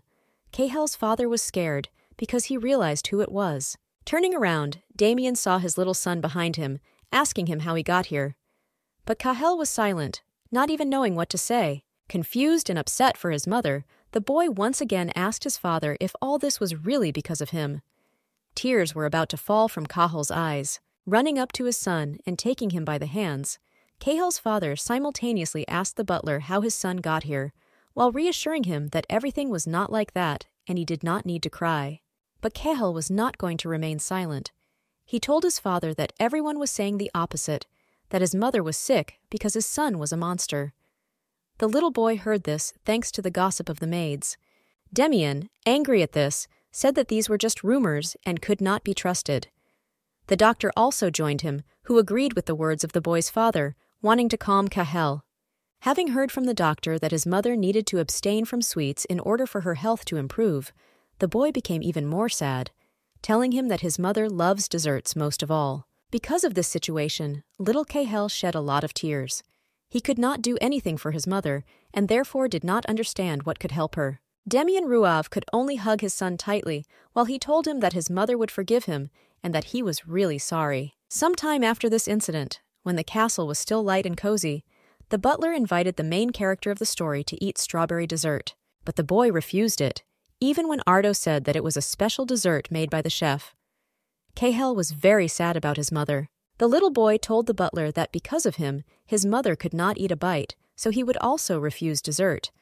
This surprised Ardo, and at the same time saddened him. Reading a book to take his mind off sad thoughts, the sad Kahel said that people like him were simply not supposed to eat this. But after many years, right now, Ardo was looking at the empty plate that previously held the strawberry dessert.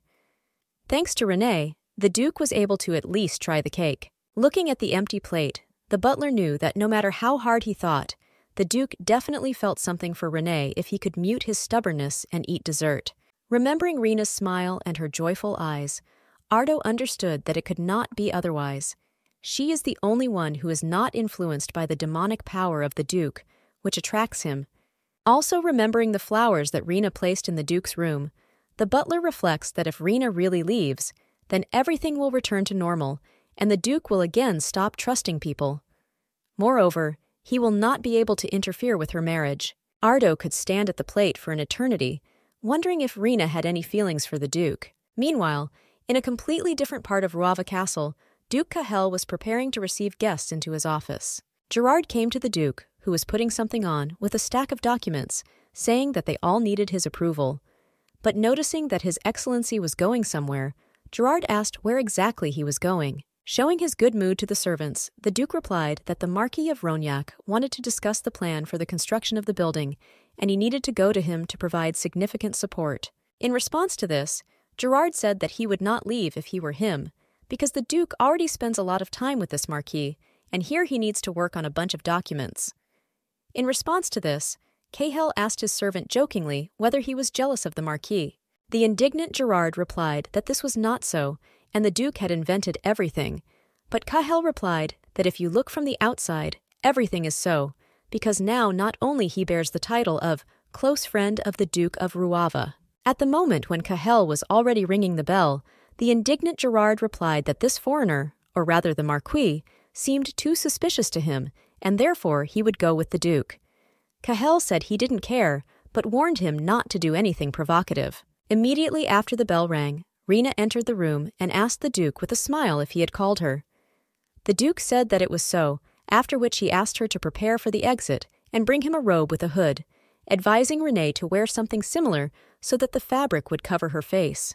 Rena immediately became interested in the Duke's words, to which Kahel replied that she had not gone outside since she was here, so he wanted her to get some air. The girl was already ready to fly up with happiness because of such news, while the gentleman warned her that he would have a lot of work, so she just needed to be there. Happy Rena immediately ran to get her things, shouting that she would bring everything now. At this moment, the Duke was simply happy with everything, and Gerard was surprised at the behavior of the young lady. Opening his mouth at the girl's behavior, the surprised Gerard asked the Duke how she could remain so calm in the presence of His Excellency, to which Kahel replied that he was also impressed. Gerard immediately asked the Duke if she could be one of the Aura Knights, or if she could be a relative of the Santella family if she was not subject to the Duke's magic.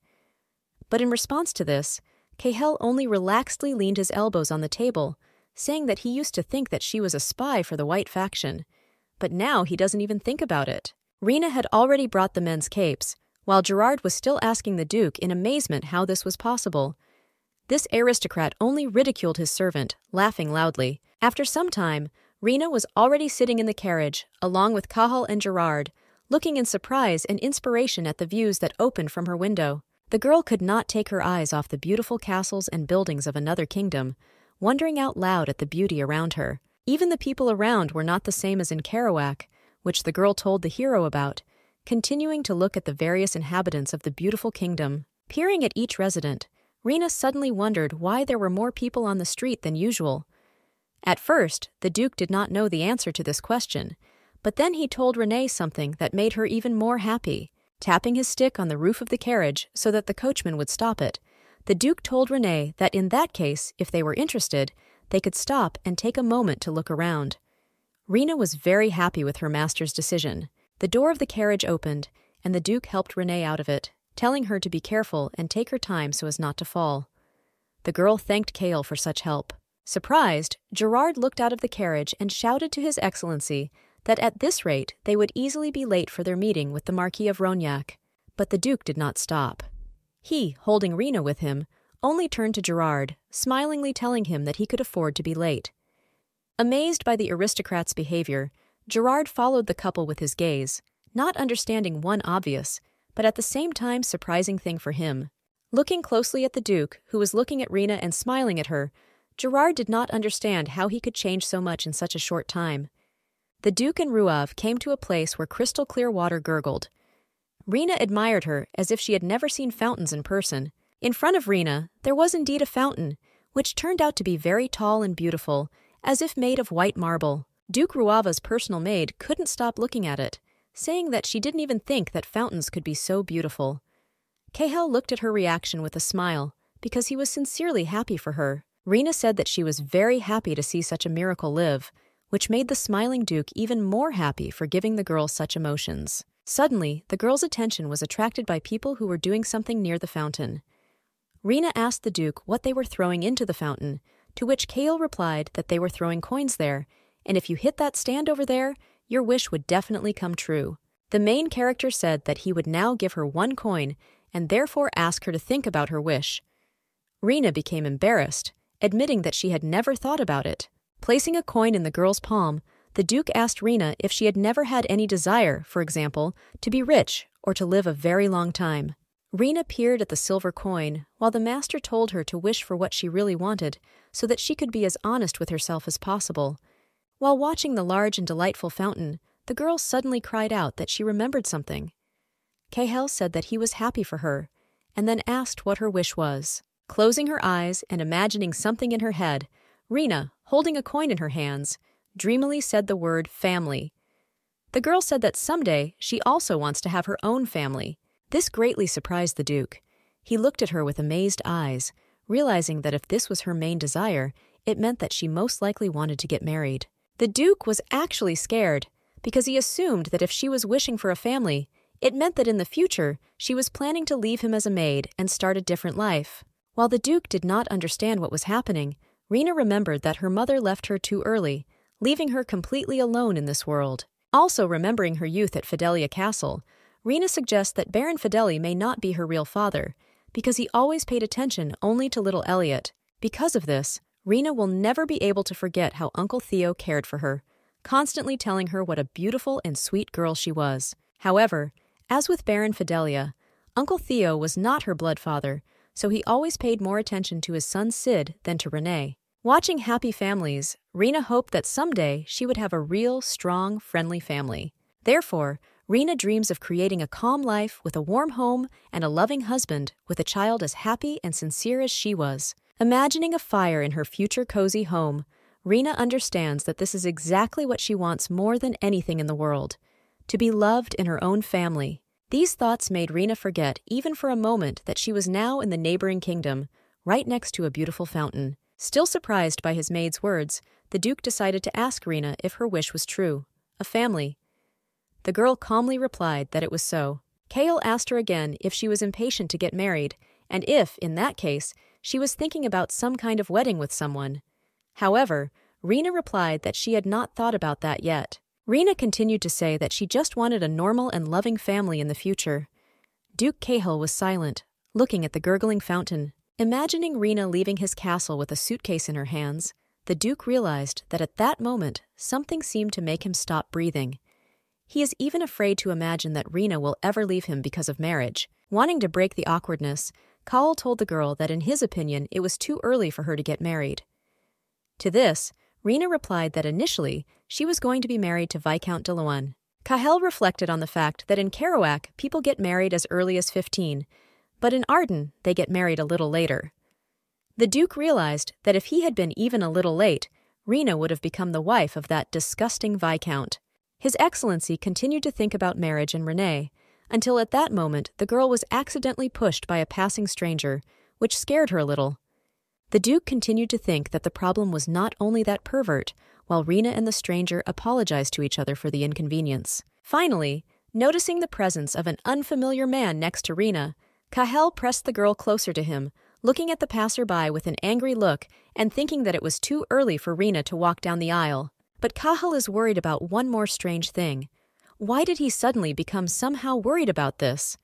Why did he suddenly start thinking about Renee and her marriage with such seriousness? Noticing that the Duke was behaving very strangely, Rina asked the excited aristocrat if everything was fine and if something serious had happened. It turns out that Rina asked this for the reason that the Duke's hand was suspiciously close and kindly holding her shoulder, which noticeably embarrassed the maid. For some reason, Cahel did not think about letting the girl go. He just looked at her, while Rina herself thanked him for the help he had just given her. But suddenly, Rina noticed that her coin, which she wanted to throw on the stand, did not land on it at all, but sank to the bottom of the fountain. The girl told the Duke about this, but he replied that this was good. The girl did not understand the Duke's words and his dissatisfaction, so she wanted to ask him again about what she heard, but Cahel only told her to forget it, since it was not very important. Taking a new coin from his pocket, the Duke told Renee that it most likely did not hit because the stand was too far away, after which he said that he would throw it along with her. Renee could only look in surprise as the Duke threw his own coin into the stand, just so that her wish would come true as soon as possible. And this time, the silver coin actually landed on the stand, plunging under the water. Rina immediately noticed this and admired it out loud. The Duke's maid rejoiced as if her wish was about to begin to come true, but Cahel seemed to be less happy about this, only hooting at the words of his maid. Looking somewhere into the distance, the Duke admitted that he hopes that Rina's wish will definitely come true, although in fact, deep down in his soul, he does not want Rina to have someone else. Rina continued to look at the fountain and hoped that her wish would come true and everything would happen exactly as she had wished for. But Duke Cahel, who stood next to her, was thinking about something completely different. In his thoughts, he told Renee that she should stay with him forever and not go anywhere for anyone. Eventually, the Duke warned his maid that it was time for them to go. The couple came to the carriage, which was already waiting for them near the large fountain. It turns out that the Duke did not have to walk or drive for a long time. Cahel, simply putting Rina in the carriage, told her that he would return soon and she needed to wait in the carriage, on the condition that no one should see her. Rina answered a little alarmedly that she understood everything. Gerard once again hinted to the Duke that they needed to hurry up while he himself was talking to Rina. As a result, when he finished, Cahel was about to close the carriage door, saying that he was on his way. But as soon as the main character left Rina alone in the carriage, a familiar guy stood not far from her, in the shadows. It turns out that Ryan had been carefully watching Ruav's carriage all this time. It's clear from Ryan's face that he never expected to see a face he knew in another country. He didn't even believe it at first, looking at the carriage and those who came out of it with amazed eyes. But this was not as surprising as who exactly he saw in the carriage. Ryan saw with his own eyes how a girl was sitting in the carriage of the Duke of Ruava himself, which had never happened before. However, Ryan clearly noticed that Cahel was very nice and polite with this girl, so the curious Ryan has a logical question: who is she? Due to the emerging interest, Ryan came out of the shadows, approaching Ruav's carriage closer. He talks out loud about how lucky it is to see important guests in such a place. However, Rina also noticed a curious blonde who was interested in her. She was scared, because before that, Cahel had clearly told her that absolutely no one should see her. But Ryan was already waving to the lady in the carriage, welcoming her to the new kingdom and expecting to talk with her on topics that interested him. The fact that Ryan decided to talk to her made Rina even more scared. She didn't know what to do, since Ryan had already asked her name. The girl was incredibly frightened by the guy who appeared out of nowhere. Rina understands that even strangers should not see her in the carriage, as it may seem too suspicious. In the end, Rina decided to simply cover her face from Ryan with a black cloth because she had just been seen and she needed to hide. Ryan himself was surprised by this, asking the stranger what was the matter. Sweating with fear, Rina realizes that none of the strangers should have seen her, but then she allowed some guy to see her in the carriage of the Duke of Ruava himself. Ryan immediately noticed the girl's strange behavior and said in confusion that he was not her enemy, and he just wanted to talk to her a little, knocking on the carriage window with his hand. But because of the gentleman's strange behavior, a crowd of spectators quickly gathered, who were surprised at Ryan. He wondered what he was doing and why he needed this carriage. Thanks to the people who were staring at him, Ryan realized that a young man like him, raging in front of a carriage in which a lady was sitting, could certainly seem strange to passers-by. In addition, Ryan understood that no matter what he did for the attention of that girl in the carriage, she still wouldn't even look at him. The blonde wonders if all Cahill girls are like this? But Ryan's thoughts were interrupted by familiar voices that came from behind him. As it turned out, the Duke of Ruav and Gerard were already leaving the building, talking about the fact that this time the discussions on the construction of the mansion went faster than they expected. Ryan did not hesitate, thanks to which he instantly hid from Ruav and his servant behind the carriage, listening to them talk about the fabric, which was no worse in quality than the previous ones, and that today they were returning home sooner. After a while, the carriage with Cahal, Rena, and Gerard left, and Ryan could only think about the mysterious stranger in the open air, wanting to talk to her at least once. Besides everything else, Ryan, leaning against the wall of the house, understood that she did not look like any member of a noble family, and then the weighty question arises, how does she manage to be close to the Duke? Remembering his family, Ryan realized that if he told his sister and father about the stranger Cahill, they would immediately try to find out everything about her.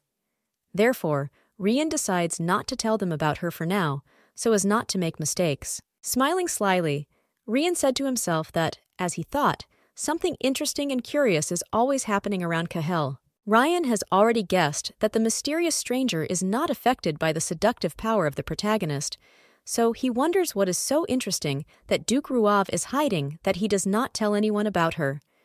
Ryan decided to find out more information about those who surround Duke Cahill. While Ryan was thinking about Renee, and the Duke was taking her to his castle, Riedel also remembered something. She clearly remembers how everyone called her an angel as a child, because no one else is capable of being as beautiful as she is. 3 men near little Riedel admired her beauty, saying that she was truly a saint.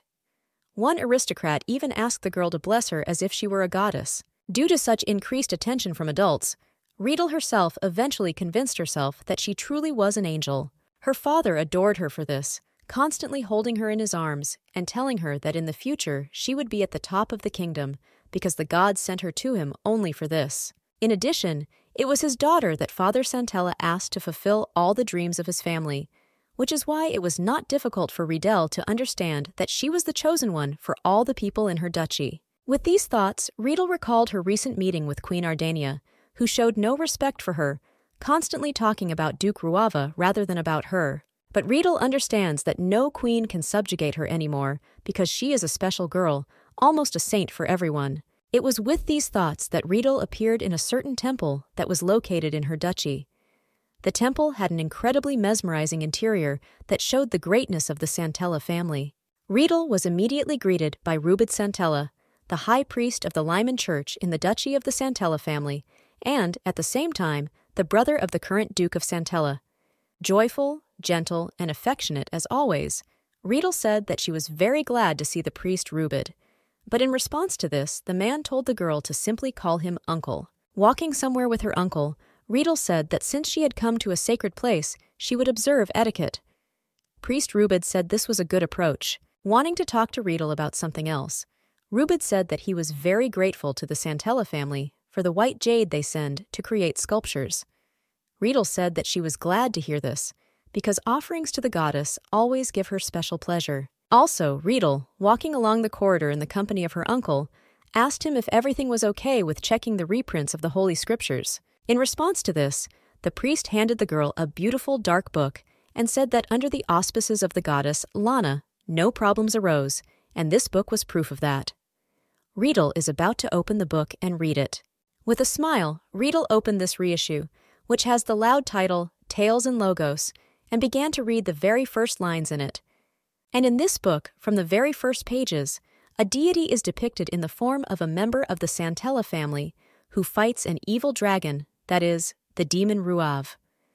The lines in the book said that an angel and a demon, opposing each other, fought for 1,000 days and 1,000 nights. The book also depicts that it was a member of the Santella family, an angel who started life, having previously caused a typhoon and turned the earth upside down.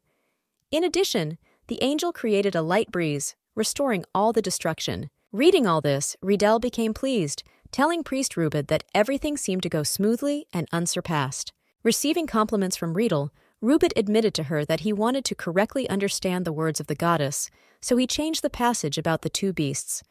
But Riedel asked the priest about the part that she had previously asked to change in the same order. Leafing through the pages of the scripture, Riedel listened to Rubid as he said that the fragment associated with the prophetic book of Malik had also been altered to suit his convenience. Riedel actually found this fragment and read that when the old sun sets and the second moon rises, and the stars Deneb and Altair turn to Spica, the Chosen One will raise the eternal sun.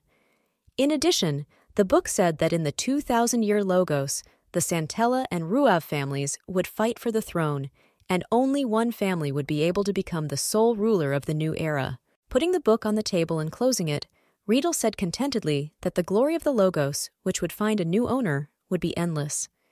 The girl thanked the priest for such work. In addition, Riedel said that this publication is very important, so they will make more than 5,000 copies, which will be distributed free of charge to people.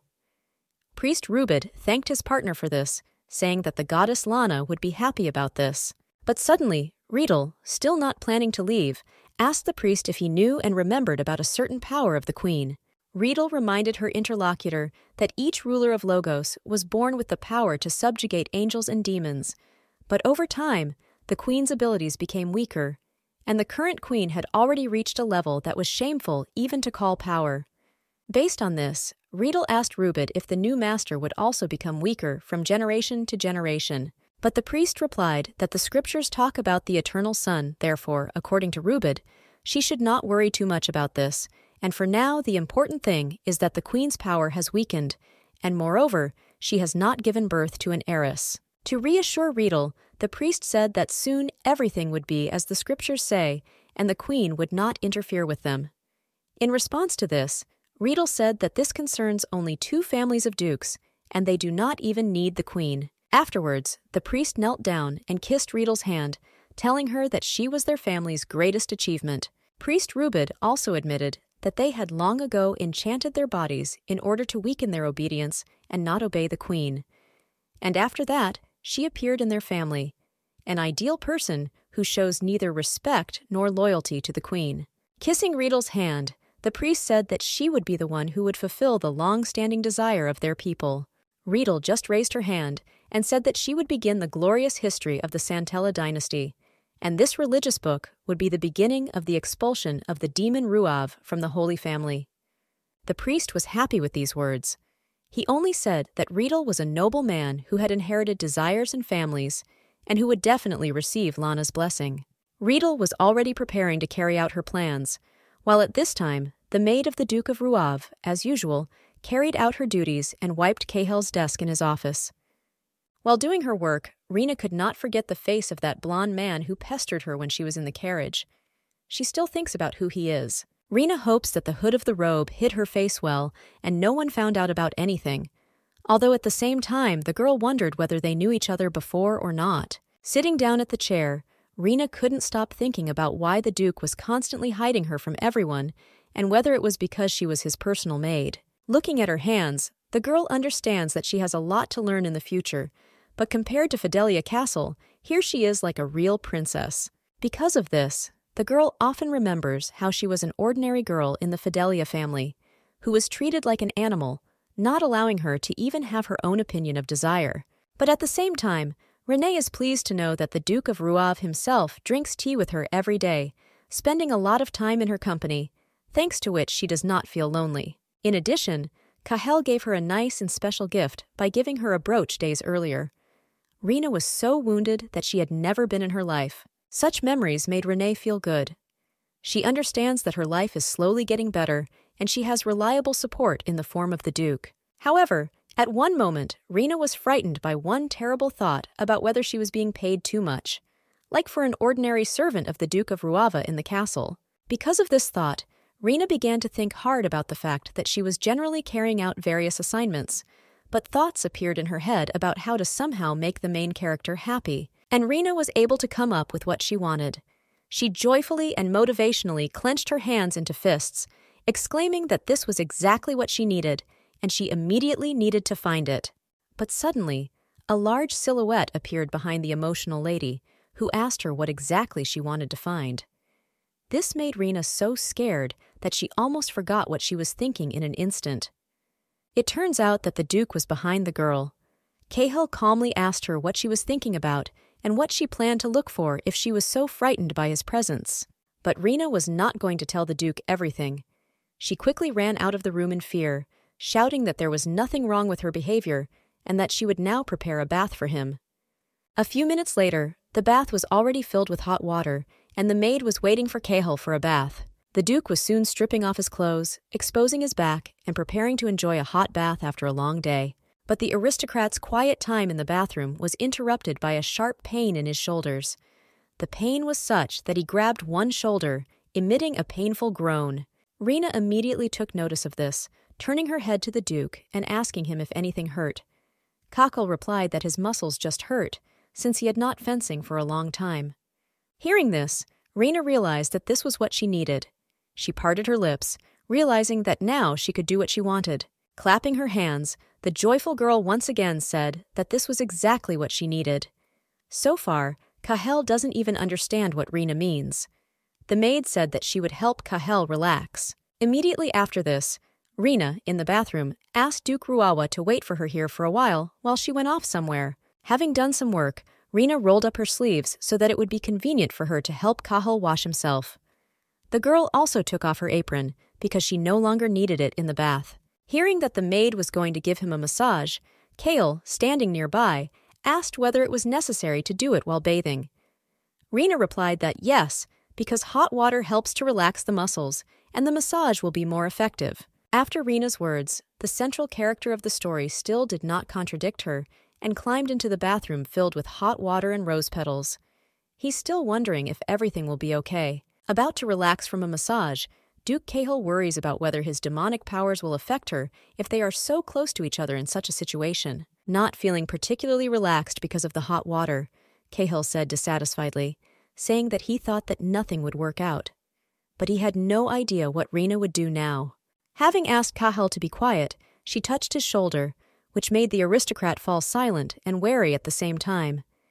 He guessed that Rena was not going to joke with him. Having told the Duke that everything would be fine, Rena simply touched his shoulders, which incredibly surprised the gentleman. The Duke continued to be surprised by the actions of his personal maid, until at that moment she asked him to lean on the edge of the bathtub to make the relaxation even more pleasant. Rena calmly told the Duke that she would now wash his hair, but Cahill at that moment could not understand why his soul became so calm. He did not want to refuse her or interfere with her in any way. Cahill asked Rena about washing his hair, to which the girl replied that she would now put a towel under his neck so that he could lie down. Rena also told Cahill not to worry and to lean back. The aristocrat immediately leaned on the edge of the bathtub, asking Rena if he was doing everything right. The girl replied that yes, and once again recommended that he relax. After this, the lady began to wash her hair. Having thoroughly lathered the Duke's hair, Rena carefully washed it from all sides, while the gentleman himself simply waited. Rena looked at the Duke with a smile, not making any mistakes in her business. She also seems to enjoy her work if she smiles easily. But Cahill did not take his eyes off her. He was at the same time calm and carefully watching Rena's every move, piercing her with his gaze. The girl was able to successfully wash the aristocrat's hair, after which she warned Cahill that she would begin the massage. The lady had already begun to give the Duke the promised massage of the painful places, constantly asking him where it hurt. Cahill answered her shyly, not knowing how to react correctly. Looking at the Duke, Rena calmly told him to tell her if it suddenly became painful or unpleasant. But Cahill remained calm. Rena massaged the aristocrat's shoulders while he answered her so that she wouldn't worry so much about him because he didn't think it would hurt that much. But immediately after this, the Duke was struck by pain. By pressing on some back muscle, Rena made the gentleman cry out in pain almost throughout the entire bathroom, which scared her a little. After the scream, the Duke and the maid looked at each other uncomfortably, surprised by each other's reaction, and silently preparing to continue the massage. A second later, Rena continued to give the massage more easily and gently, without causing any inconvenience to the aristocrat, but the main character still felt pain, trying to endure it. Noticing the master's torment, Rina told him that he should take a break, because he had been very overexerted lately. But to this, Cahill replied that he is more resilient than others, so everything is fine with him. But Rina, while giving the Duke a massage in a beautiful room, insisted on her own. She said that even the strong need to rest, and he should allow himself to relax, because he always works hard. Immediately after these words, the girl left the aristocrat, telling him that she had finished with the massage and asked the Duke to warm up a little more in the bathroom so that his muscles could relax. Looking at Rina, Cahill could not help but notice that she was tired. Sweat was dripping from her face, and she herself was breathing hard from the steam of hot water in labor. Because of this, the Duke immediately told the girl that she looked very tired, due to the fact that she worked diligently just for him. But Rina, like a hard-working rabbit, screamed that she was fine and she was quite resilient. Also, the maid, standing next to the Duke, advised him to immediately go to bed in a warm place after a long massage, so that there would be no more aches in his body. Cahill decided to thank her with compliments, admitting that she does a very good massage and it really makes him feel better. The compliments addressed to her made Rina smile once again and thank Cahill with joyful eyes, which embarrassed him a little. The girl was about to leave in order to leave the Duke alone, but it was at that moment that she felt Cahill's palm touching her hand. Pulling the girl towards him, Cahill was able to lightly and kindly kiss her forehead, which stunned the young lady. This is gratitude from the aristocrat for the help she provided him. Blushing from the Duke's kiss, Rina looked into his eyes in shock, stuttering in shock and asking him what was wrong. But the aristocrat was not going to answer her, because she herself understands everything. Cahill only looked sweetly at the girl with kind eyes and a slight smile, not yet intending to let go of his hand from her face. In addition to all the shocking events, Cahill patted Rina on the head, saying words of gratitude to her. Rina was numb from amazement, not knowing what to say or do. After showing his gratitude to the girl, the Duke shyly turned away from Rina and lowered his hand as if nothing had happened, telling her that she could now go. Cahill even turned away from her so as not to embarrass her and himself after what happened. Rina calmly replied that in that case she would go, after which she left the bathroom. The girl left the bathroom, tightly closing the doors behind her and not understanding what had just happened. She is about to spill out her true emotions. The blush returned to the girl's face as she realized in a daze and excitement that something frank and personal had just happened between the two of them. Rina realizes that right now her chest is hot and pleasant. She immediately remembered the way Mrs. Fidelia hugged her daughter Elliot and wondered if this is how people feel when someone praises them. Placing her hands on her heart, Rina realized out loud that this turned out to be very pleasant. The lady can't even get over this, but her thoughts were interrupted by a voice that said that he had been looking for her for a long time. This man turned out to be the butler. Rina immediately drew attention to him while he was telling the girl to warn the headmaid that winter curtains needed to be hung in the Duke's bedroom because the cold was coming. The butler Ardo and Rina came to Cahill's bedroom and really noticed that there were no curtains in his bedroom and the window was completely bare. Examining the large and tall window, Rina answered Ardo that she spoke with the headmaid yesterday, and according to her, the curtains should be hung soon. Ardo was surprised at the girl, praising her for being so fast. Once again, hearing a compliment addressed to her, Rina could no longer treat them differently after what happened with the Duke. She looked at the butler with her sweet eyes, which were clearly saying something. Ardo immediately noticed the girl's gaze on him. He was a little confused, asking Rina if she wanted to tell him something. Moving closer to the butler, Rina decided to confess to him directly. She lowered her head down and asked him to stroke her head, if, of course, it wouldn't bother him. The girl's words made Ardo look at her in confusion, because no one had ever asked him to do this, especially not someone from the castle. He asked Rina in surprise what she meant. But at the same moment, Cahill's servant realized that Rina had a very difficult life before working in the castle, and therefore she had to turn to him with such a request. Without further hesitation, Ardo put his palm on the top of Rina's head, stroking her, as if she were his own daughter, and, in general, they were relatives of each other, familiar in childhood. But even when the butler finished stroking the girl's head, no emotions of happiness appeared on Rina's face. She was wary, because she didn't really feel what she had previously felt with Cahill, and yet they both did the same thing. Because of this, Ardo could not help but notice his colleague's strange behavior. He asked Rina if everything was as she wanted, to which the lady answered in confusion that it was not, and she thanked him excessively, warning him about her departure.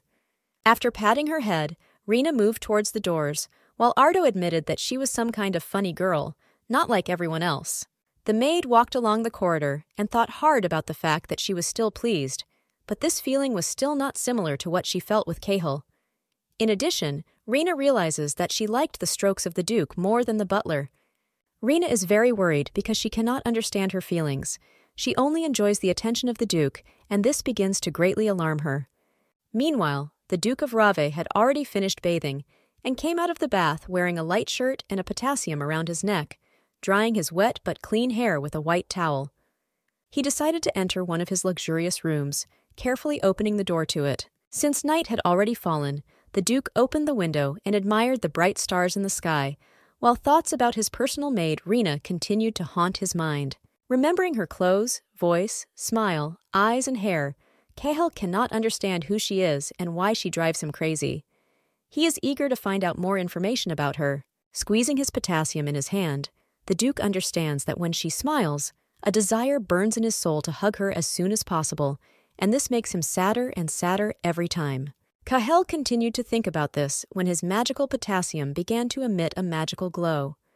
The Duke wonders if he himself is under the influence of demonic power. Remembering how he recently kissed her forehead, the aristocrat thinks that if he were given the opportunity to feel the same thing, only something more, he would gladly agree to it. Realizing that he was thinking about the wrong thing, the hero was embarrassed by his own obscene thoughts, sighing heavily from the difficult situation. Putting his hand on the windowsill, the Duke, clearly intoxicated by something, cannot understand what is the matter and what he allows himself to think about. Rena has recently become an adult, and she is too innocent. The Duke would have continued to think only about Rena and meeting her, if not for Gerard, who burst into his room and shouted out to him to look at something interesting. Cahill decided to joke about his suddenness, saying that he seemed to burst into his bedroom with the purification potion, but the Lord had no time for that. Gerard said that there was no time for jokes, and he urgently needed to look at this book. Gerard showed his master a large blue and yellow book, saying that it was a revised version of the scriptures that would be published next month. Cahill immediately took it in his hands and opened it, while Gerard, stunned by something, asked the Duke to pay special attention to the part called Tales of the Logos. After opening what the servant asked for, the Duke realized something. Gerard only confirmed his guesses, saying that now the Santella family openly declares that the Ruavs are demons. But Cahill said with a smile that everything in this book was written plausibly, and they were able to convince even him. In response to this, an alarmed Gerard said that this was a real brainwashing of ordinary citizens, aimed at making the Ruav family an object of hatred. In addition, Gerard added that such significant changes were most likely sponsored by those who support the scriptures. But for Gerard, this was not the worst thing yet. According to him, in newspapers popular among local residents, Cahill is insulted, calling him a demon of temptation and generally portraying him as a terrible killer.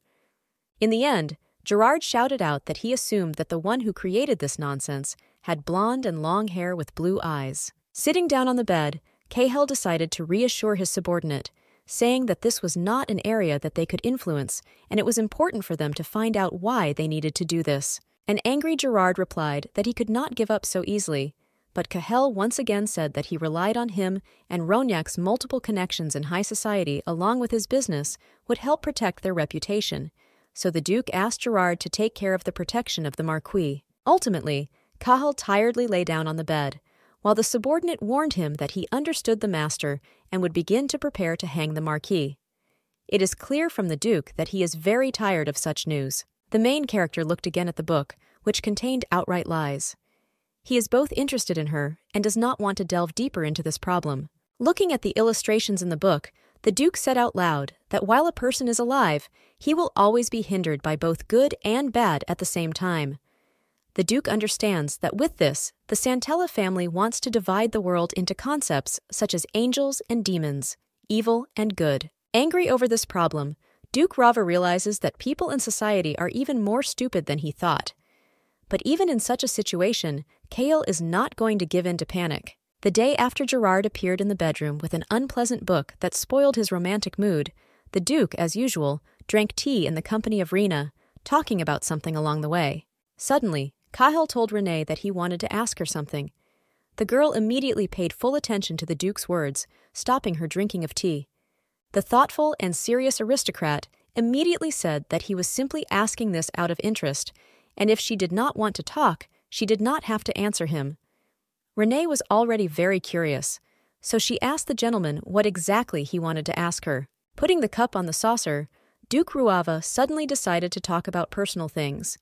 He reminded her that her dream was to start a family, and regarding this, he wanted to ask her something. Stuttering a little from embarrassment, Kahel somehow asked Rina if she had any ideas about what her husband should be like. It is clear from the girl that she was surprised by such a question that she raised her shoulders up. Rina decided to politely ask the aristocrat why he was suddenly asking her about this. Kahel replied that usually the marriage of a close maid is arranged by the one to whom she serves, and he himself is her only master. Lowering his gaze, Kahel also said that he therefore had to hear her opinion, and that was all. Rina happily said that she understood the gentleman and thanked him for being so worried about her. Looking at the floor with his sad eyes, the Duke listened carefully to the words of his personal maid that she would like to become the wife of an affectionate man if she had to choose. Kahel was sadly silent. The aristocrat with demonic power briefly said that he understood her words. At that moment when Rina admired his kindness towards her, because she does not know another person who would care about his servants. Happy Rina continued to rejoice that she was lucky enough to live side by side with a pleasant and understanding aristocrat who understood her perfectly. But then she heard a question that made her instantly angry. Rina was silently surprised by His Excellency's question, because he suddenly dared to ask her about Sid, asking if he was an affectionate person. The girl decided to answer calmly, saying that this was all true and the Duke was right. But Kahel continued to talk about his own things, admitting to Renee that Sid was always strange to him because he walked with a stone face and was generally somewhat weak. As he uttered these words, Duke Kahel could not help but remember Rina's half-brother himself. The Duke remembered him with ordinary clothes, a weak character, and a bizarre behavior, which is why he asked such a question. Not going to tolerate such insolence from the aristocrat, the maid stood up from her seat in anger, shouting at the Duke that even if Sid was a little harsh, he was kind to everyone close to him, and he was thin because he ate little as a child. Surprised by the girl's sharp and violent reaction to such words, the amazed Duke looked at the girl with wide eyes, while Rina continued to defend Sid's honor, saying that he was actually the best groom in Kerouac. The main character's hand continued to shake when Rina told him that for her the soul is much more important than appearance, and if a person is rotten from the inside, she would never pay attention to him. Remembering various aristocrats, Duke Ruav understood one thing. Rina is right, and it turns out that he is just a monster in a beautiful package. Kahel remembers that he always did not try to look into the souls of others, but was only wary of them, justifying this by the suffering that demonic power brought. After carefully looking at Rina, who was still standing in front of him out of anger and indignation, the protagonist said that then, in her opinion, he should be disgusted with her. This made Kahel fall silent. On the one hand, he received an answer to his question. It was not the one he expected to hear from the girl to whom he was definitely not indifferent. Rina immediately noticed her master's sadness and sadness, realizing that she had done something wrong, which was why Kahel fell silent. Sweat was running down her face due to excitement and anxiety. In response to this, the girl put her hand on her heart before clenching it into a fist. She clearly wants to confess something to Duke Ruavu and now decides to do it. Hanging her head and looking down in shame and sadness, Rina honestly admitted to His Excellency that she was very afraid of him at first. Rina, recalling how she appeared before the Duke, frightened and in a beautiful dress, said that their first meeting took place in a not particularly favorable environment. However, Duke Ruawa's personal maid smiled and blushed with pleasant thoughts and recognition, saying that she now thinks that the Duke is a rather kind and affectionate person. Listening to Rina, Kahel couldn't help but show real shock on his face. The girl told him that he managed to give her what she could only dream of, and even brought Uncle Theo and Sid here and helped them settle down. Standing right next to Kahel, Rina said she didn't know how to repay him for his kindness. The girl also added that he had recently praised her. Kahel was surprised by the maid's words and asked her about it. Rina did not explain anything to the Duke in words. She only touched her brown hair with her hand, hinting that the Duke had recently stroked her head and kissed her. This surprised the usually angry and serious gentleman, He also said nothing, but showed the girl such surprised eyes that one could immediately understand that he was amazed. The couple continued to look at each other without saying a word. They both seemed shocked by their words and confessions, but at the same time they became close to each other. As a result, the main character embarrassedly adjusted his tie, realizing that it was he who should have said the words of gratitude, and not Rina, who says them almost every day. Rina also straightened her hair with a slight smile, until she herself did not even realize that she and her existence were a great miracle for Duke Kale.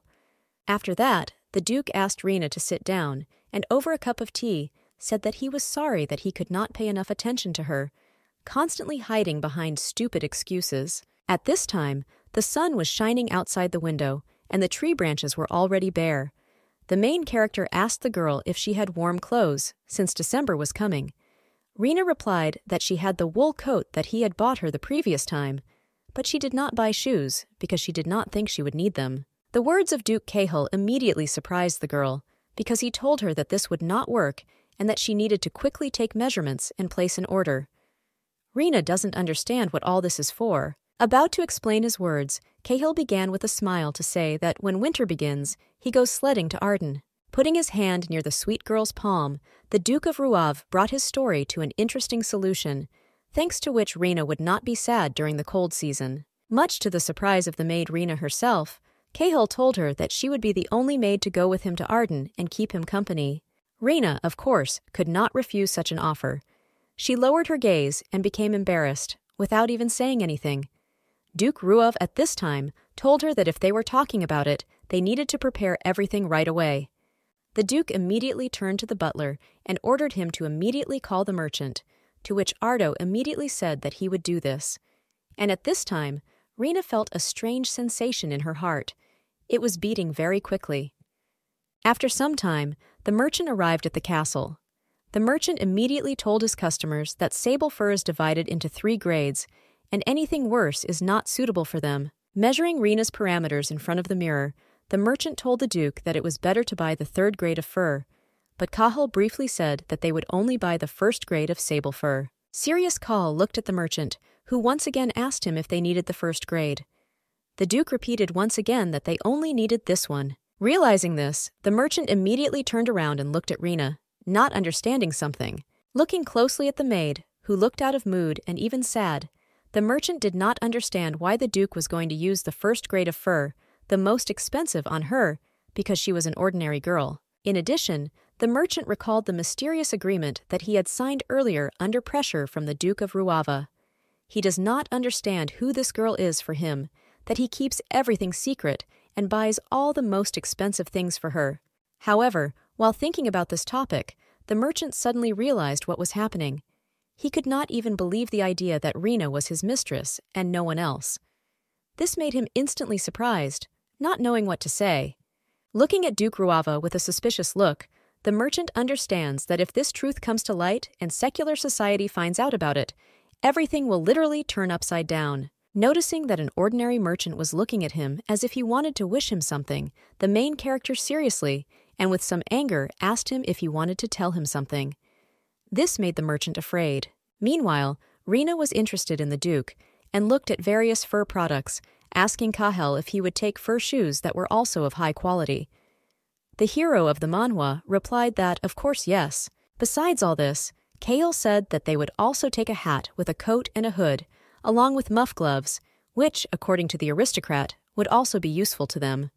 The merchant carefully wrote down everything so as not to forget His Excellency's wishes. The Duke also said that everything should be ready as quickly as possible, and if funds are needed, he will provide them. In response to this, the merchant nodded happily, saying that he would take care of his order first. After receiving the order, the merchant immediately left the castle, loudly closing the door behind him and leaving Rina and Cahill alone. Confused by the fact that the Duke had bought a lot of different and high-quality clothes for her, the maid approached Cahill and asked him if he had ordered too much for her. The main character replied that, on the contrary, they were running out of time, and that's why he ordered everything in one copy. But Rina continued to talk about her own things, telling Cahill that the fur was very expensive and of high quality. This made the Duke smile without saying anything. Turning to the girl with a smile, Cahill asked young Rina if she was now worried about his condition, that is, money. The maid replied that this was not true at all, and she simply meant that for an ordinary maid, all this might seem too expensive. However, to this, the Duke told Renee that she should get used to the fact that she should get everything she deserves. This made the girl think and look at the aristocrat with puzzlement. To explain his position to Renee, Cahill said that the Ruav family is one of the families of the defenders of the empire, and their duchy is practically like a country. So in the eyes of other people, he looks like a king, and Renee also cannot wear just anything. These words made Rena touch her chest again, silently surprised by her master's words. She is very grateful to him, and therefore embarrassed. However, at the same moment, Rena realized that all this was not for her, but only to maintain the status of the Ruav family. So she thought about it, still saying thank you to the Duke. Immediately after this, the girl bowed low to the master, saying that she would serve him even better. This made Cahill just smile at her. Wanting to please the girl, the protagonist placed his hand on the grateful Rena's head, telling her that she had been doing quite well lately. Carefully watching the girl's reaction, Cahill silently hoped that the girl did not mind him touching her without permission. But Rena did not resist or be offended by the Duke. She allowed him to poke her head while creating a quiet silence. In fact, Rena was glad that the Duke praised her again. She smiled sweetly and thought about the most beautiful thing in the world, because for her, it is really very important. This is exactly what the main character noticed. Just a fleeting smile from Rena made the Duke again, surprised by her beauty and emotions, without taking his eyes off her. He feels something awakening in his soul. Without trying to control his emotions, Cahill reached out to her not with one hand, but with two. It seems that he wanted to take her cheeks, but quickly changed his mind, which surprised and confused Rena. It turns out that the Duke actually wanted to kiss her forehead again. This time he was closer to her, and the kiss was more affectionate and telling, which shocked the girl. This made Rena feel scared and embarrassed, leaning away from the aristocrat and shouting Cahill's name from the awkward situation. The girl realizes that they are becoming too close, both for a maid and a duke. But the main character reacted to everything absolutely calmly. He just looked at Rena and told her with displeasure that for some reason she didn't smile this time. The girl continued to be embarrassed by the situation, wondering why he praised her, because she didn't do anything like that. Rena decided that it was time for her to leave urgently, which she told the calm Cahill. However, Duke Ruav still tried to tell her something before leaving, but Rena did not hear him, even embarrassed to look up at him out of shame. She just once again bowed low and quickly to her master, hinting that she was grateful to him for everything, already planning to leave him alone out of her own embarrassment. Immediately after that, she left while the Duke just silently watched her beautiful dress and hair. On the one hand, he of course did not want her to leave, but he cannot keep her here by force. While Rena and Cahill were preparing to leave for Arden, in the Duchy of Santella, they were already discussing Cahill and especially his maid. At the desk sat the one who asked the servant whether that stranger was his maid. The subordinate replied that everything was exactly like that. In addition, Rihanna's servant said that she could certainly be his mistress if Cahill was going to give her clothes made of expensive fur.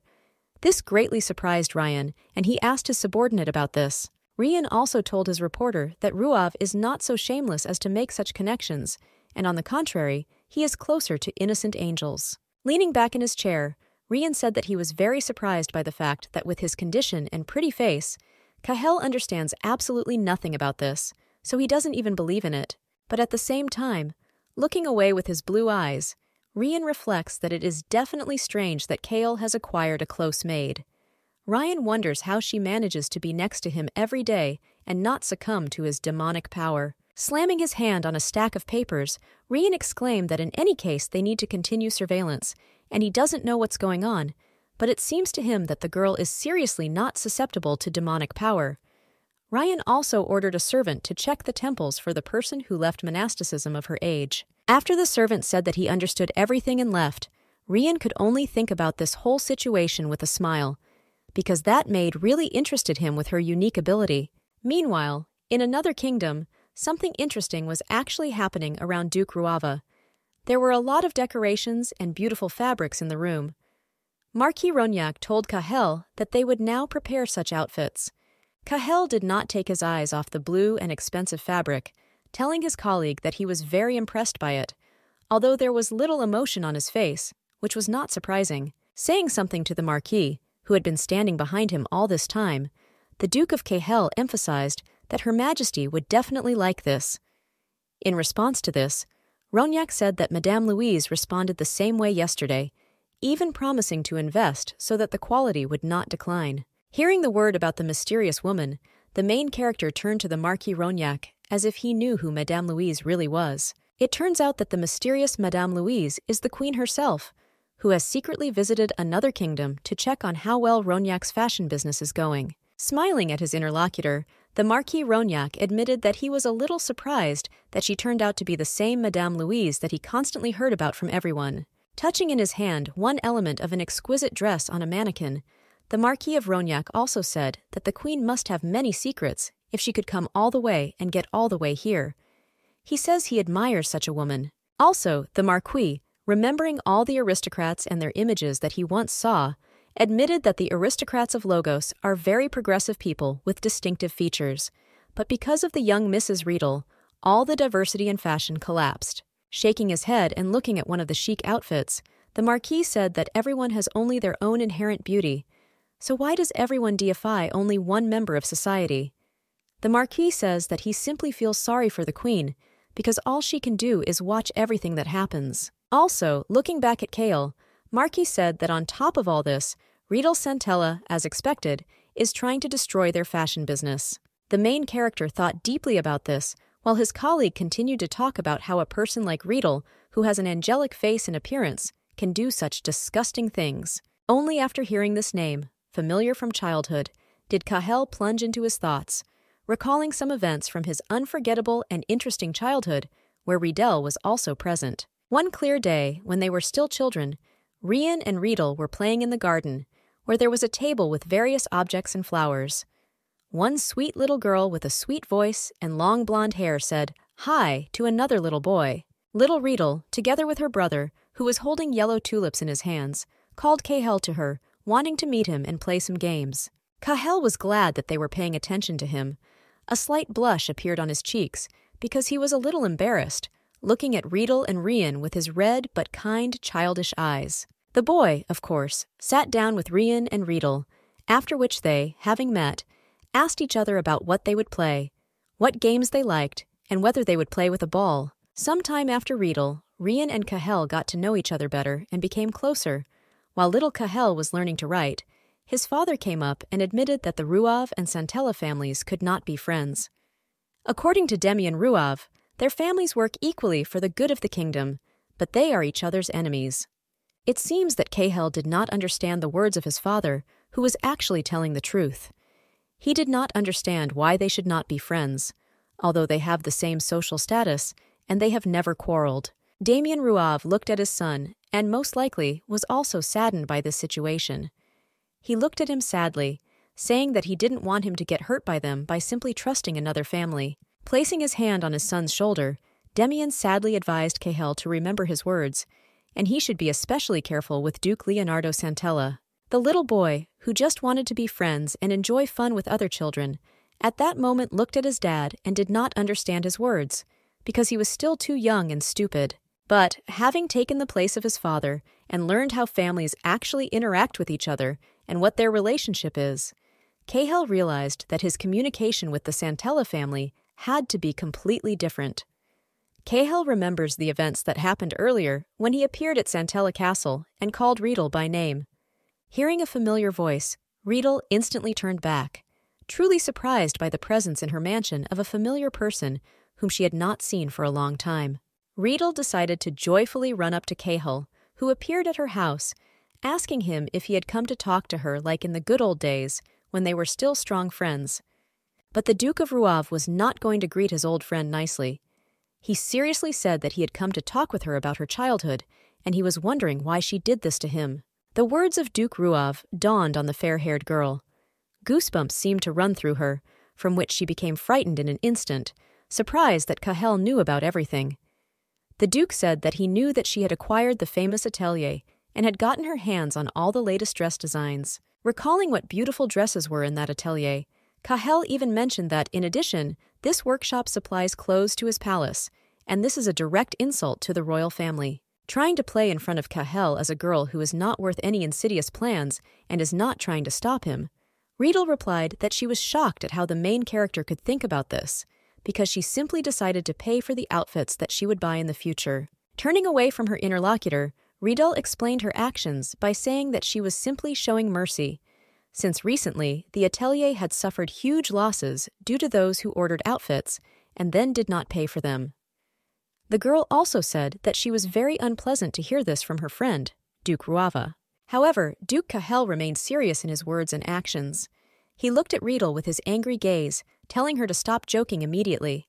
The main character pierced his enemy with sharp eyes, while Riedel herself, like a real actress, was embarrassed by the accusations in her direction, as if she had nothing to do with this at all. Cahel warned that she would not be able to stand in the way of the Ruav family. To piss off the deceiver, Cahel began an alarming conversation with her about how long, in her opinion, she could deceive the queen with her pretty face, and whether she, a member of the Santella family, had betrayed the trust of Her Majesty. Turning away from her, the main character of the manhwa said that everything was terribly sad for him. He knew Riedel since childhood as an ordinary, kind lady, but now her actions make him think the opposite. In the end, the childhood friend turned away and walked away from Riedel, while she herself looked at him and remained silent, realizing that she could not play convincingly enough to deceive him. Outraged by Duke Ruawa's words, Riedel glared at him and angrily asked if he said anything about Her Majesty's trust. Riedel was very angry and infuriated by the fact that, in the opinion of Duke Cahel himself, submission to the queen is trust in her, although, in the opinion of the girl herself, these are completely different things. Returning to the present, Cahel himself no longer noticed how the Marquis Rognac called him, not understanding why he was so deep in thought that he did not hear him. The main character actually looked down, looking somewhere at the floor. Looking at his colleague, Cahel said that he was just distracted a little, after which he asked to get back to business. The Duke is interested in how things are going with losses in the studio. Marquis Rognac replied that there were no significant losses so far. However, right now the craftsmen are busy with a new order. They are working on the Queen's outfit for the New Year's ball.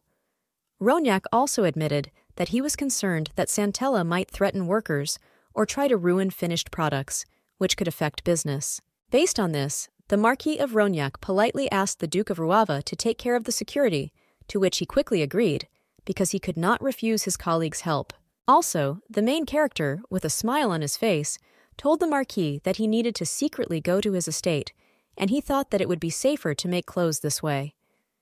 The Marquis tried to object to Cahel, but it did not work out because he interrupted him. Wanting to further strengthen his relationship with the Marquis, the Duke said with a smile that the Ruav mansion was the safest place to hide from Santella, and the reason for his help was quite compelling. Also, placing his hand on the shoulder of the surprised Rognac, the Duke of Cahel, being as close as possible to him, said that the doors of the Ruav castle are always open for Mr. Rognac. This made the Marquis immediately blush and feel shy, looking at the Duke with his stunned eyes. In fact, Marquis Rognac likes Cahel, but no one knows about it yet. At that moment, Rognac felt his heart about to jump out of his chest. Towards the end of their conversation and discussions of plans for the future, Cahel finally got into his carriage, preparing to go home. The coachman was already ordering the horses to move, while at this time, Cahel was relaxing in the carriage itself. Sighing wearily, the main character was probably already thinking about returning home and resting at least for a minute, and maybe meeting the kind Rena. Remembering the events and conversations with the Marquis that took place earlier, the Duke could not throw away Rognac's words that the Santella family was increasingly trying to destroy their business. Scratching his head and not stopping to think about this whole situation, the Duke realized that Santella was not going to give in to him, and besides, this trip home would not be as easy as before. But the Duke does not dare to forget that he has Rena, a special girl who will definitely like the views of Chardin, that is, the place where he is going to go with her. Looking dreamily out the window and smiling in the moving carriage, Duke Cahel realizes that this time it might even be fun. After an hour of traveling by carriage from another kingdom to their own mansion, all the servants had already begun to carry out the instructions that the aristocrat had given them. One black-haired maid was carrying boxes of things, saying that all this needed to be put in the carriage for His Excellency. And the guard hurried everyone, saying that they needed to be more alive because they were moving out soon. Rena, dressed in warm olive clothes, was also near the carriage and was preparing to ride with the Duke, until at that moment the maid called her, asking her to help her check His Excellency's things. In response to this, Rena quickly turned to her work colleague, saying with a smile that she would come over and do everything she asked of her. When absolutely all the necessary things were put into boxes and loaded into the carriage, the butler decided to remind Renee not to forget that she was traveling with His Excellency in order to serve him, and she should not forget about her duties. Happy and joyful from all the events, Rena calmly answered Ardo that she would under no circumstances forget about this and would do everything that was required of her. Although Rena was happy, everything around was good and calm, the butler did not subside the thought that he was restless in his soul. This made him sigh sadly, not knowing what to do. Remembering how interested he looked at Rena when they bought winter clothes for her, the butler thinks that he hoped that the Duke would finally update his winter wardrobe after a long time. But instead, he bought everything for Rena. Ardo thinks that Cahill is too much interested in her. While Ardo was thinking that Rena might try to do something bad at some point, the girl herself said that she was a little worried, because it was her first time going to Chardin. She talks about how you need to take care of the Duke's outerwear first. Ardo said that her thoughts were correct, but he also advised her to ensure that the Duke often applies cream to himself, because the air in that region is very dry. Rena resolutely replied that she would not forget about it. However, at this moment, Ardo was distracted by another voice, which said that he had recently become very worried. The butler immediately turned his head in the right direction. A smiling Cahill appeared in front of Rena and Ardo, dressed in dark furs and warm clothes. He still wore the kalia around his neck, which was also adorned with a brooch with a blue stone. Confused by the fact that the Duke had bought a lot of different and high-quality clothes for her, the maid approached Cahill and asked him if he had ordered too much for her. The main character replied that, on the contrary, they were running out of time, and that's why he ordered everything in one copy. But Rena continued to talk about her own things, telling Cahill that the fur was very expensive and of high quality. This made the Duke smile without saying anything. Turning to the girl with a smile, Cahill asked young Rena if she was now worried about his condition, that is, money. The maid replied that this was not true at all, and she simply meant that for an ordinary maid, all this might seem too expensive. However, to this, the Duke told Renee that she should get used to the fact that she should get everything she deserves. This made the girl think and look at the aristocrat with puzzlement. To explain his position to Renee, Cahill said that the Ruav family is one of the families of the defenders of the empire, and their duchy is practically like a country. So in the eyes of other people, he looks like a king, and Renee also cannot wear just anything. These words made Rena touch her chest again, silently surprised by her master's words. She is very grateful to him, and therefore embarrassed. However, at the same moment, Rena realized that all this was not for her, but only to maintain the status of the Ruav family. So she thought about it, still saying thank you to the Duke. Immediately after this, the girl bowed low to the master, saying that she would serve him even better. This made Cahill just smile at her. Wanting to please the girl, the protagonist placed his hand on the grateful Rena's head, telling her that she had been doing quite well lately. Carefully watching the girl's reaction, Cahill silently hoped that the girl did not mind him touching her without permission. But Rena did not resist or be offended by the Duke. She allowed him to poke her head while creating a quiet silence. In fact, Rena was glad that the Duke praised her again. She smiled sweetly and thought about the most beautiful thing in the world, because for her, it is really very important. This is exactly what the main character noticed.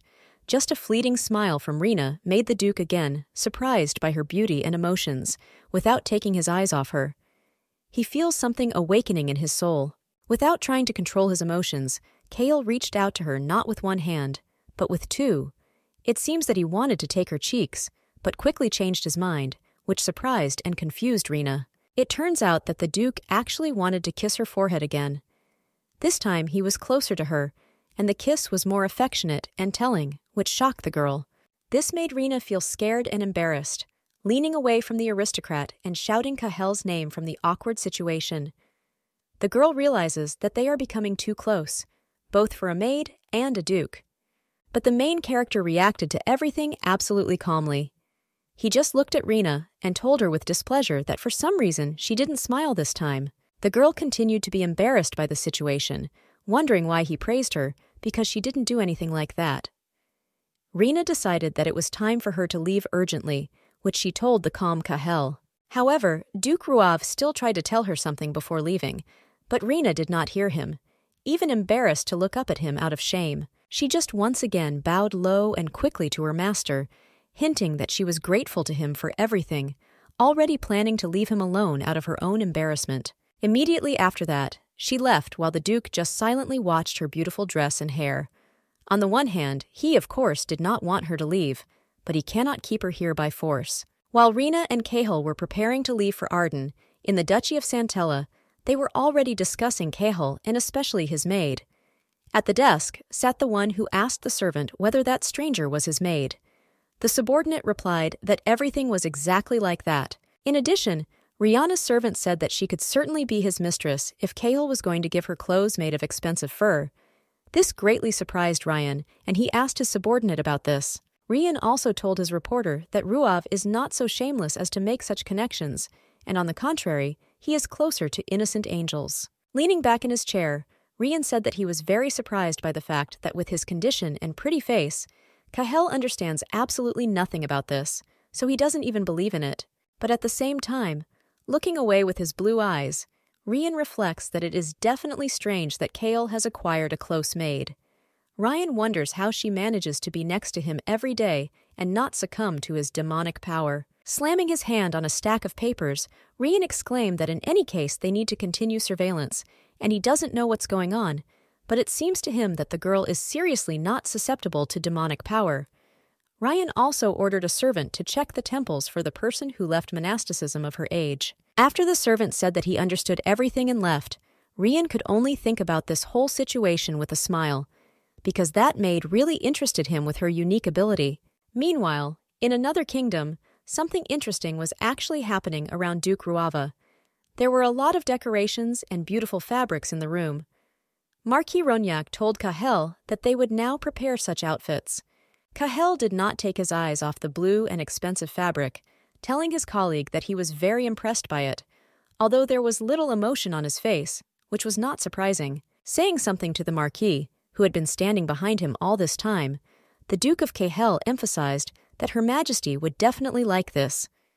In response to this, Rognac said that Madame Louise responded the same way yesterday, even promising to invest so that the quality would not decline. Hearing the word about the mysterious woman, the main character turned to the Marquis Rognac as if he knew who Madame Louise really was. It turns out that the mysterious Madame Louise is the Queen herself, who has secretly visited another kingdom to check on how well Rognac's fashion business is going. Smiling at his interlocutor, the Marquis Rognac admitted that he was a little surprised that she turned out to be the same Madame Louise that he constantly heard about from everyone.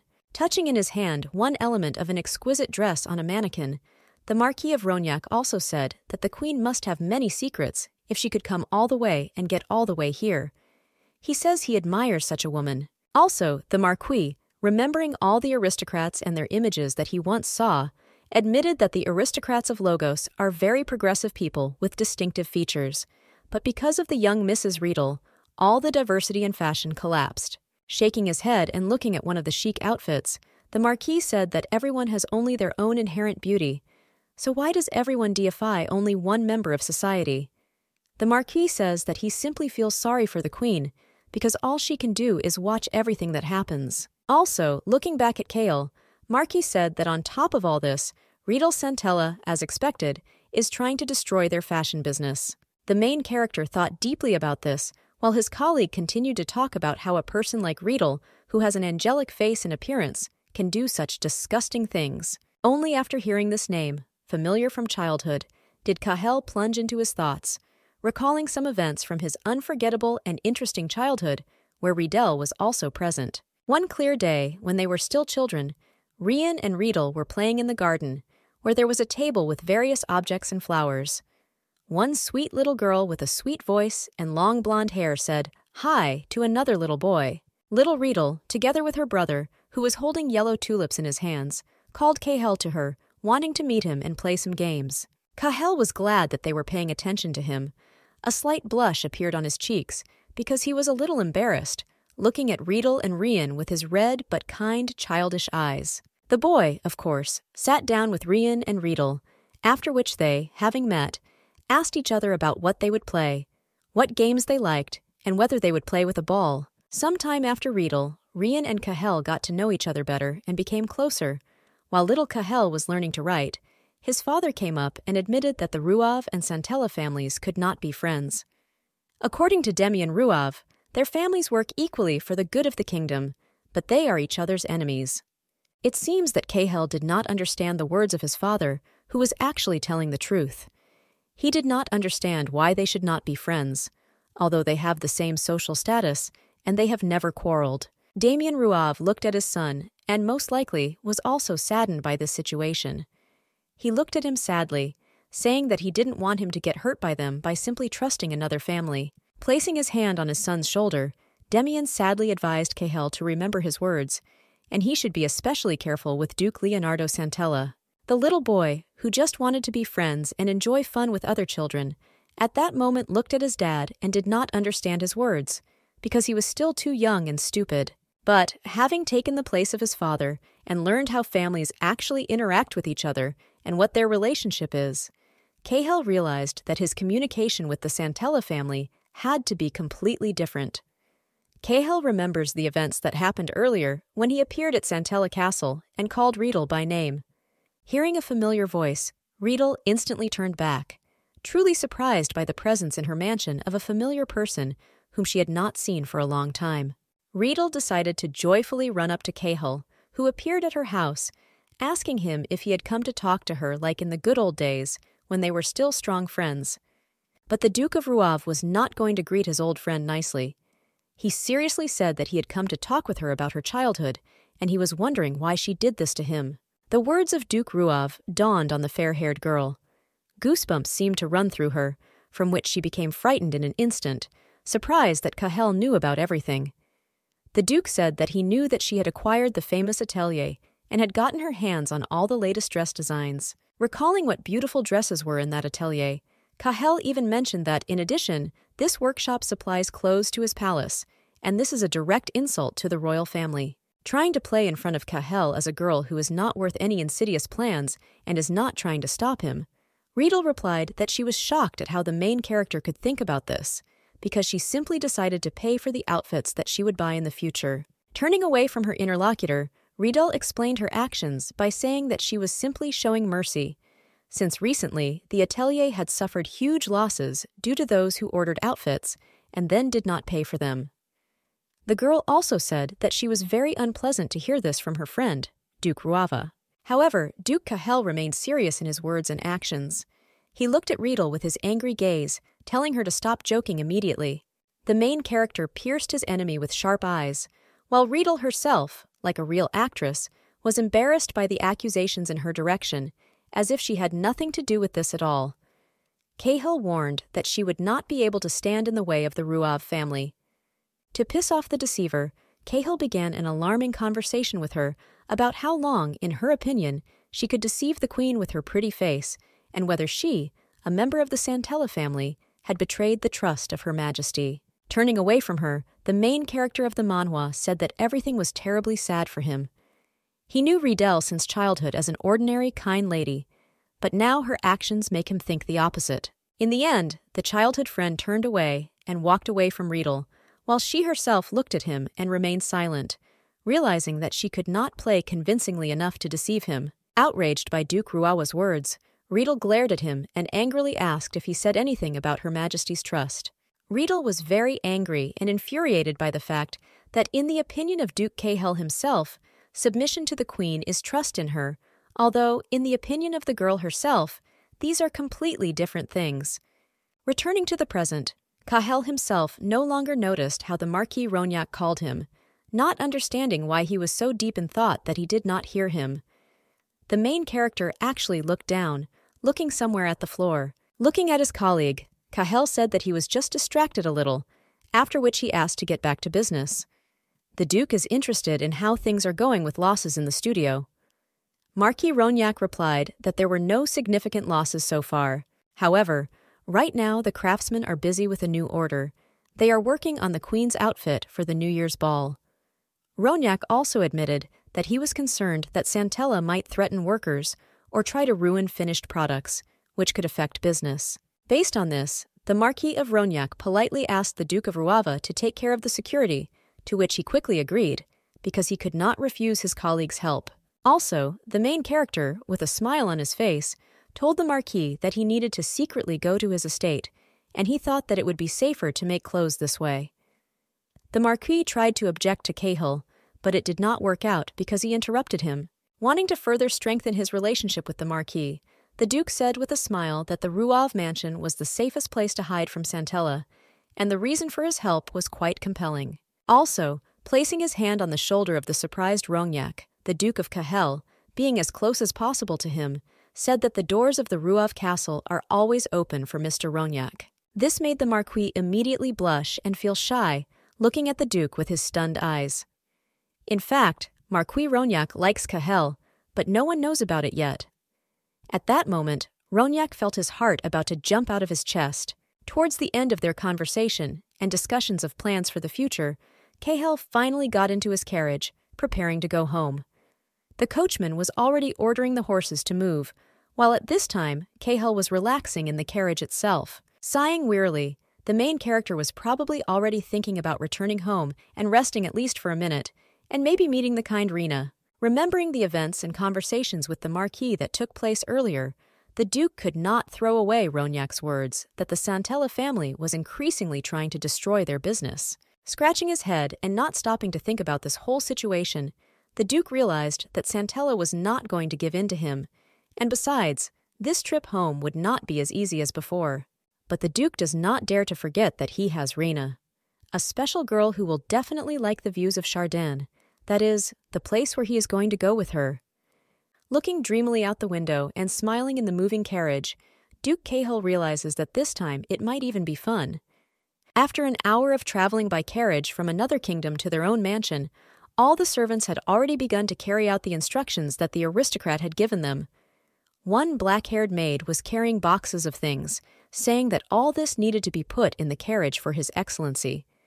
And the guard hurried everyone, saying that they needed to be more alive because they were moving out soon. Rena, dressed in warm olive clothes, was also near the carriage and was preparing to ride with the Duke, until at that moment the maid called her, asking her to help her check His Excellency's things. In response to this, Rena quickly turned to her work colleague, saying with a smile that she would come over and do everything she asked of her. When absolutely all the necessary things were put into boxes and loaded into the carriage, the butler decided to remind Renee not to forget that she was traveling with His Excellency in order to serve him, and she should not forget about her duties. Happy and joyful from all the events, Rena calmly answered Ardo that she would under no circumstances forget about this and would do everything that was required of her. Although Rena was happy, everything around was good and calm, the butler did not subside the thought that he was restless in his soul. This made him sigh sadly, not knowing what to do. Remembering how interested he looked at Rena when they bought winter clothes for her, the butler thinks that he hoped that the Duke would finally update his winter wardrobe after a long time. But instead, he bought everything for Rena. Ardo thinks that Cahill is too much interested in her. While Ardo was thinking that Rena might try to do something bad at some point, the girl herself said that she was a little worried, because it was her first time going to Chardin.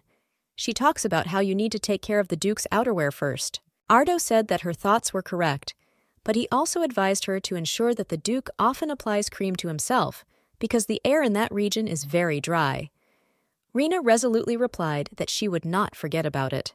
However, at this moment, Ardo was distracted by another voice, which said that he had recently become very worried. The butler immediately turned his head in the right direction. A smiling Cahill appeared in front of Rena and Ardo, dressed in dark furs and warm clothes. He still wore the kalia around his neck, which was also adorned with a brooch with a blue stone.